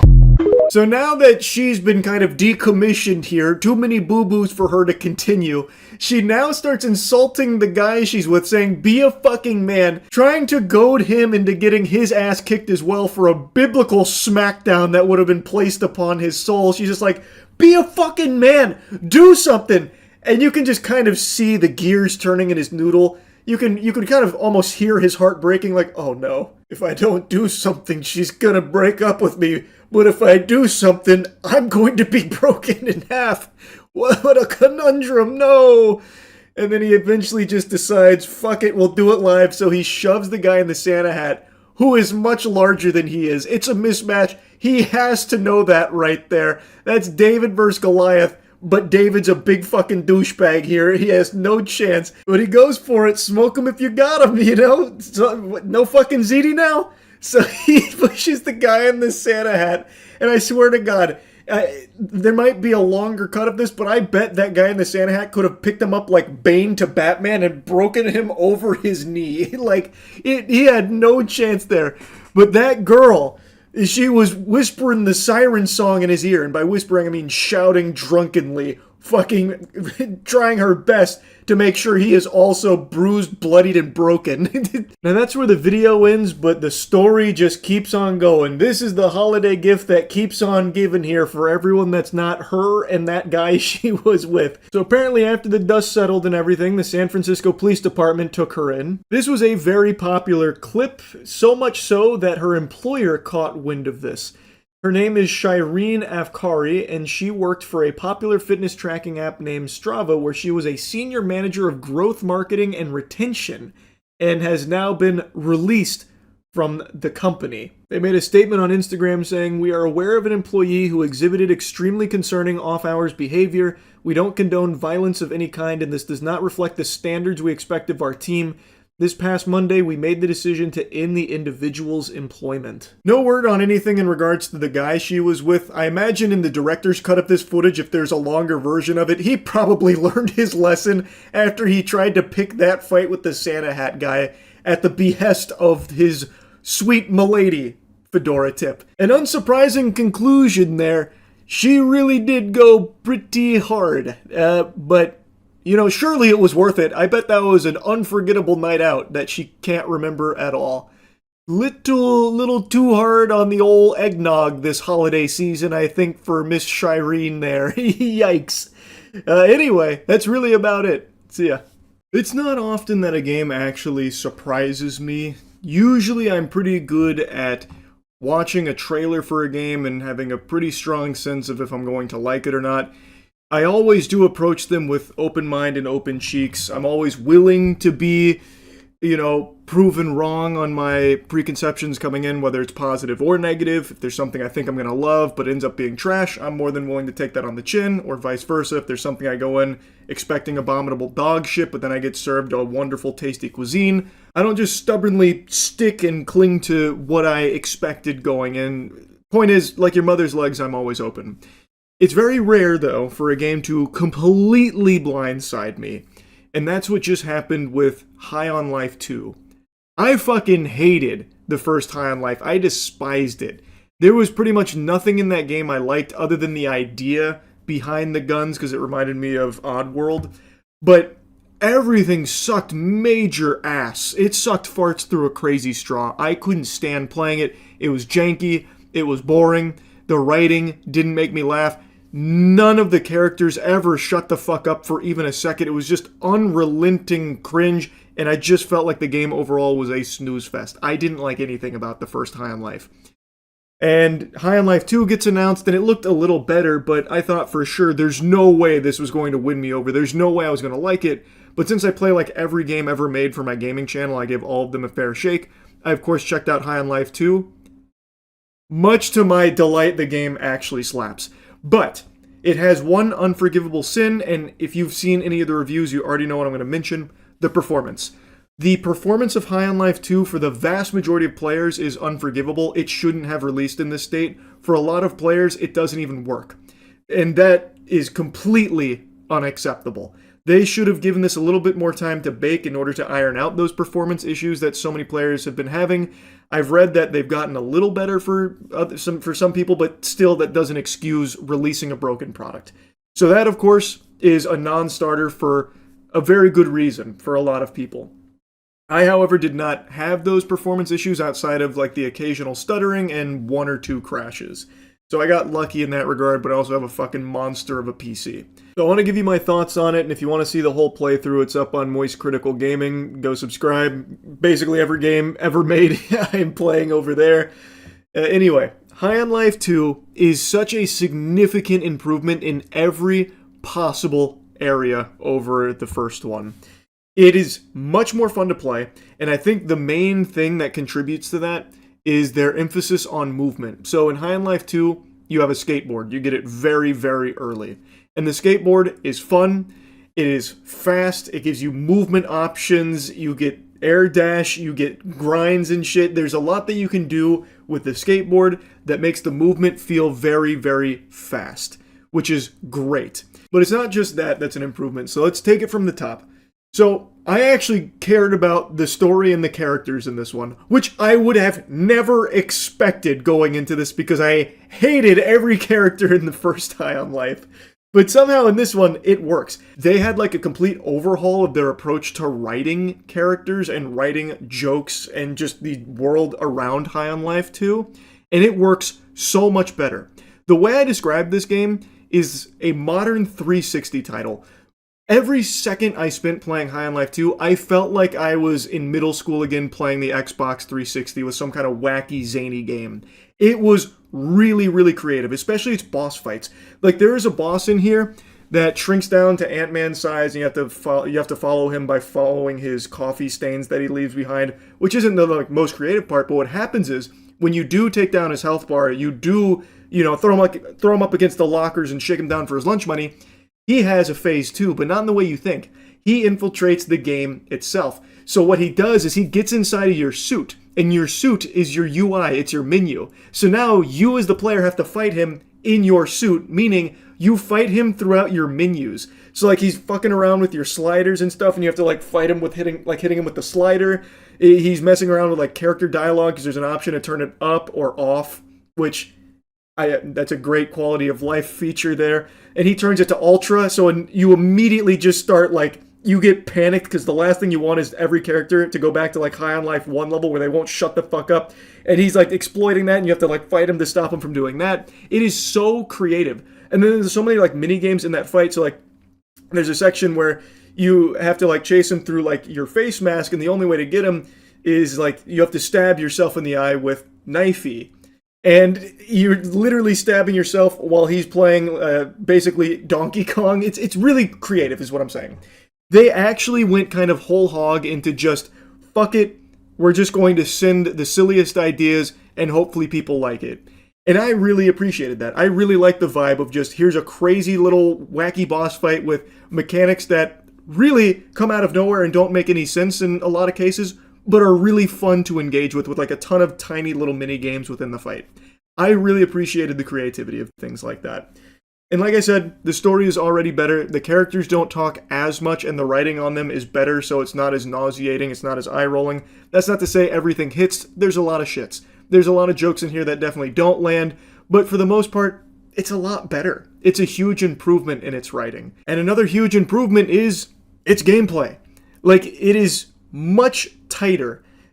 High on Life 1, I thought, was so janky and so slow, it was just a slog every time you got into a gunfight. Here, it's really enjoyable. They don't really change the formula all that much or anything, but with the addition of the skateboard making it faster, and also just the guns being fun to use here, like I think there's a lot of like creativity with the guns. Of course, you have like the trick hole things that you can use that change the way that you approach a fight. So like Creature, for example, you mind control an enemy, he'll fight with you for a while, and you shoot out his, like, kids that'll do damage and, like, start fighting the enemies for you. And you're skateboarding around the whole time, and you can fling your skateboard at people to hit them with it and do damage. The melee is kind of non-existent. Like, there's not a whole lot to do with melee. You just swing knifey sometimes for a little bit of damage, so it's not like there's, like, a big, emphasis on melee or anything. But overall, the gunplay was better, the gameplay was tighter, and it was faster. So it's just a huge improvement across the board in its gameplay. Now, I do want to make it clear that doesn't mean that it's like the best gunplay you'll ever play in your life, but it is good. Like, it's above serviceable. Like, I enjoyed fighting things in the game.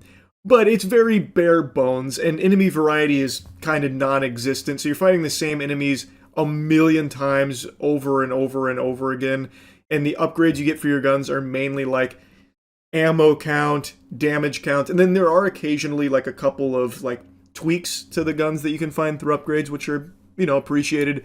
But for the most part, it's very simple stuff. Like, there's nothing overly deep about its gameplay or its mechanics. It's all very simple, but it's done well enough that it's enjoyable. Another nice thing about the game is there's quite a bit to do. So I spent 9 hours on it, and I only did one side quest. I didn't do like a whole lot of exploring or side quests. I did like a little bit, but not much. And I was looking into it. There is like actually quite a lot of meat on the bones here. There is a handful of like important stuff outside of the main story, and a lot of like really creative things as well. So like there's an escape room that you can do, which is completely optional. I didn't even find it in my playthrough, even when I was exploring. And it can actually change the entire ending. I don't want to spoil it. It's a very, very cool thing that can unfold.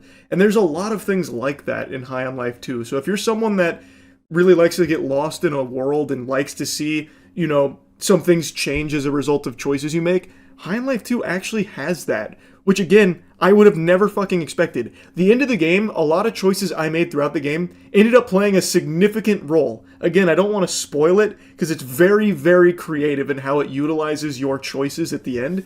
It was impressive. Really, everything about High on Life 2 shocked me.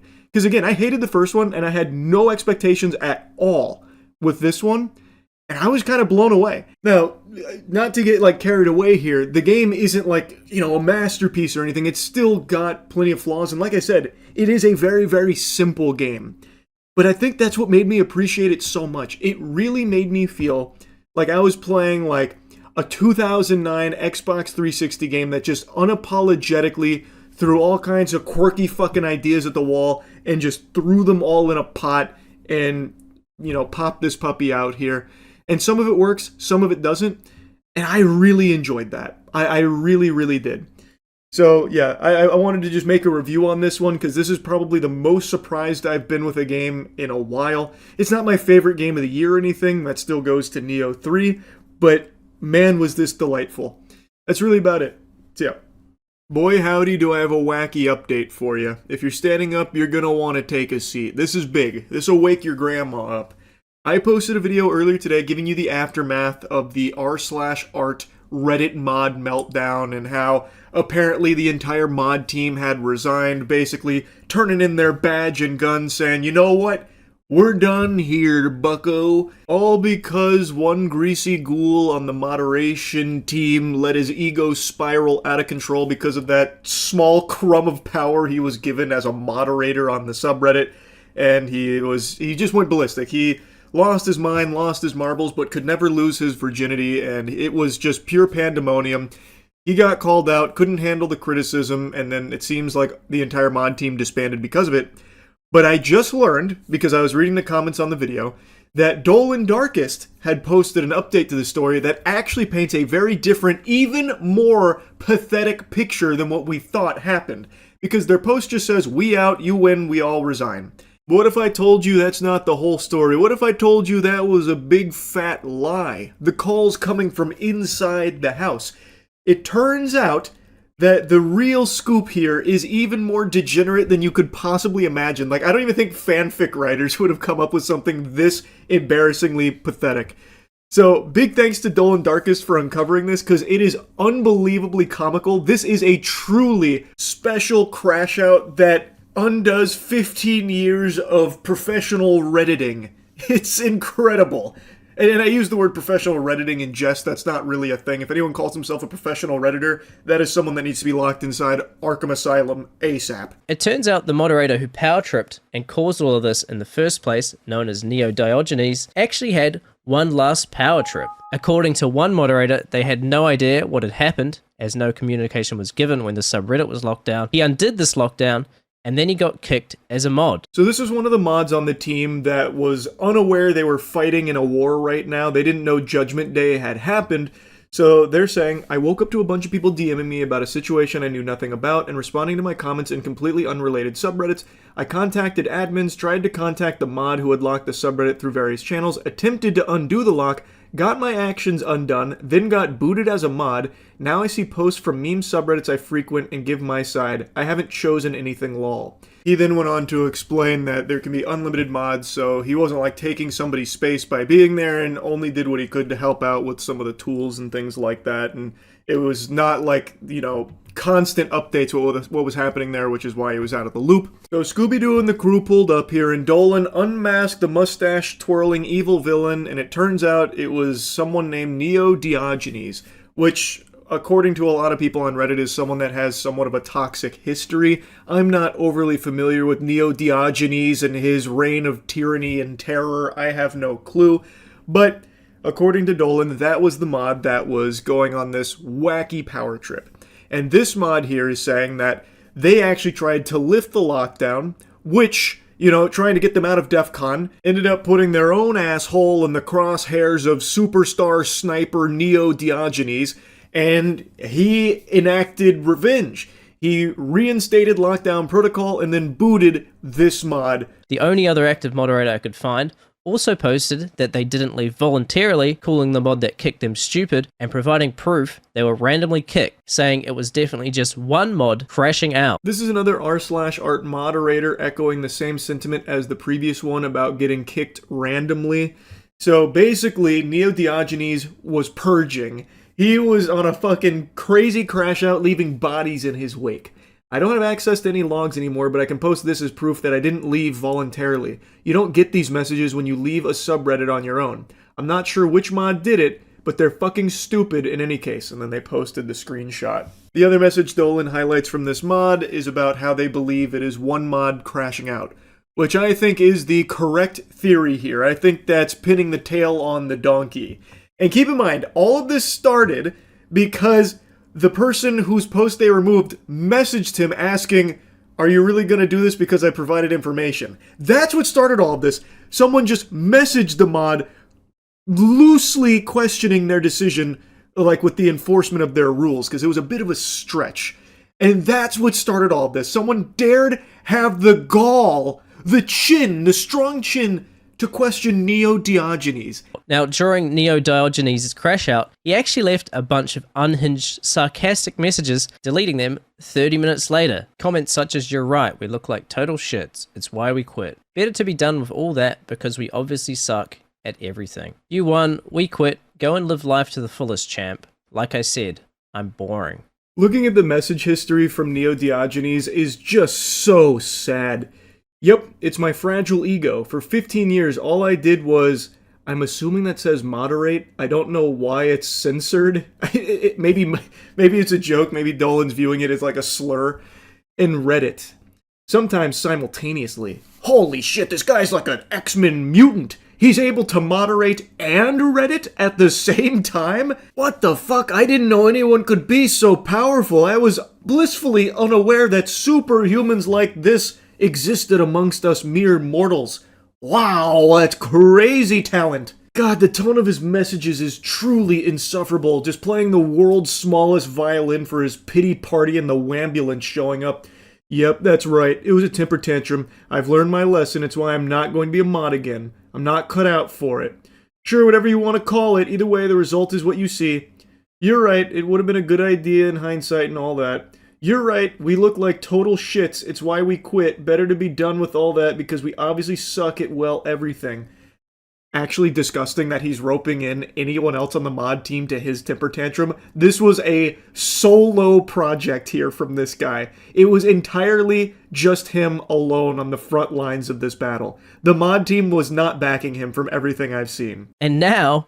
it looks like he has completely nuked his Reddit account. I actually caught this in action when I checked out his account earlier today. All of his posts being deleted and replaced with random words using a plugin. And now his Reddit account has absolutely no posts left on it, nuking 15 years of moderation that he did for free, by the way. Nuking an entire subreddit because you couldn't deal with criticism, and then kicking every other mod while you're at it, making it their problem as well. And then deleting every single comment you've ever made on Reddit. That's some major main character energy there. That was a beautiful callback from Dolan there. That shit had me giggling when he brought out the major main character energy. That was what Neo Diogenes said to Hayden Clay when Hayden was like, "Hey man, it really feels like you have a vendetta against me because of this is just way too extreme with what you're doing." That was one of his responses. He said, "I don't even know who the fuck you are. That is some major main character energy." So, based on this investigation here, with all available evidence, it seems that that post, "We out, you win, we all resign," was very misleading. The truth, hidden in the pudding here, is that one mod was going through a very impressive crash out, and while still power tripping, sucking their own dick, kicked the other mods of r/art, then made that post, making it seem like they all banded together in unity and left together as a result of the backlash from this guy going off the rails. That is a nefarious plot right there. That is dubious, to say the least.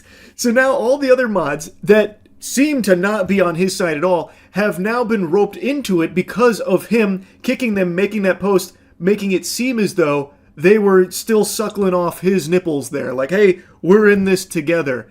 Like as if they were backing him up. But that's just not the case, it doesn't seem. That's crazy to go this far. So he kicks all the other mods and then deletes his entire 15-year Reddit history, and it seems like Reddit is the most important thing to this guy's life. So that is a big fucking deal. All because the guy whose post you removed dared ask for more clarification and if there was any wiggle room to maybe, like, instead of delete everything, just remove that comment that he believed was violative. Because someone dared ask him a question and try and, like, expand and question him, it started this crash out.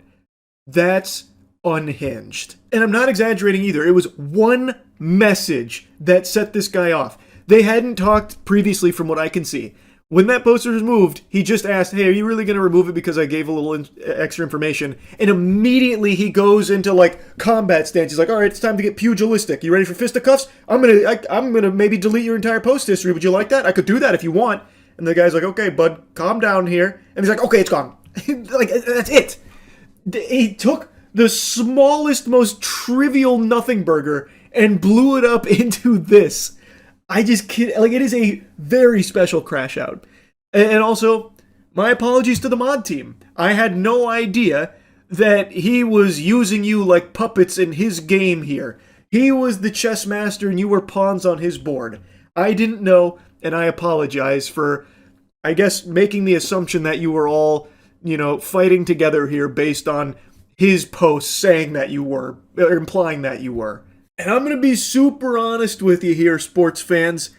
It's hard for me to even be mad at this mod anymore. It has become, it's so fucking cartoonish at this point, this level of pettiness.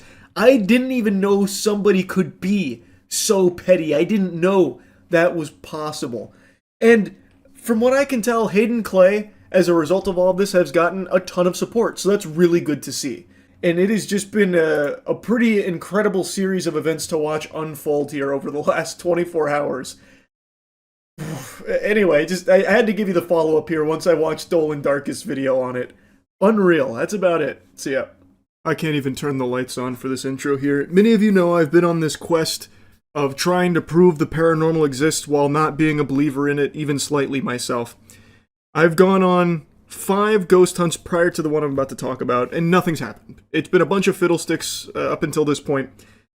But the one we just went on at the Tampa Theater, I don't even know how to describe it. It transcends what I thought possible, and I've been racking my brain trying to come up with rational explanations for what we experienced, but just nothing is coming to mind. So I want to share some of the scariest moments with all of you here, but if you want to watch the full thing, it's over on the other channel. I'll put a link to it in the description. I highly recommend you check it out because this is a perplexing mystery, and for the first time, it's shaken my belief in what I thought I knew about our world and what's possible. I think there's a good chance that our investigation will be cited in numerous paranormal studies for decades to come. I think what you'll see. You'll see. This was a mistake. I didn't believe it till today, but it's right behind me.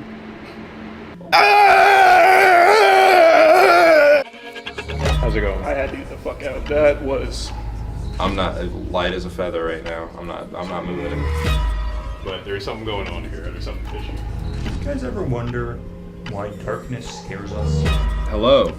Can we speak with you today? Bloody Mary! Bloody Mary! Bloody Mary! Good evening, and welcome back to the other channel. In this week's terrifying episode, we stepped back into the historic and haunted parts of Tampa's past. Since our time in Plant Hall a year ago, we had hopes to someday get to explore one of the oldest and most haunted locations in Tampa's heart. Today is that day. The historic Tampa Theater was built in 1925 and opened to the public in 1926. Throughout its almost 100 years of operation, it has become a hub for spirits and wandering souls to take up shop and watch the shows it's put on for almost a century. Hey, it's the Tampa Theater, and we're at the Tampa Theater hunting some ghosts. Yeah, we're back. I don't believe in those bitches. And I'm here to prove that I'm wrong for not believing in them. Yep, we want to find the ghosts. So this time we did something we've never done before. Research. Yep, that's we right. talked to experts in the field. We got new tools, new mindsets. That was the big thing. Everybody said it. You got to be positive. We're here respectfully, not to be assholes to the ghosts And this time. I started that hostily. I didn't. Matt hasn't shared his research with us. I didn't know. Let me tell you, I don't want to spoil too much. The first ghost is over there. We haven't crossed the barrier. That's right. They haven't heard anything. Oh, you're right. We're good. The Dark Souls fall behind. Yeah, the fog walls. Boys, let's find some ghosts. Yeah. Let's Ghost hunting time. Bring it. All right, Ghosts. What we always say: 1, 2, 3. Get them. Is there anyone here with us? Tile. We all on the tile. Oh, worth noting, this is the original tile. He died right where Danny's sitting, and apparently in a pool of blood. So that may mean something. Say. Hello, Robert. That would be mean. That's the most I've ever gotten from a spirit. Well, because you got his name. Sorry. And also, that is the new upgraded spirit box. Yeah, this is the Sam and Colby recommended spirit box. So if it doesn't work, Entering. you know who to blame. Ronald, if you are here, please. Robert! Robert! Sorry, I can tell from the vibration of Charlie's voice, he's not being respectful. I'm trying to. I'm not going to be the first one to go in there. That is actually a very disturbing painting. Let's do my ladies' bathroom. It's ridiculous. I'm not afraid. Well, this is not the ladies' bathroom. This is the ladies' smoking room. Yeah, that's right. Oh, that's right. Mm-hmm. I will That tell seems you, pretty cold. And I'll spoil this, I'm not a believer. Yeah. Tonight I'm a believer. And that's- I'm not normally. So normally I would never say anything about this. When I walked up to place that cat ball by myself up here, I got goosebumps. That's good. Normal me would go, I got goosebumps. Yeah. Tonight Matt got goosebumps. Oh, And she was here. What? She was doing that. I was She picked me up with her mom powers and shook me like a dog. The believing is immediately gone. I'm sorry. With the above ground levels primed for spiritual encounters, the basement was where the most haunted room in the theater could be found. The dressing room. Though there isn't a name associated with this entity, many have referred to it as a trickster ghost, or a spirit not in need of closure to move on, but instead a malicious presence that only wishes to torment and erode the sanity of those who goad it. Little did we know that a prime vessel for this trickster may have been walking among us. Alright. Alright. Let's leave Charlie to his hunting. Yeah, just lock me in here for a little bit. Bye, Charles. No spirit box? Nah, I'm good. Where are you guys gonna be? Actually, don't even tell me. That'll be part of the scare. Yeah. We might leave. Yeah, well, that'd be fucked up, but yeah. That was a little bit of fear I heard. That'd just be mean. That was a little bit of a... That'd be mean.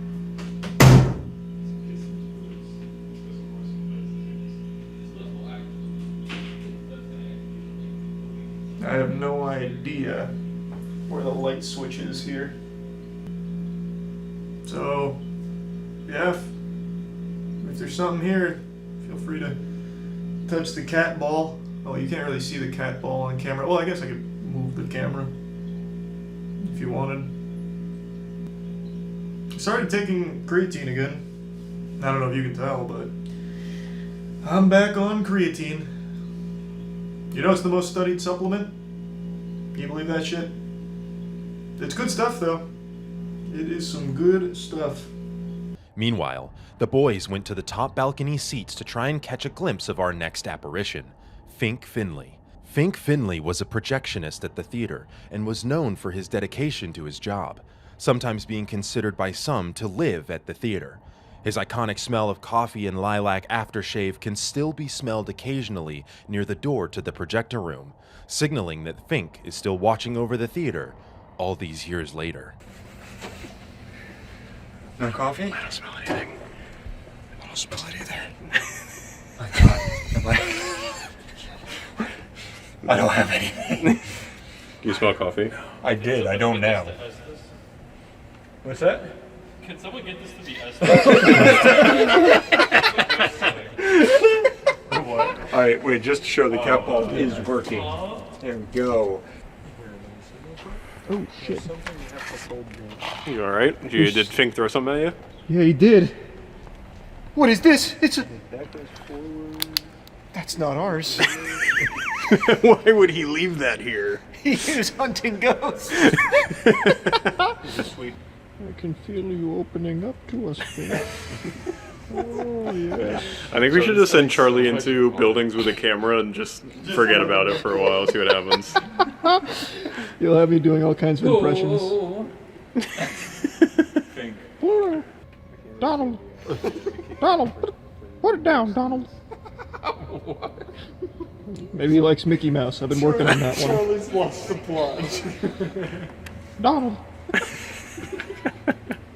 We decided, as our last excursion for the night, we would try to invoke the spirit who was giving us the most trouble throughout our investigation, the trickster. You may have noticed throughout the night that Charlie has been talking into the camera. We believe, after watching the footage back, that the trickster ghost inhabited his vessel and was teasing us from beneath Charlie's flesh. Guide us. Speak through me.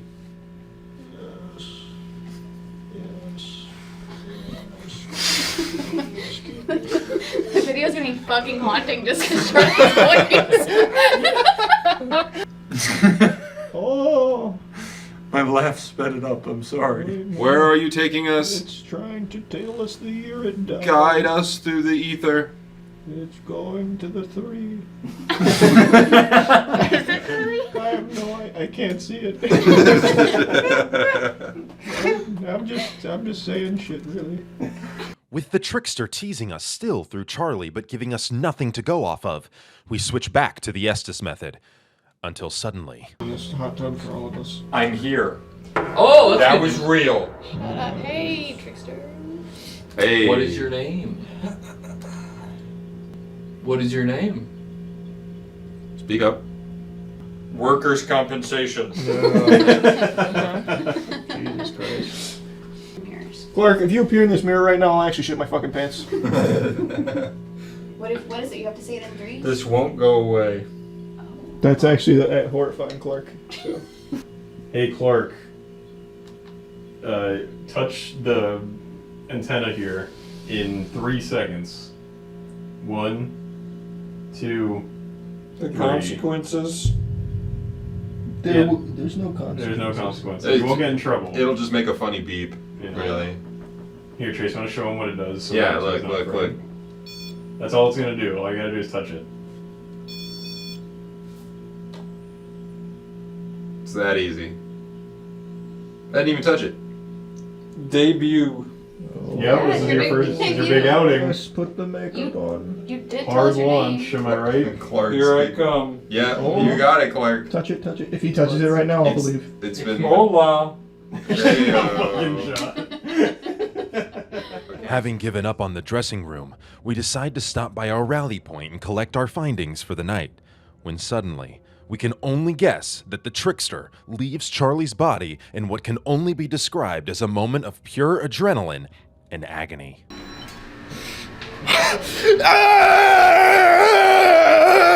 You already know I keep my finger on the pulse of ridiculous stories going on around the globe. I'm like Charles Xavier jacked into Cerebro, seeing the silliness on our planet at all times.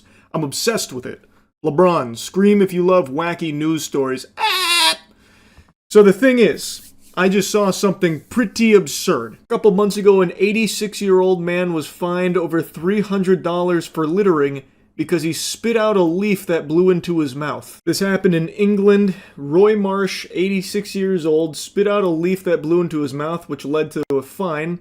As I was sitting there, a gale blew a big reed into my mouth. I spat it out, and just as I got up to walk away, 2 enforcement officers came up to me. Roy ought to be counting his lucky stars they didn't kick his teeth in and start beating him with batons. Spitting out a leaf? Are you kidding me? Who is this? Cobra Commander? What kind of villainous scum does that? To get off with only a fine in what could have easily been a death penalty is a shocking softball. A slap on the wrist for something like spitting out a leaf? Oh my god, the lawlessness. It's sickening. That's tantamount to treason. And he gets to walk away with just a fine. I'll flush the sarcasm here for just a moment. Can you even imagine being this big of a loser like these 2 officers here? You see an elderly man, an 86-year-old man, spit out a leaf, and you just rush over there like it's the most exciting moment of your life, like this is your action hero moment, to just flop a fine on his lap for littering. Just picture this scenario. Old man spits out a leaf and immediately just starts hearing sirens blaring. They got these 2 goobers, cherries on, scooting in sideways. Sir, what the fuck do you think you're doing? You have a license for that spit? Oh, what the fuck? And then you get like a fine. All for just spitting out a leaf. Marsh told the outlet that one of the officers told him they saw him spitting on the floor, which led to the elderly man calling the local enforcer a silly boy. Fair. That's not aggressive or anything. He probably thought it was some kind of joke, so he was just being a bit, facetious here, I would say. That doesn't really sound like fighting words or anything, calling him a silly boy. Because it is a ridiculous notion having officers come up to you and say they saw you spit on the floor. Yep, so what? Big whoop, pussy. It was all unnecessary and all out of proportion, Marsh said, per the BBC. In a Facebook post from Marsh's daughter, she said, Dad, who has walking difficulties but does his best to walk every day around the boating lake, inhaled a small leaf that made him choke. Dad has severe asthma and a heart condition, but he managed to cough up the leaf and spit it out. just the leaf. So according to his daughter, he had inhaled the leaf after the gust, choked on it for a second, and then was able to cough it up and spit it out. That's when he got slapped with the fine after the officers confronted him. What was he supposed to do? Just choke to death? Just die? Like, how else are you even supposed to handle this? Like, what's the alternative way of getting a leaf out of your throat that you are choking on besides just spitting it up? Was he supposed to, like, track down some officers and beg them to stick their fingers down his throat to start, like, scooping it out in order to avoid littering? Like, I just don't understand. Like, I genuinely cannot comprehend what other methods or means there were for him to handle this in a way that didn't lead to a multi-$100 fine. Marsh ended up receiving a fine of $334.50, but was later reduced on appeal to $200.70. He paid the latter. Adrian Finley, a county... Oh, Jesus, sorry, I had a big burp stuck in my throat right there. If this was the UK, I might have got fucking fined for littering with the stink air that I just spit out there. Oh my god, that was rancid. That was revolting. I'm not going to sugarcoat that. Anyway, Adrian Finley, a county... I burped so hard it made me illiterate. A county councillor who works as a representative for reform on Lincolnshire County Council told the BBC he had received numerous similar complaints from others in the area. So I guess this is just like a common racket where they're just slapping people with fines for really trivial shit. Enforcement officers are taking it too far. There needs to be discretion about how enforcement officers issue fines. If it looks like a genuine accident, then give people the opportunity to apologize and pick it up. Sounding less like enforcement officers and more like hall monitors, but even hall monitors wouldn't go this hard on something so silly, so outrageously dumb, like an 86-year-old man who spit out a leaf. And I guess judging by this statement, it's a common trend with these enforcement officers over there to be issuing fines for littering or what they perceive as littering. Though, if this guy had a handful of leaves and threw them on the ground, I would still hesitate to call that littering. It's leaves in the great outdoors. That's their goddamn home. Leaves come from outside. Like, I don't know how, even if he did deliberately chew up a leaf and spit it out, how is that even littering? It's not like he had like a handful of soda cans and was just throwing them out all over the place in order to ruin the atmosphere or something by littering everywhere he could, polluting or anything. He spit out a leaf. A leaf that was the aggressor, mind you. The leaf attacked him. It fucking launched itself into his throat, causing him to choke. So he spit it out and then had to fork over a couple $100 because of that. So the leaf, we need to be investigating that. That's more of a pressing problem than him spitting out the leaf. This story is so stupid that it actually had me somewhat fuming. Like, playfully fuming, I suppose. But it reminded me a lot of another really wacky one we covered like a year ago, where we even had like a roundtable debate where, I think it was Ohio, where Supreme Court ruled that boneless chicken wings can have bones. This was after a customer had eaten a boneless wing and actually suffered a serious injury because of the bone in the wing cutting his shit up. And they actually ruled that boneless is a cooking technique, a cooking style that doesn't necessarily indicate the absence of bones.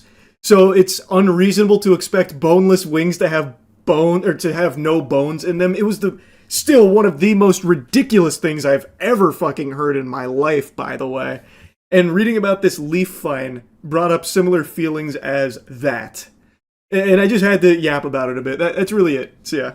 The other night on stream, I fell into a rabbit hole of employees and politicians urinating into sinks, which, you know, I always knew was a possibility. I knew our species was capable of such evil, but seeing it unfold firsthand, it still leaves you in shock and awe. And it's not like I was blissfully unaware of the existence of this tribe that walks amongst us, the sink pissers.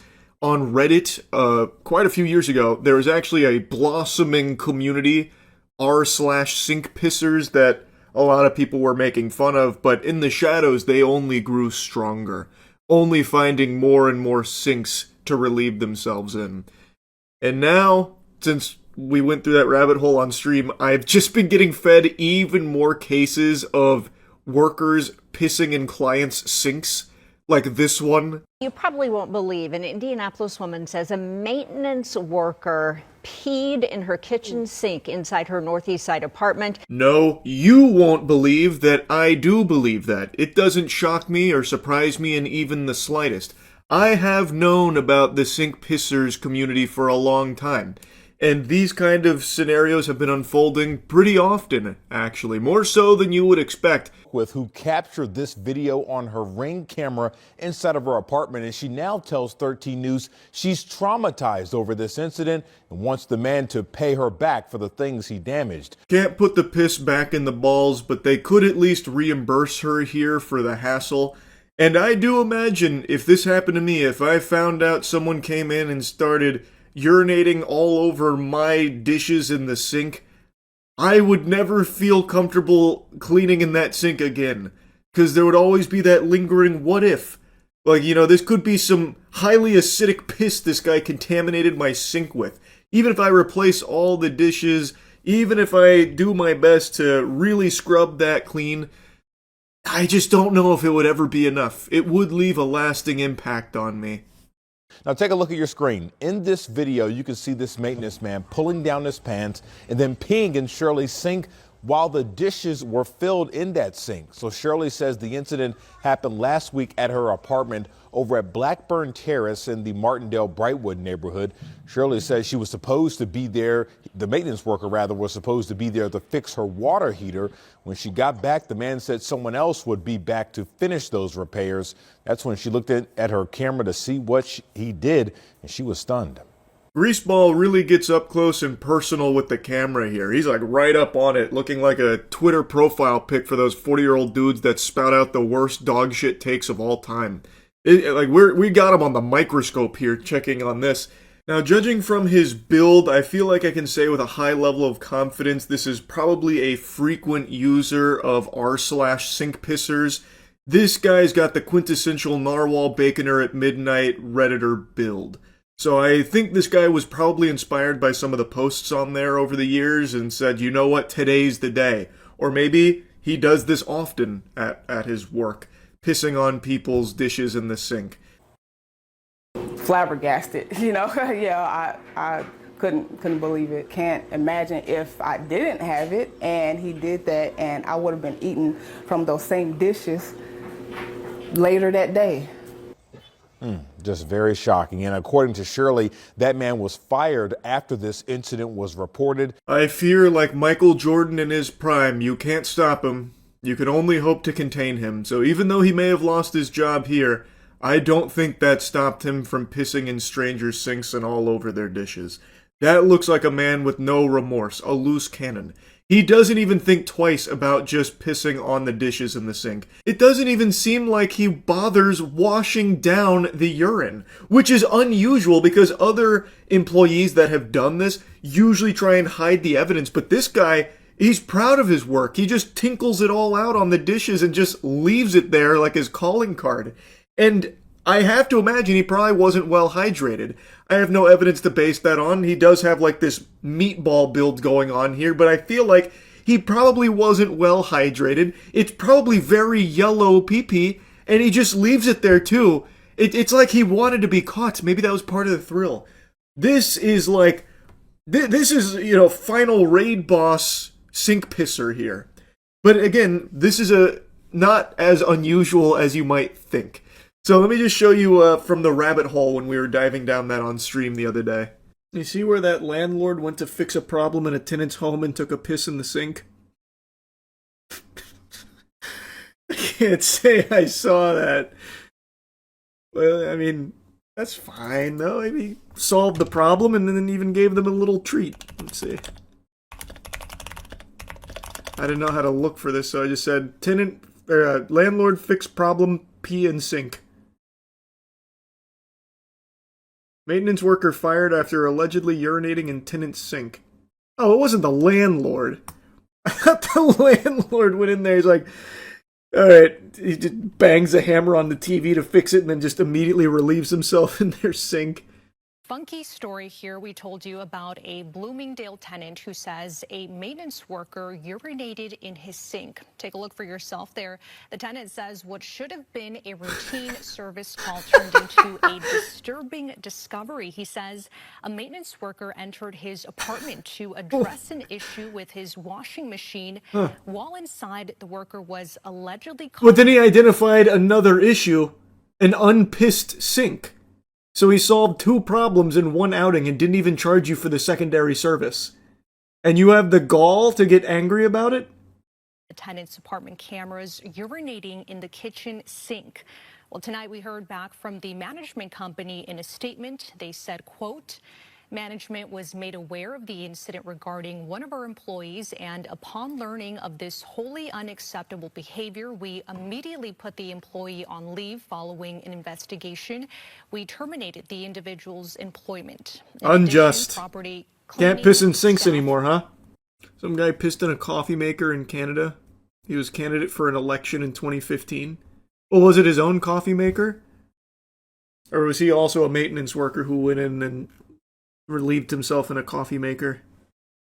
Canadian candidate Jerry Bance out after video shows him urinating into coffee cup. Toronto businessman who's been running for parliament with Conservative Prime Minister Stephen Harper's party made the wrong kind of splash, has been dropped by his party after he was caught on video urinating into a coffee cup while working as an appliance repairman. That's pretty cool. Where's the video? This seems like a common occurrence. Lot of wacky pissers. In other news now, a developing political story tonight. The Conservative Party is looking into one of its candidates over some surprising behavior. For more on that, the CBC's David Cochran joins us tonight from Ottawa. Hey, David. Why do you look so sad? Well, Wendy, this involves Jerry This is Vance, fun. who is the Conservative candidate for Scarborough Rouge Park. And just a few days ago, Conservative Cabinet Minister Jason Kenney was in Vance's cameras set up, and those cameras caught Jerry Vance urinating in a coffee mug and then dumping the contents of that mug into a kitchen sink while the homeowner was in the very next room. That's like an elevated form of sink pissing. A more elegant solution for the sink pissing enthusiast on Reddit, I would say. Hey, Jerry. Off to the other room for some reason. Oh. He's also taking a cup. Oh my. He just peed in the cup. Then he empties the cup in the sink, rinses it, and puts it back. So when we learned of this, we immediately contacted Jerry, I gotta tell you, that seemed like the work of someone who often pisses in coffee cups. That was methodical. That was just like business as usual to this guy. But why, and Jerry, far be it from me to question your technique, why not just cut out the middleman and piss into the sink at that point? What was the point of the coffee cup? Did he just want to like maximally contaminate as many things as he could find in the kitchen? I don't even see what the purpose was. Not tall enough, he was too short? No, was he? Let me see. Oh yeah, I guess. Yeah, I guess the countertop's a little high. He could have waterfalled it, just aim up, arc it. But then I guess you risk contaminating like floor and stuff, and he's not looking to make a mess. Now, coincidentally, Conservative leader Stephen Harper will be campaigning in the Scarborough area tomorrow. Jerry Vance is not scheduled to be with him. Wendy? Yeah, he is busy pissing in my sink right now, probably. I mean, the sink pissers community seems dedicated. Yeah, the sink pissers community is very enthusiastic, but even they, I don't think, would be lobbying for peeing in strangers' sinks while on a job. I think even they would show restraint. That's all they do on that subreddit, bro. Unless the subreddit's changed drastically from the last time I took a peek in there, it's only them pissing into their own sinks, right? Oh, here's the top post of the day is actually about the maintenance worker. Rookie move, says Sasquatch. I probably have to be careful showing this one on stream, actually. Have I just done the first ever girl sink piss? Well, I probably can't even look at this on my other monitor because you see it in the reflection behind me. But yeah, this is definitely their own house. So like this one. This milk stool was a game changer. And one of the sink pissers just put a stool in front of his sink for being able to get his cock and balls over the edge. It's never like strangers. They have stats at the top of the page on why it's actually better to piss in sinks. What stats? What does it matter what receptacle gets peed on? What does that change? Where? Oh, environmental impact of sink peeing. Okay. Average gallons, flush 1.6. Analysis. R/sink pissers will save over 16 million gallons of water this year. Number of sink pissers, 4146. Average pisses per day, 7. Wow. Gallons saved daily per person, 11.2. Gallons saved person yearly, 4,088. Number of sink pissers per day, 78. Sink pissers per year, 28K. Gallons saved per year, 118 million? I don't know about this. These numbers don't feel right. This is 7 years ago. Their projections were way off, by the way. The community, I think, is at, 15K. Didn't really experience the growth they thought they were, with 4.1 million sink pissing members. They just missed it. Someone also shared a YouTube video called West Virginia Pizza Hut Manager Caught Peeing in Sink. God, they're everywhere. Oh, this was 2014. This was the height of the sink pissing craze, it seems. You had the Canadian politician doing it. Now you had this Pizza Hut manager doing it. Video unavailable, what the fuck? Where'd it go? Here's an extra special ingredient that no one wants on their pizza. Pee. A district manager... Now that's an intro. Where'd this energy go, USA Today? What happened to you guys? Your writers were cooking. She's fucking right. That is the last secret ingredient I want on my pie.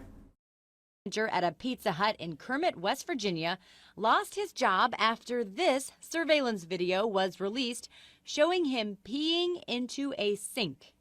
The sink that Why'd he lose his job? Was the same one the store used Even hitting to the fit wash lean. utensils. Ugh. Fortunately, the incident did not include any food tampering, as it happened during non-business hours. Pizza Hut officials said in a statement that they are embarrassed by the actions of this individual. Throwing him under the bus. Pizza Hut has zero tolerance for violation. Better now that Pizza Hut has taken care of business. Well, I mean, it is Pizza Hut. It's not like it could have made the pizza worse. Do I personally know any sink pissers? I do not.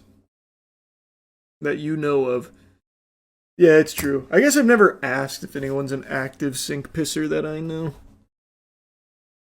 Could you be friends with a sink pisser? Like, if all your friends came out as sink pissers, would it change anything? The only thing it would change is I wouldn't really want them around, like, my house.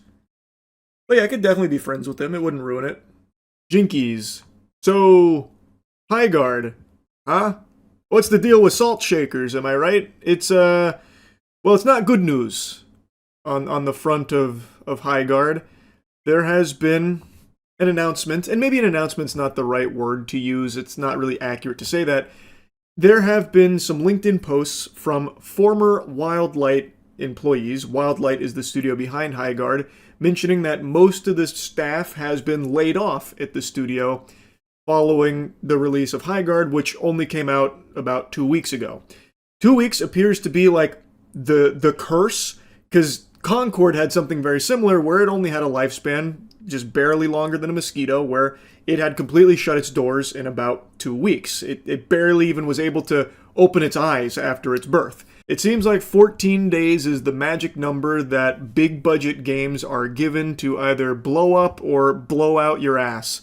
It's like in The Ring, you know, where you get that phone call saying you're going to die in 7 days. But in the video games industry, you get 14 days. You're going to die in 14 days, it seems.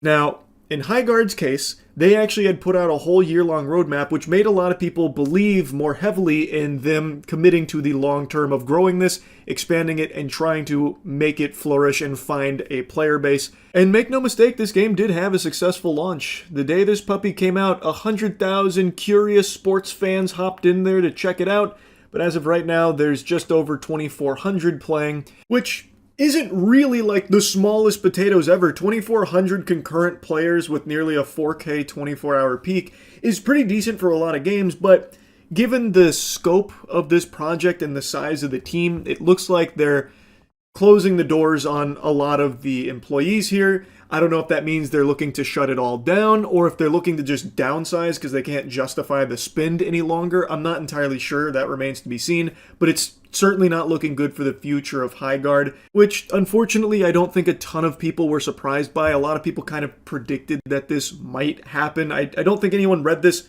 shocked. Like, I don't think there was anyone like eyes wide open, jaw on the floor, stunned by this news, because releasing a game like Highguard in the current saturation of this market, it's kind of a death sentence. Like, those guards must be high to be expecting this to be like a massive success that blows everything else out there and finds its own footing off rip.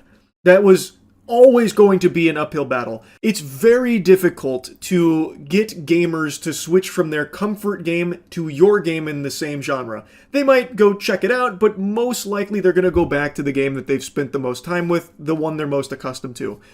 The most notable example that completely bucks that trend is Marvel Rivals, where it entered into an extremely saturated genre, fucking hero shooters. That should have been dead on arrival, death sentence, bury that shit in the dirt.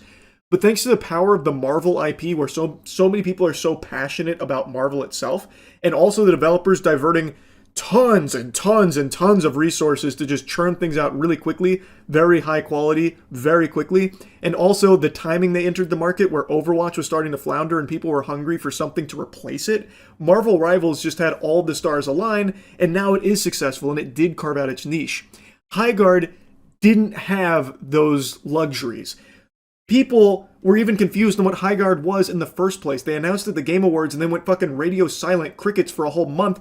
People thought it was a hero shooter. I thought it was a hero shooter. A lot of people thought it was fucking Concord 2.0. There were so little things to know about it, so it was hard for people to get hype and buy into this idea of Highguard in the first place when they weren't even talking about it. So when the game came out, and in my opinion was okay, like I don't think it's a great game, I don't think it was a bad game, it was just kind of an alright mid-game, so it was always going to struggle retaining a player base. People tried it, they were lukewarm on it, some people hated it, some people did like it, but it was always going to be tough to get them to stick with it long term, especially if the developers don't seem willing to. Like, these layoffs don't inspire confidence, so there's 2,400 people playing it right now, and I imagine they really like it to still be playing it. And they did add things to it, like the 5v5 mode, so it seems like there is a willingness to try and, like, flesh it out.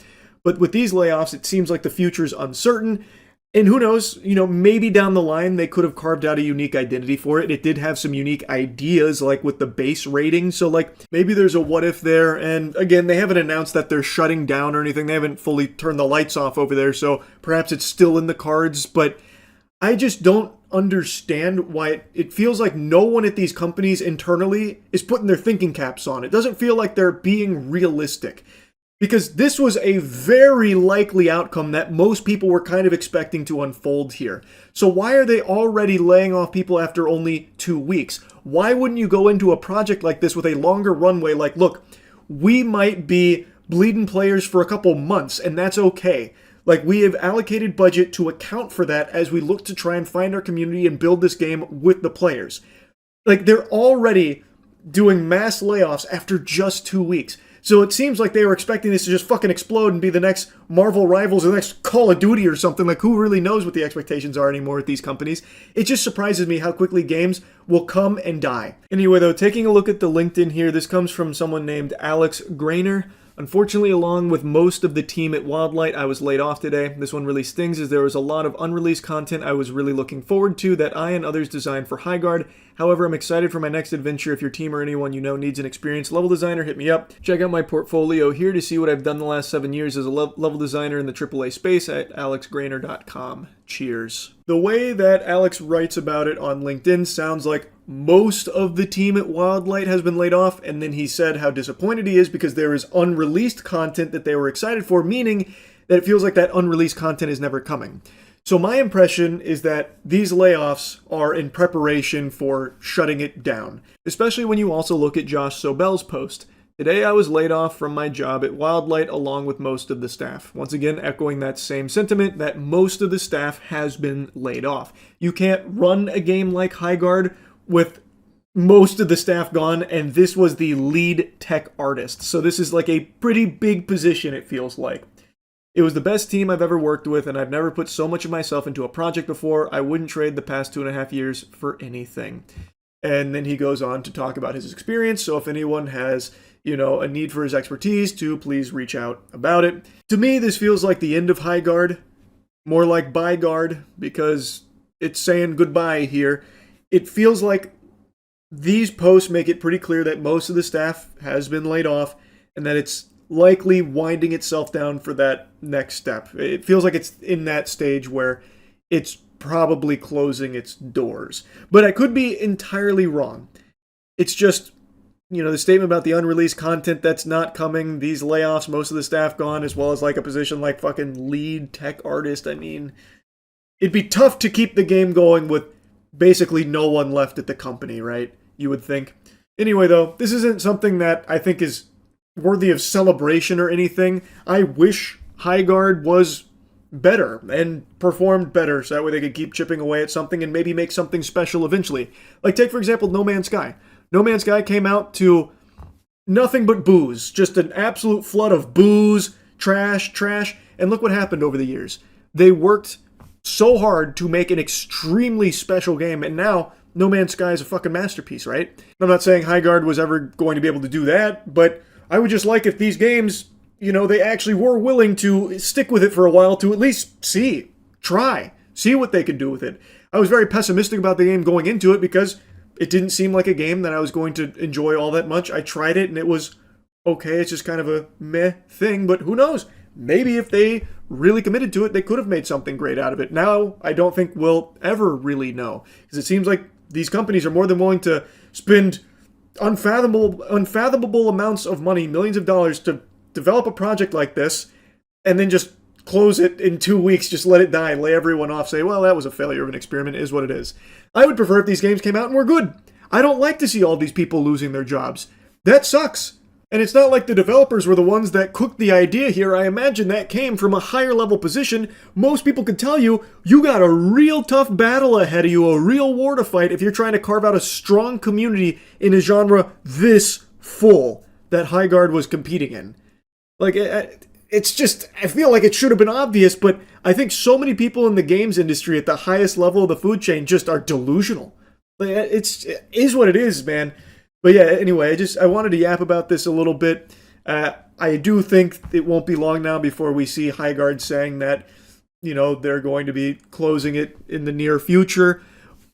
But maybe not. Maybe they are going to run this with a skeleton crew at Wildlight. As I was rendering this video, Wildlight Entertainment put out a statement saying, "Today we made an incredibly difficult decision to part ways with a number of our team members while keeping a core group of developers to continue innovating on and supporting the game.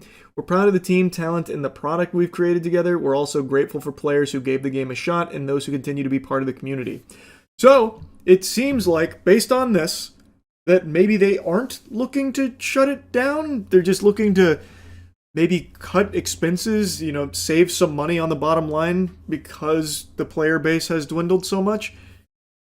That's pretty surprising, I'm not going to lie, because from some of the positions I've seen here, they seem to be pretty high-level positions. So, pretty interesting and honestly pretty surprising, but all power to them if they are going to actually stick with it with their core developers here to keep carving out its own unique identity. I guess we'll see how it goes, but yeah, I mean, assuming that this is correct, seems like it's not goodbye guard. It's more of a see you later guard.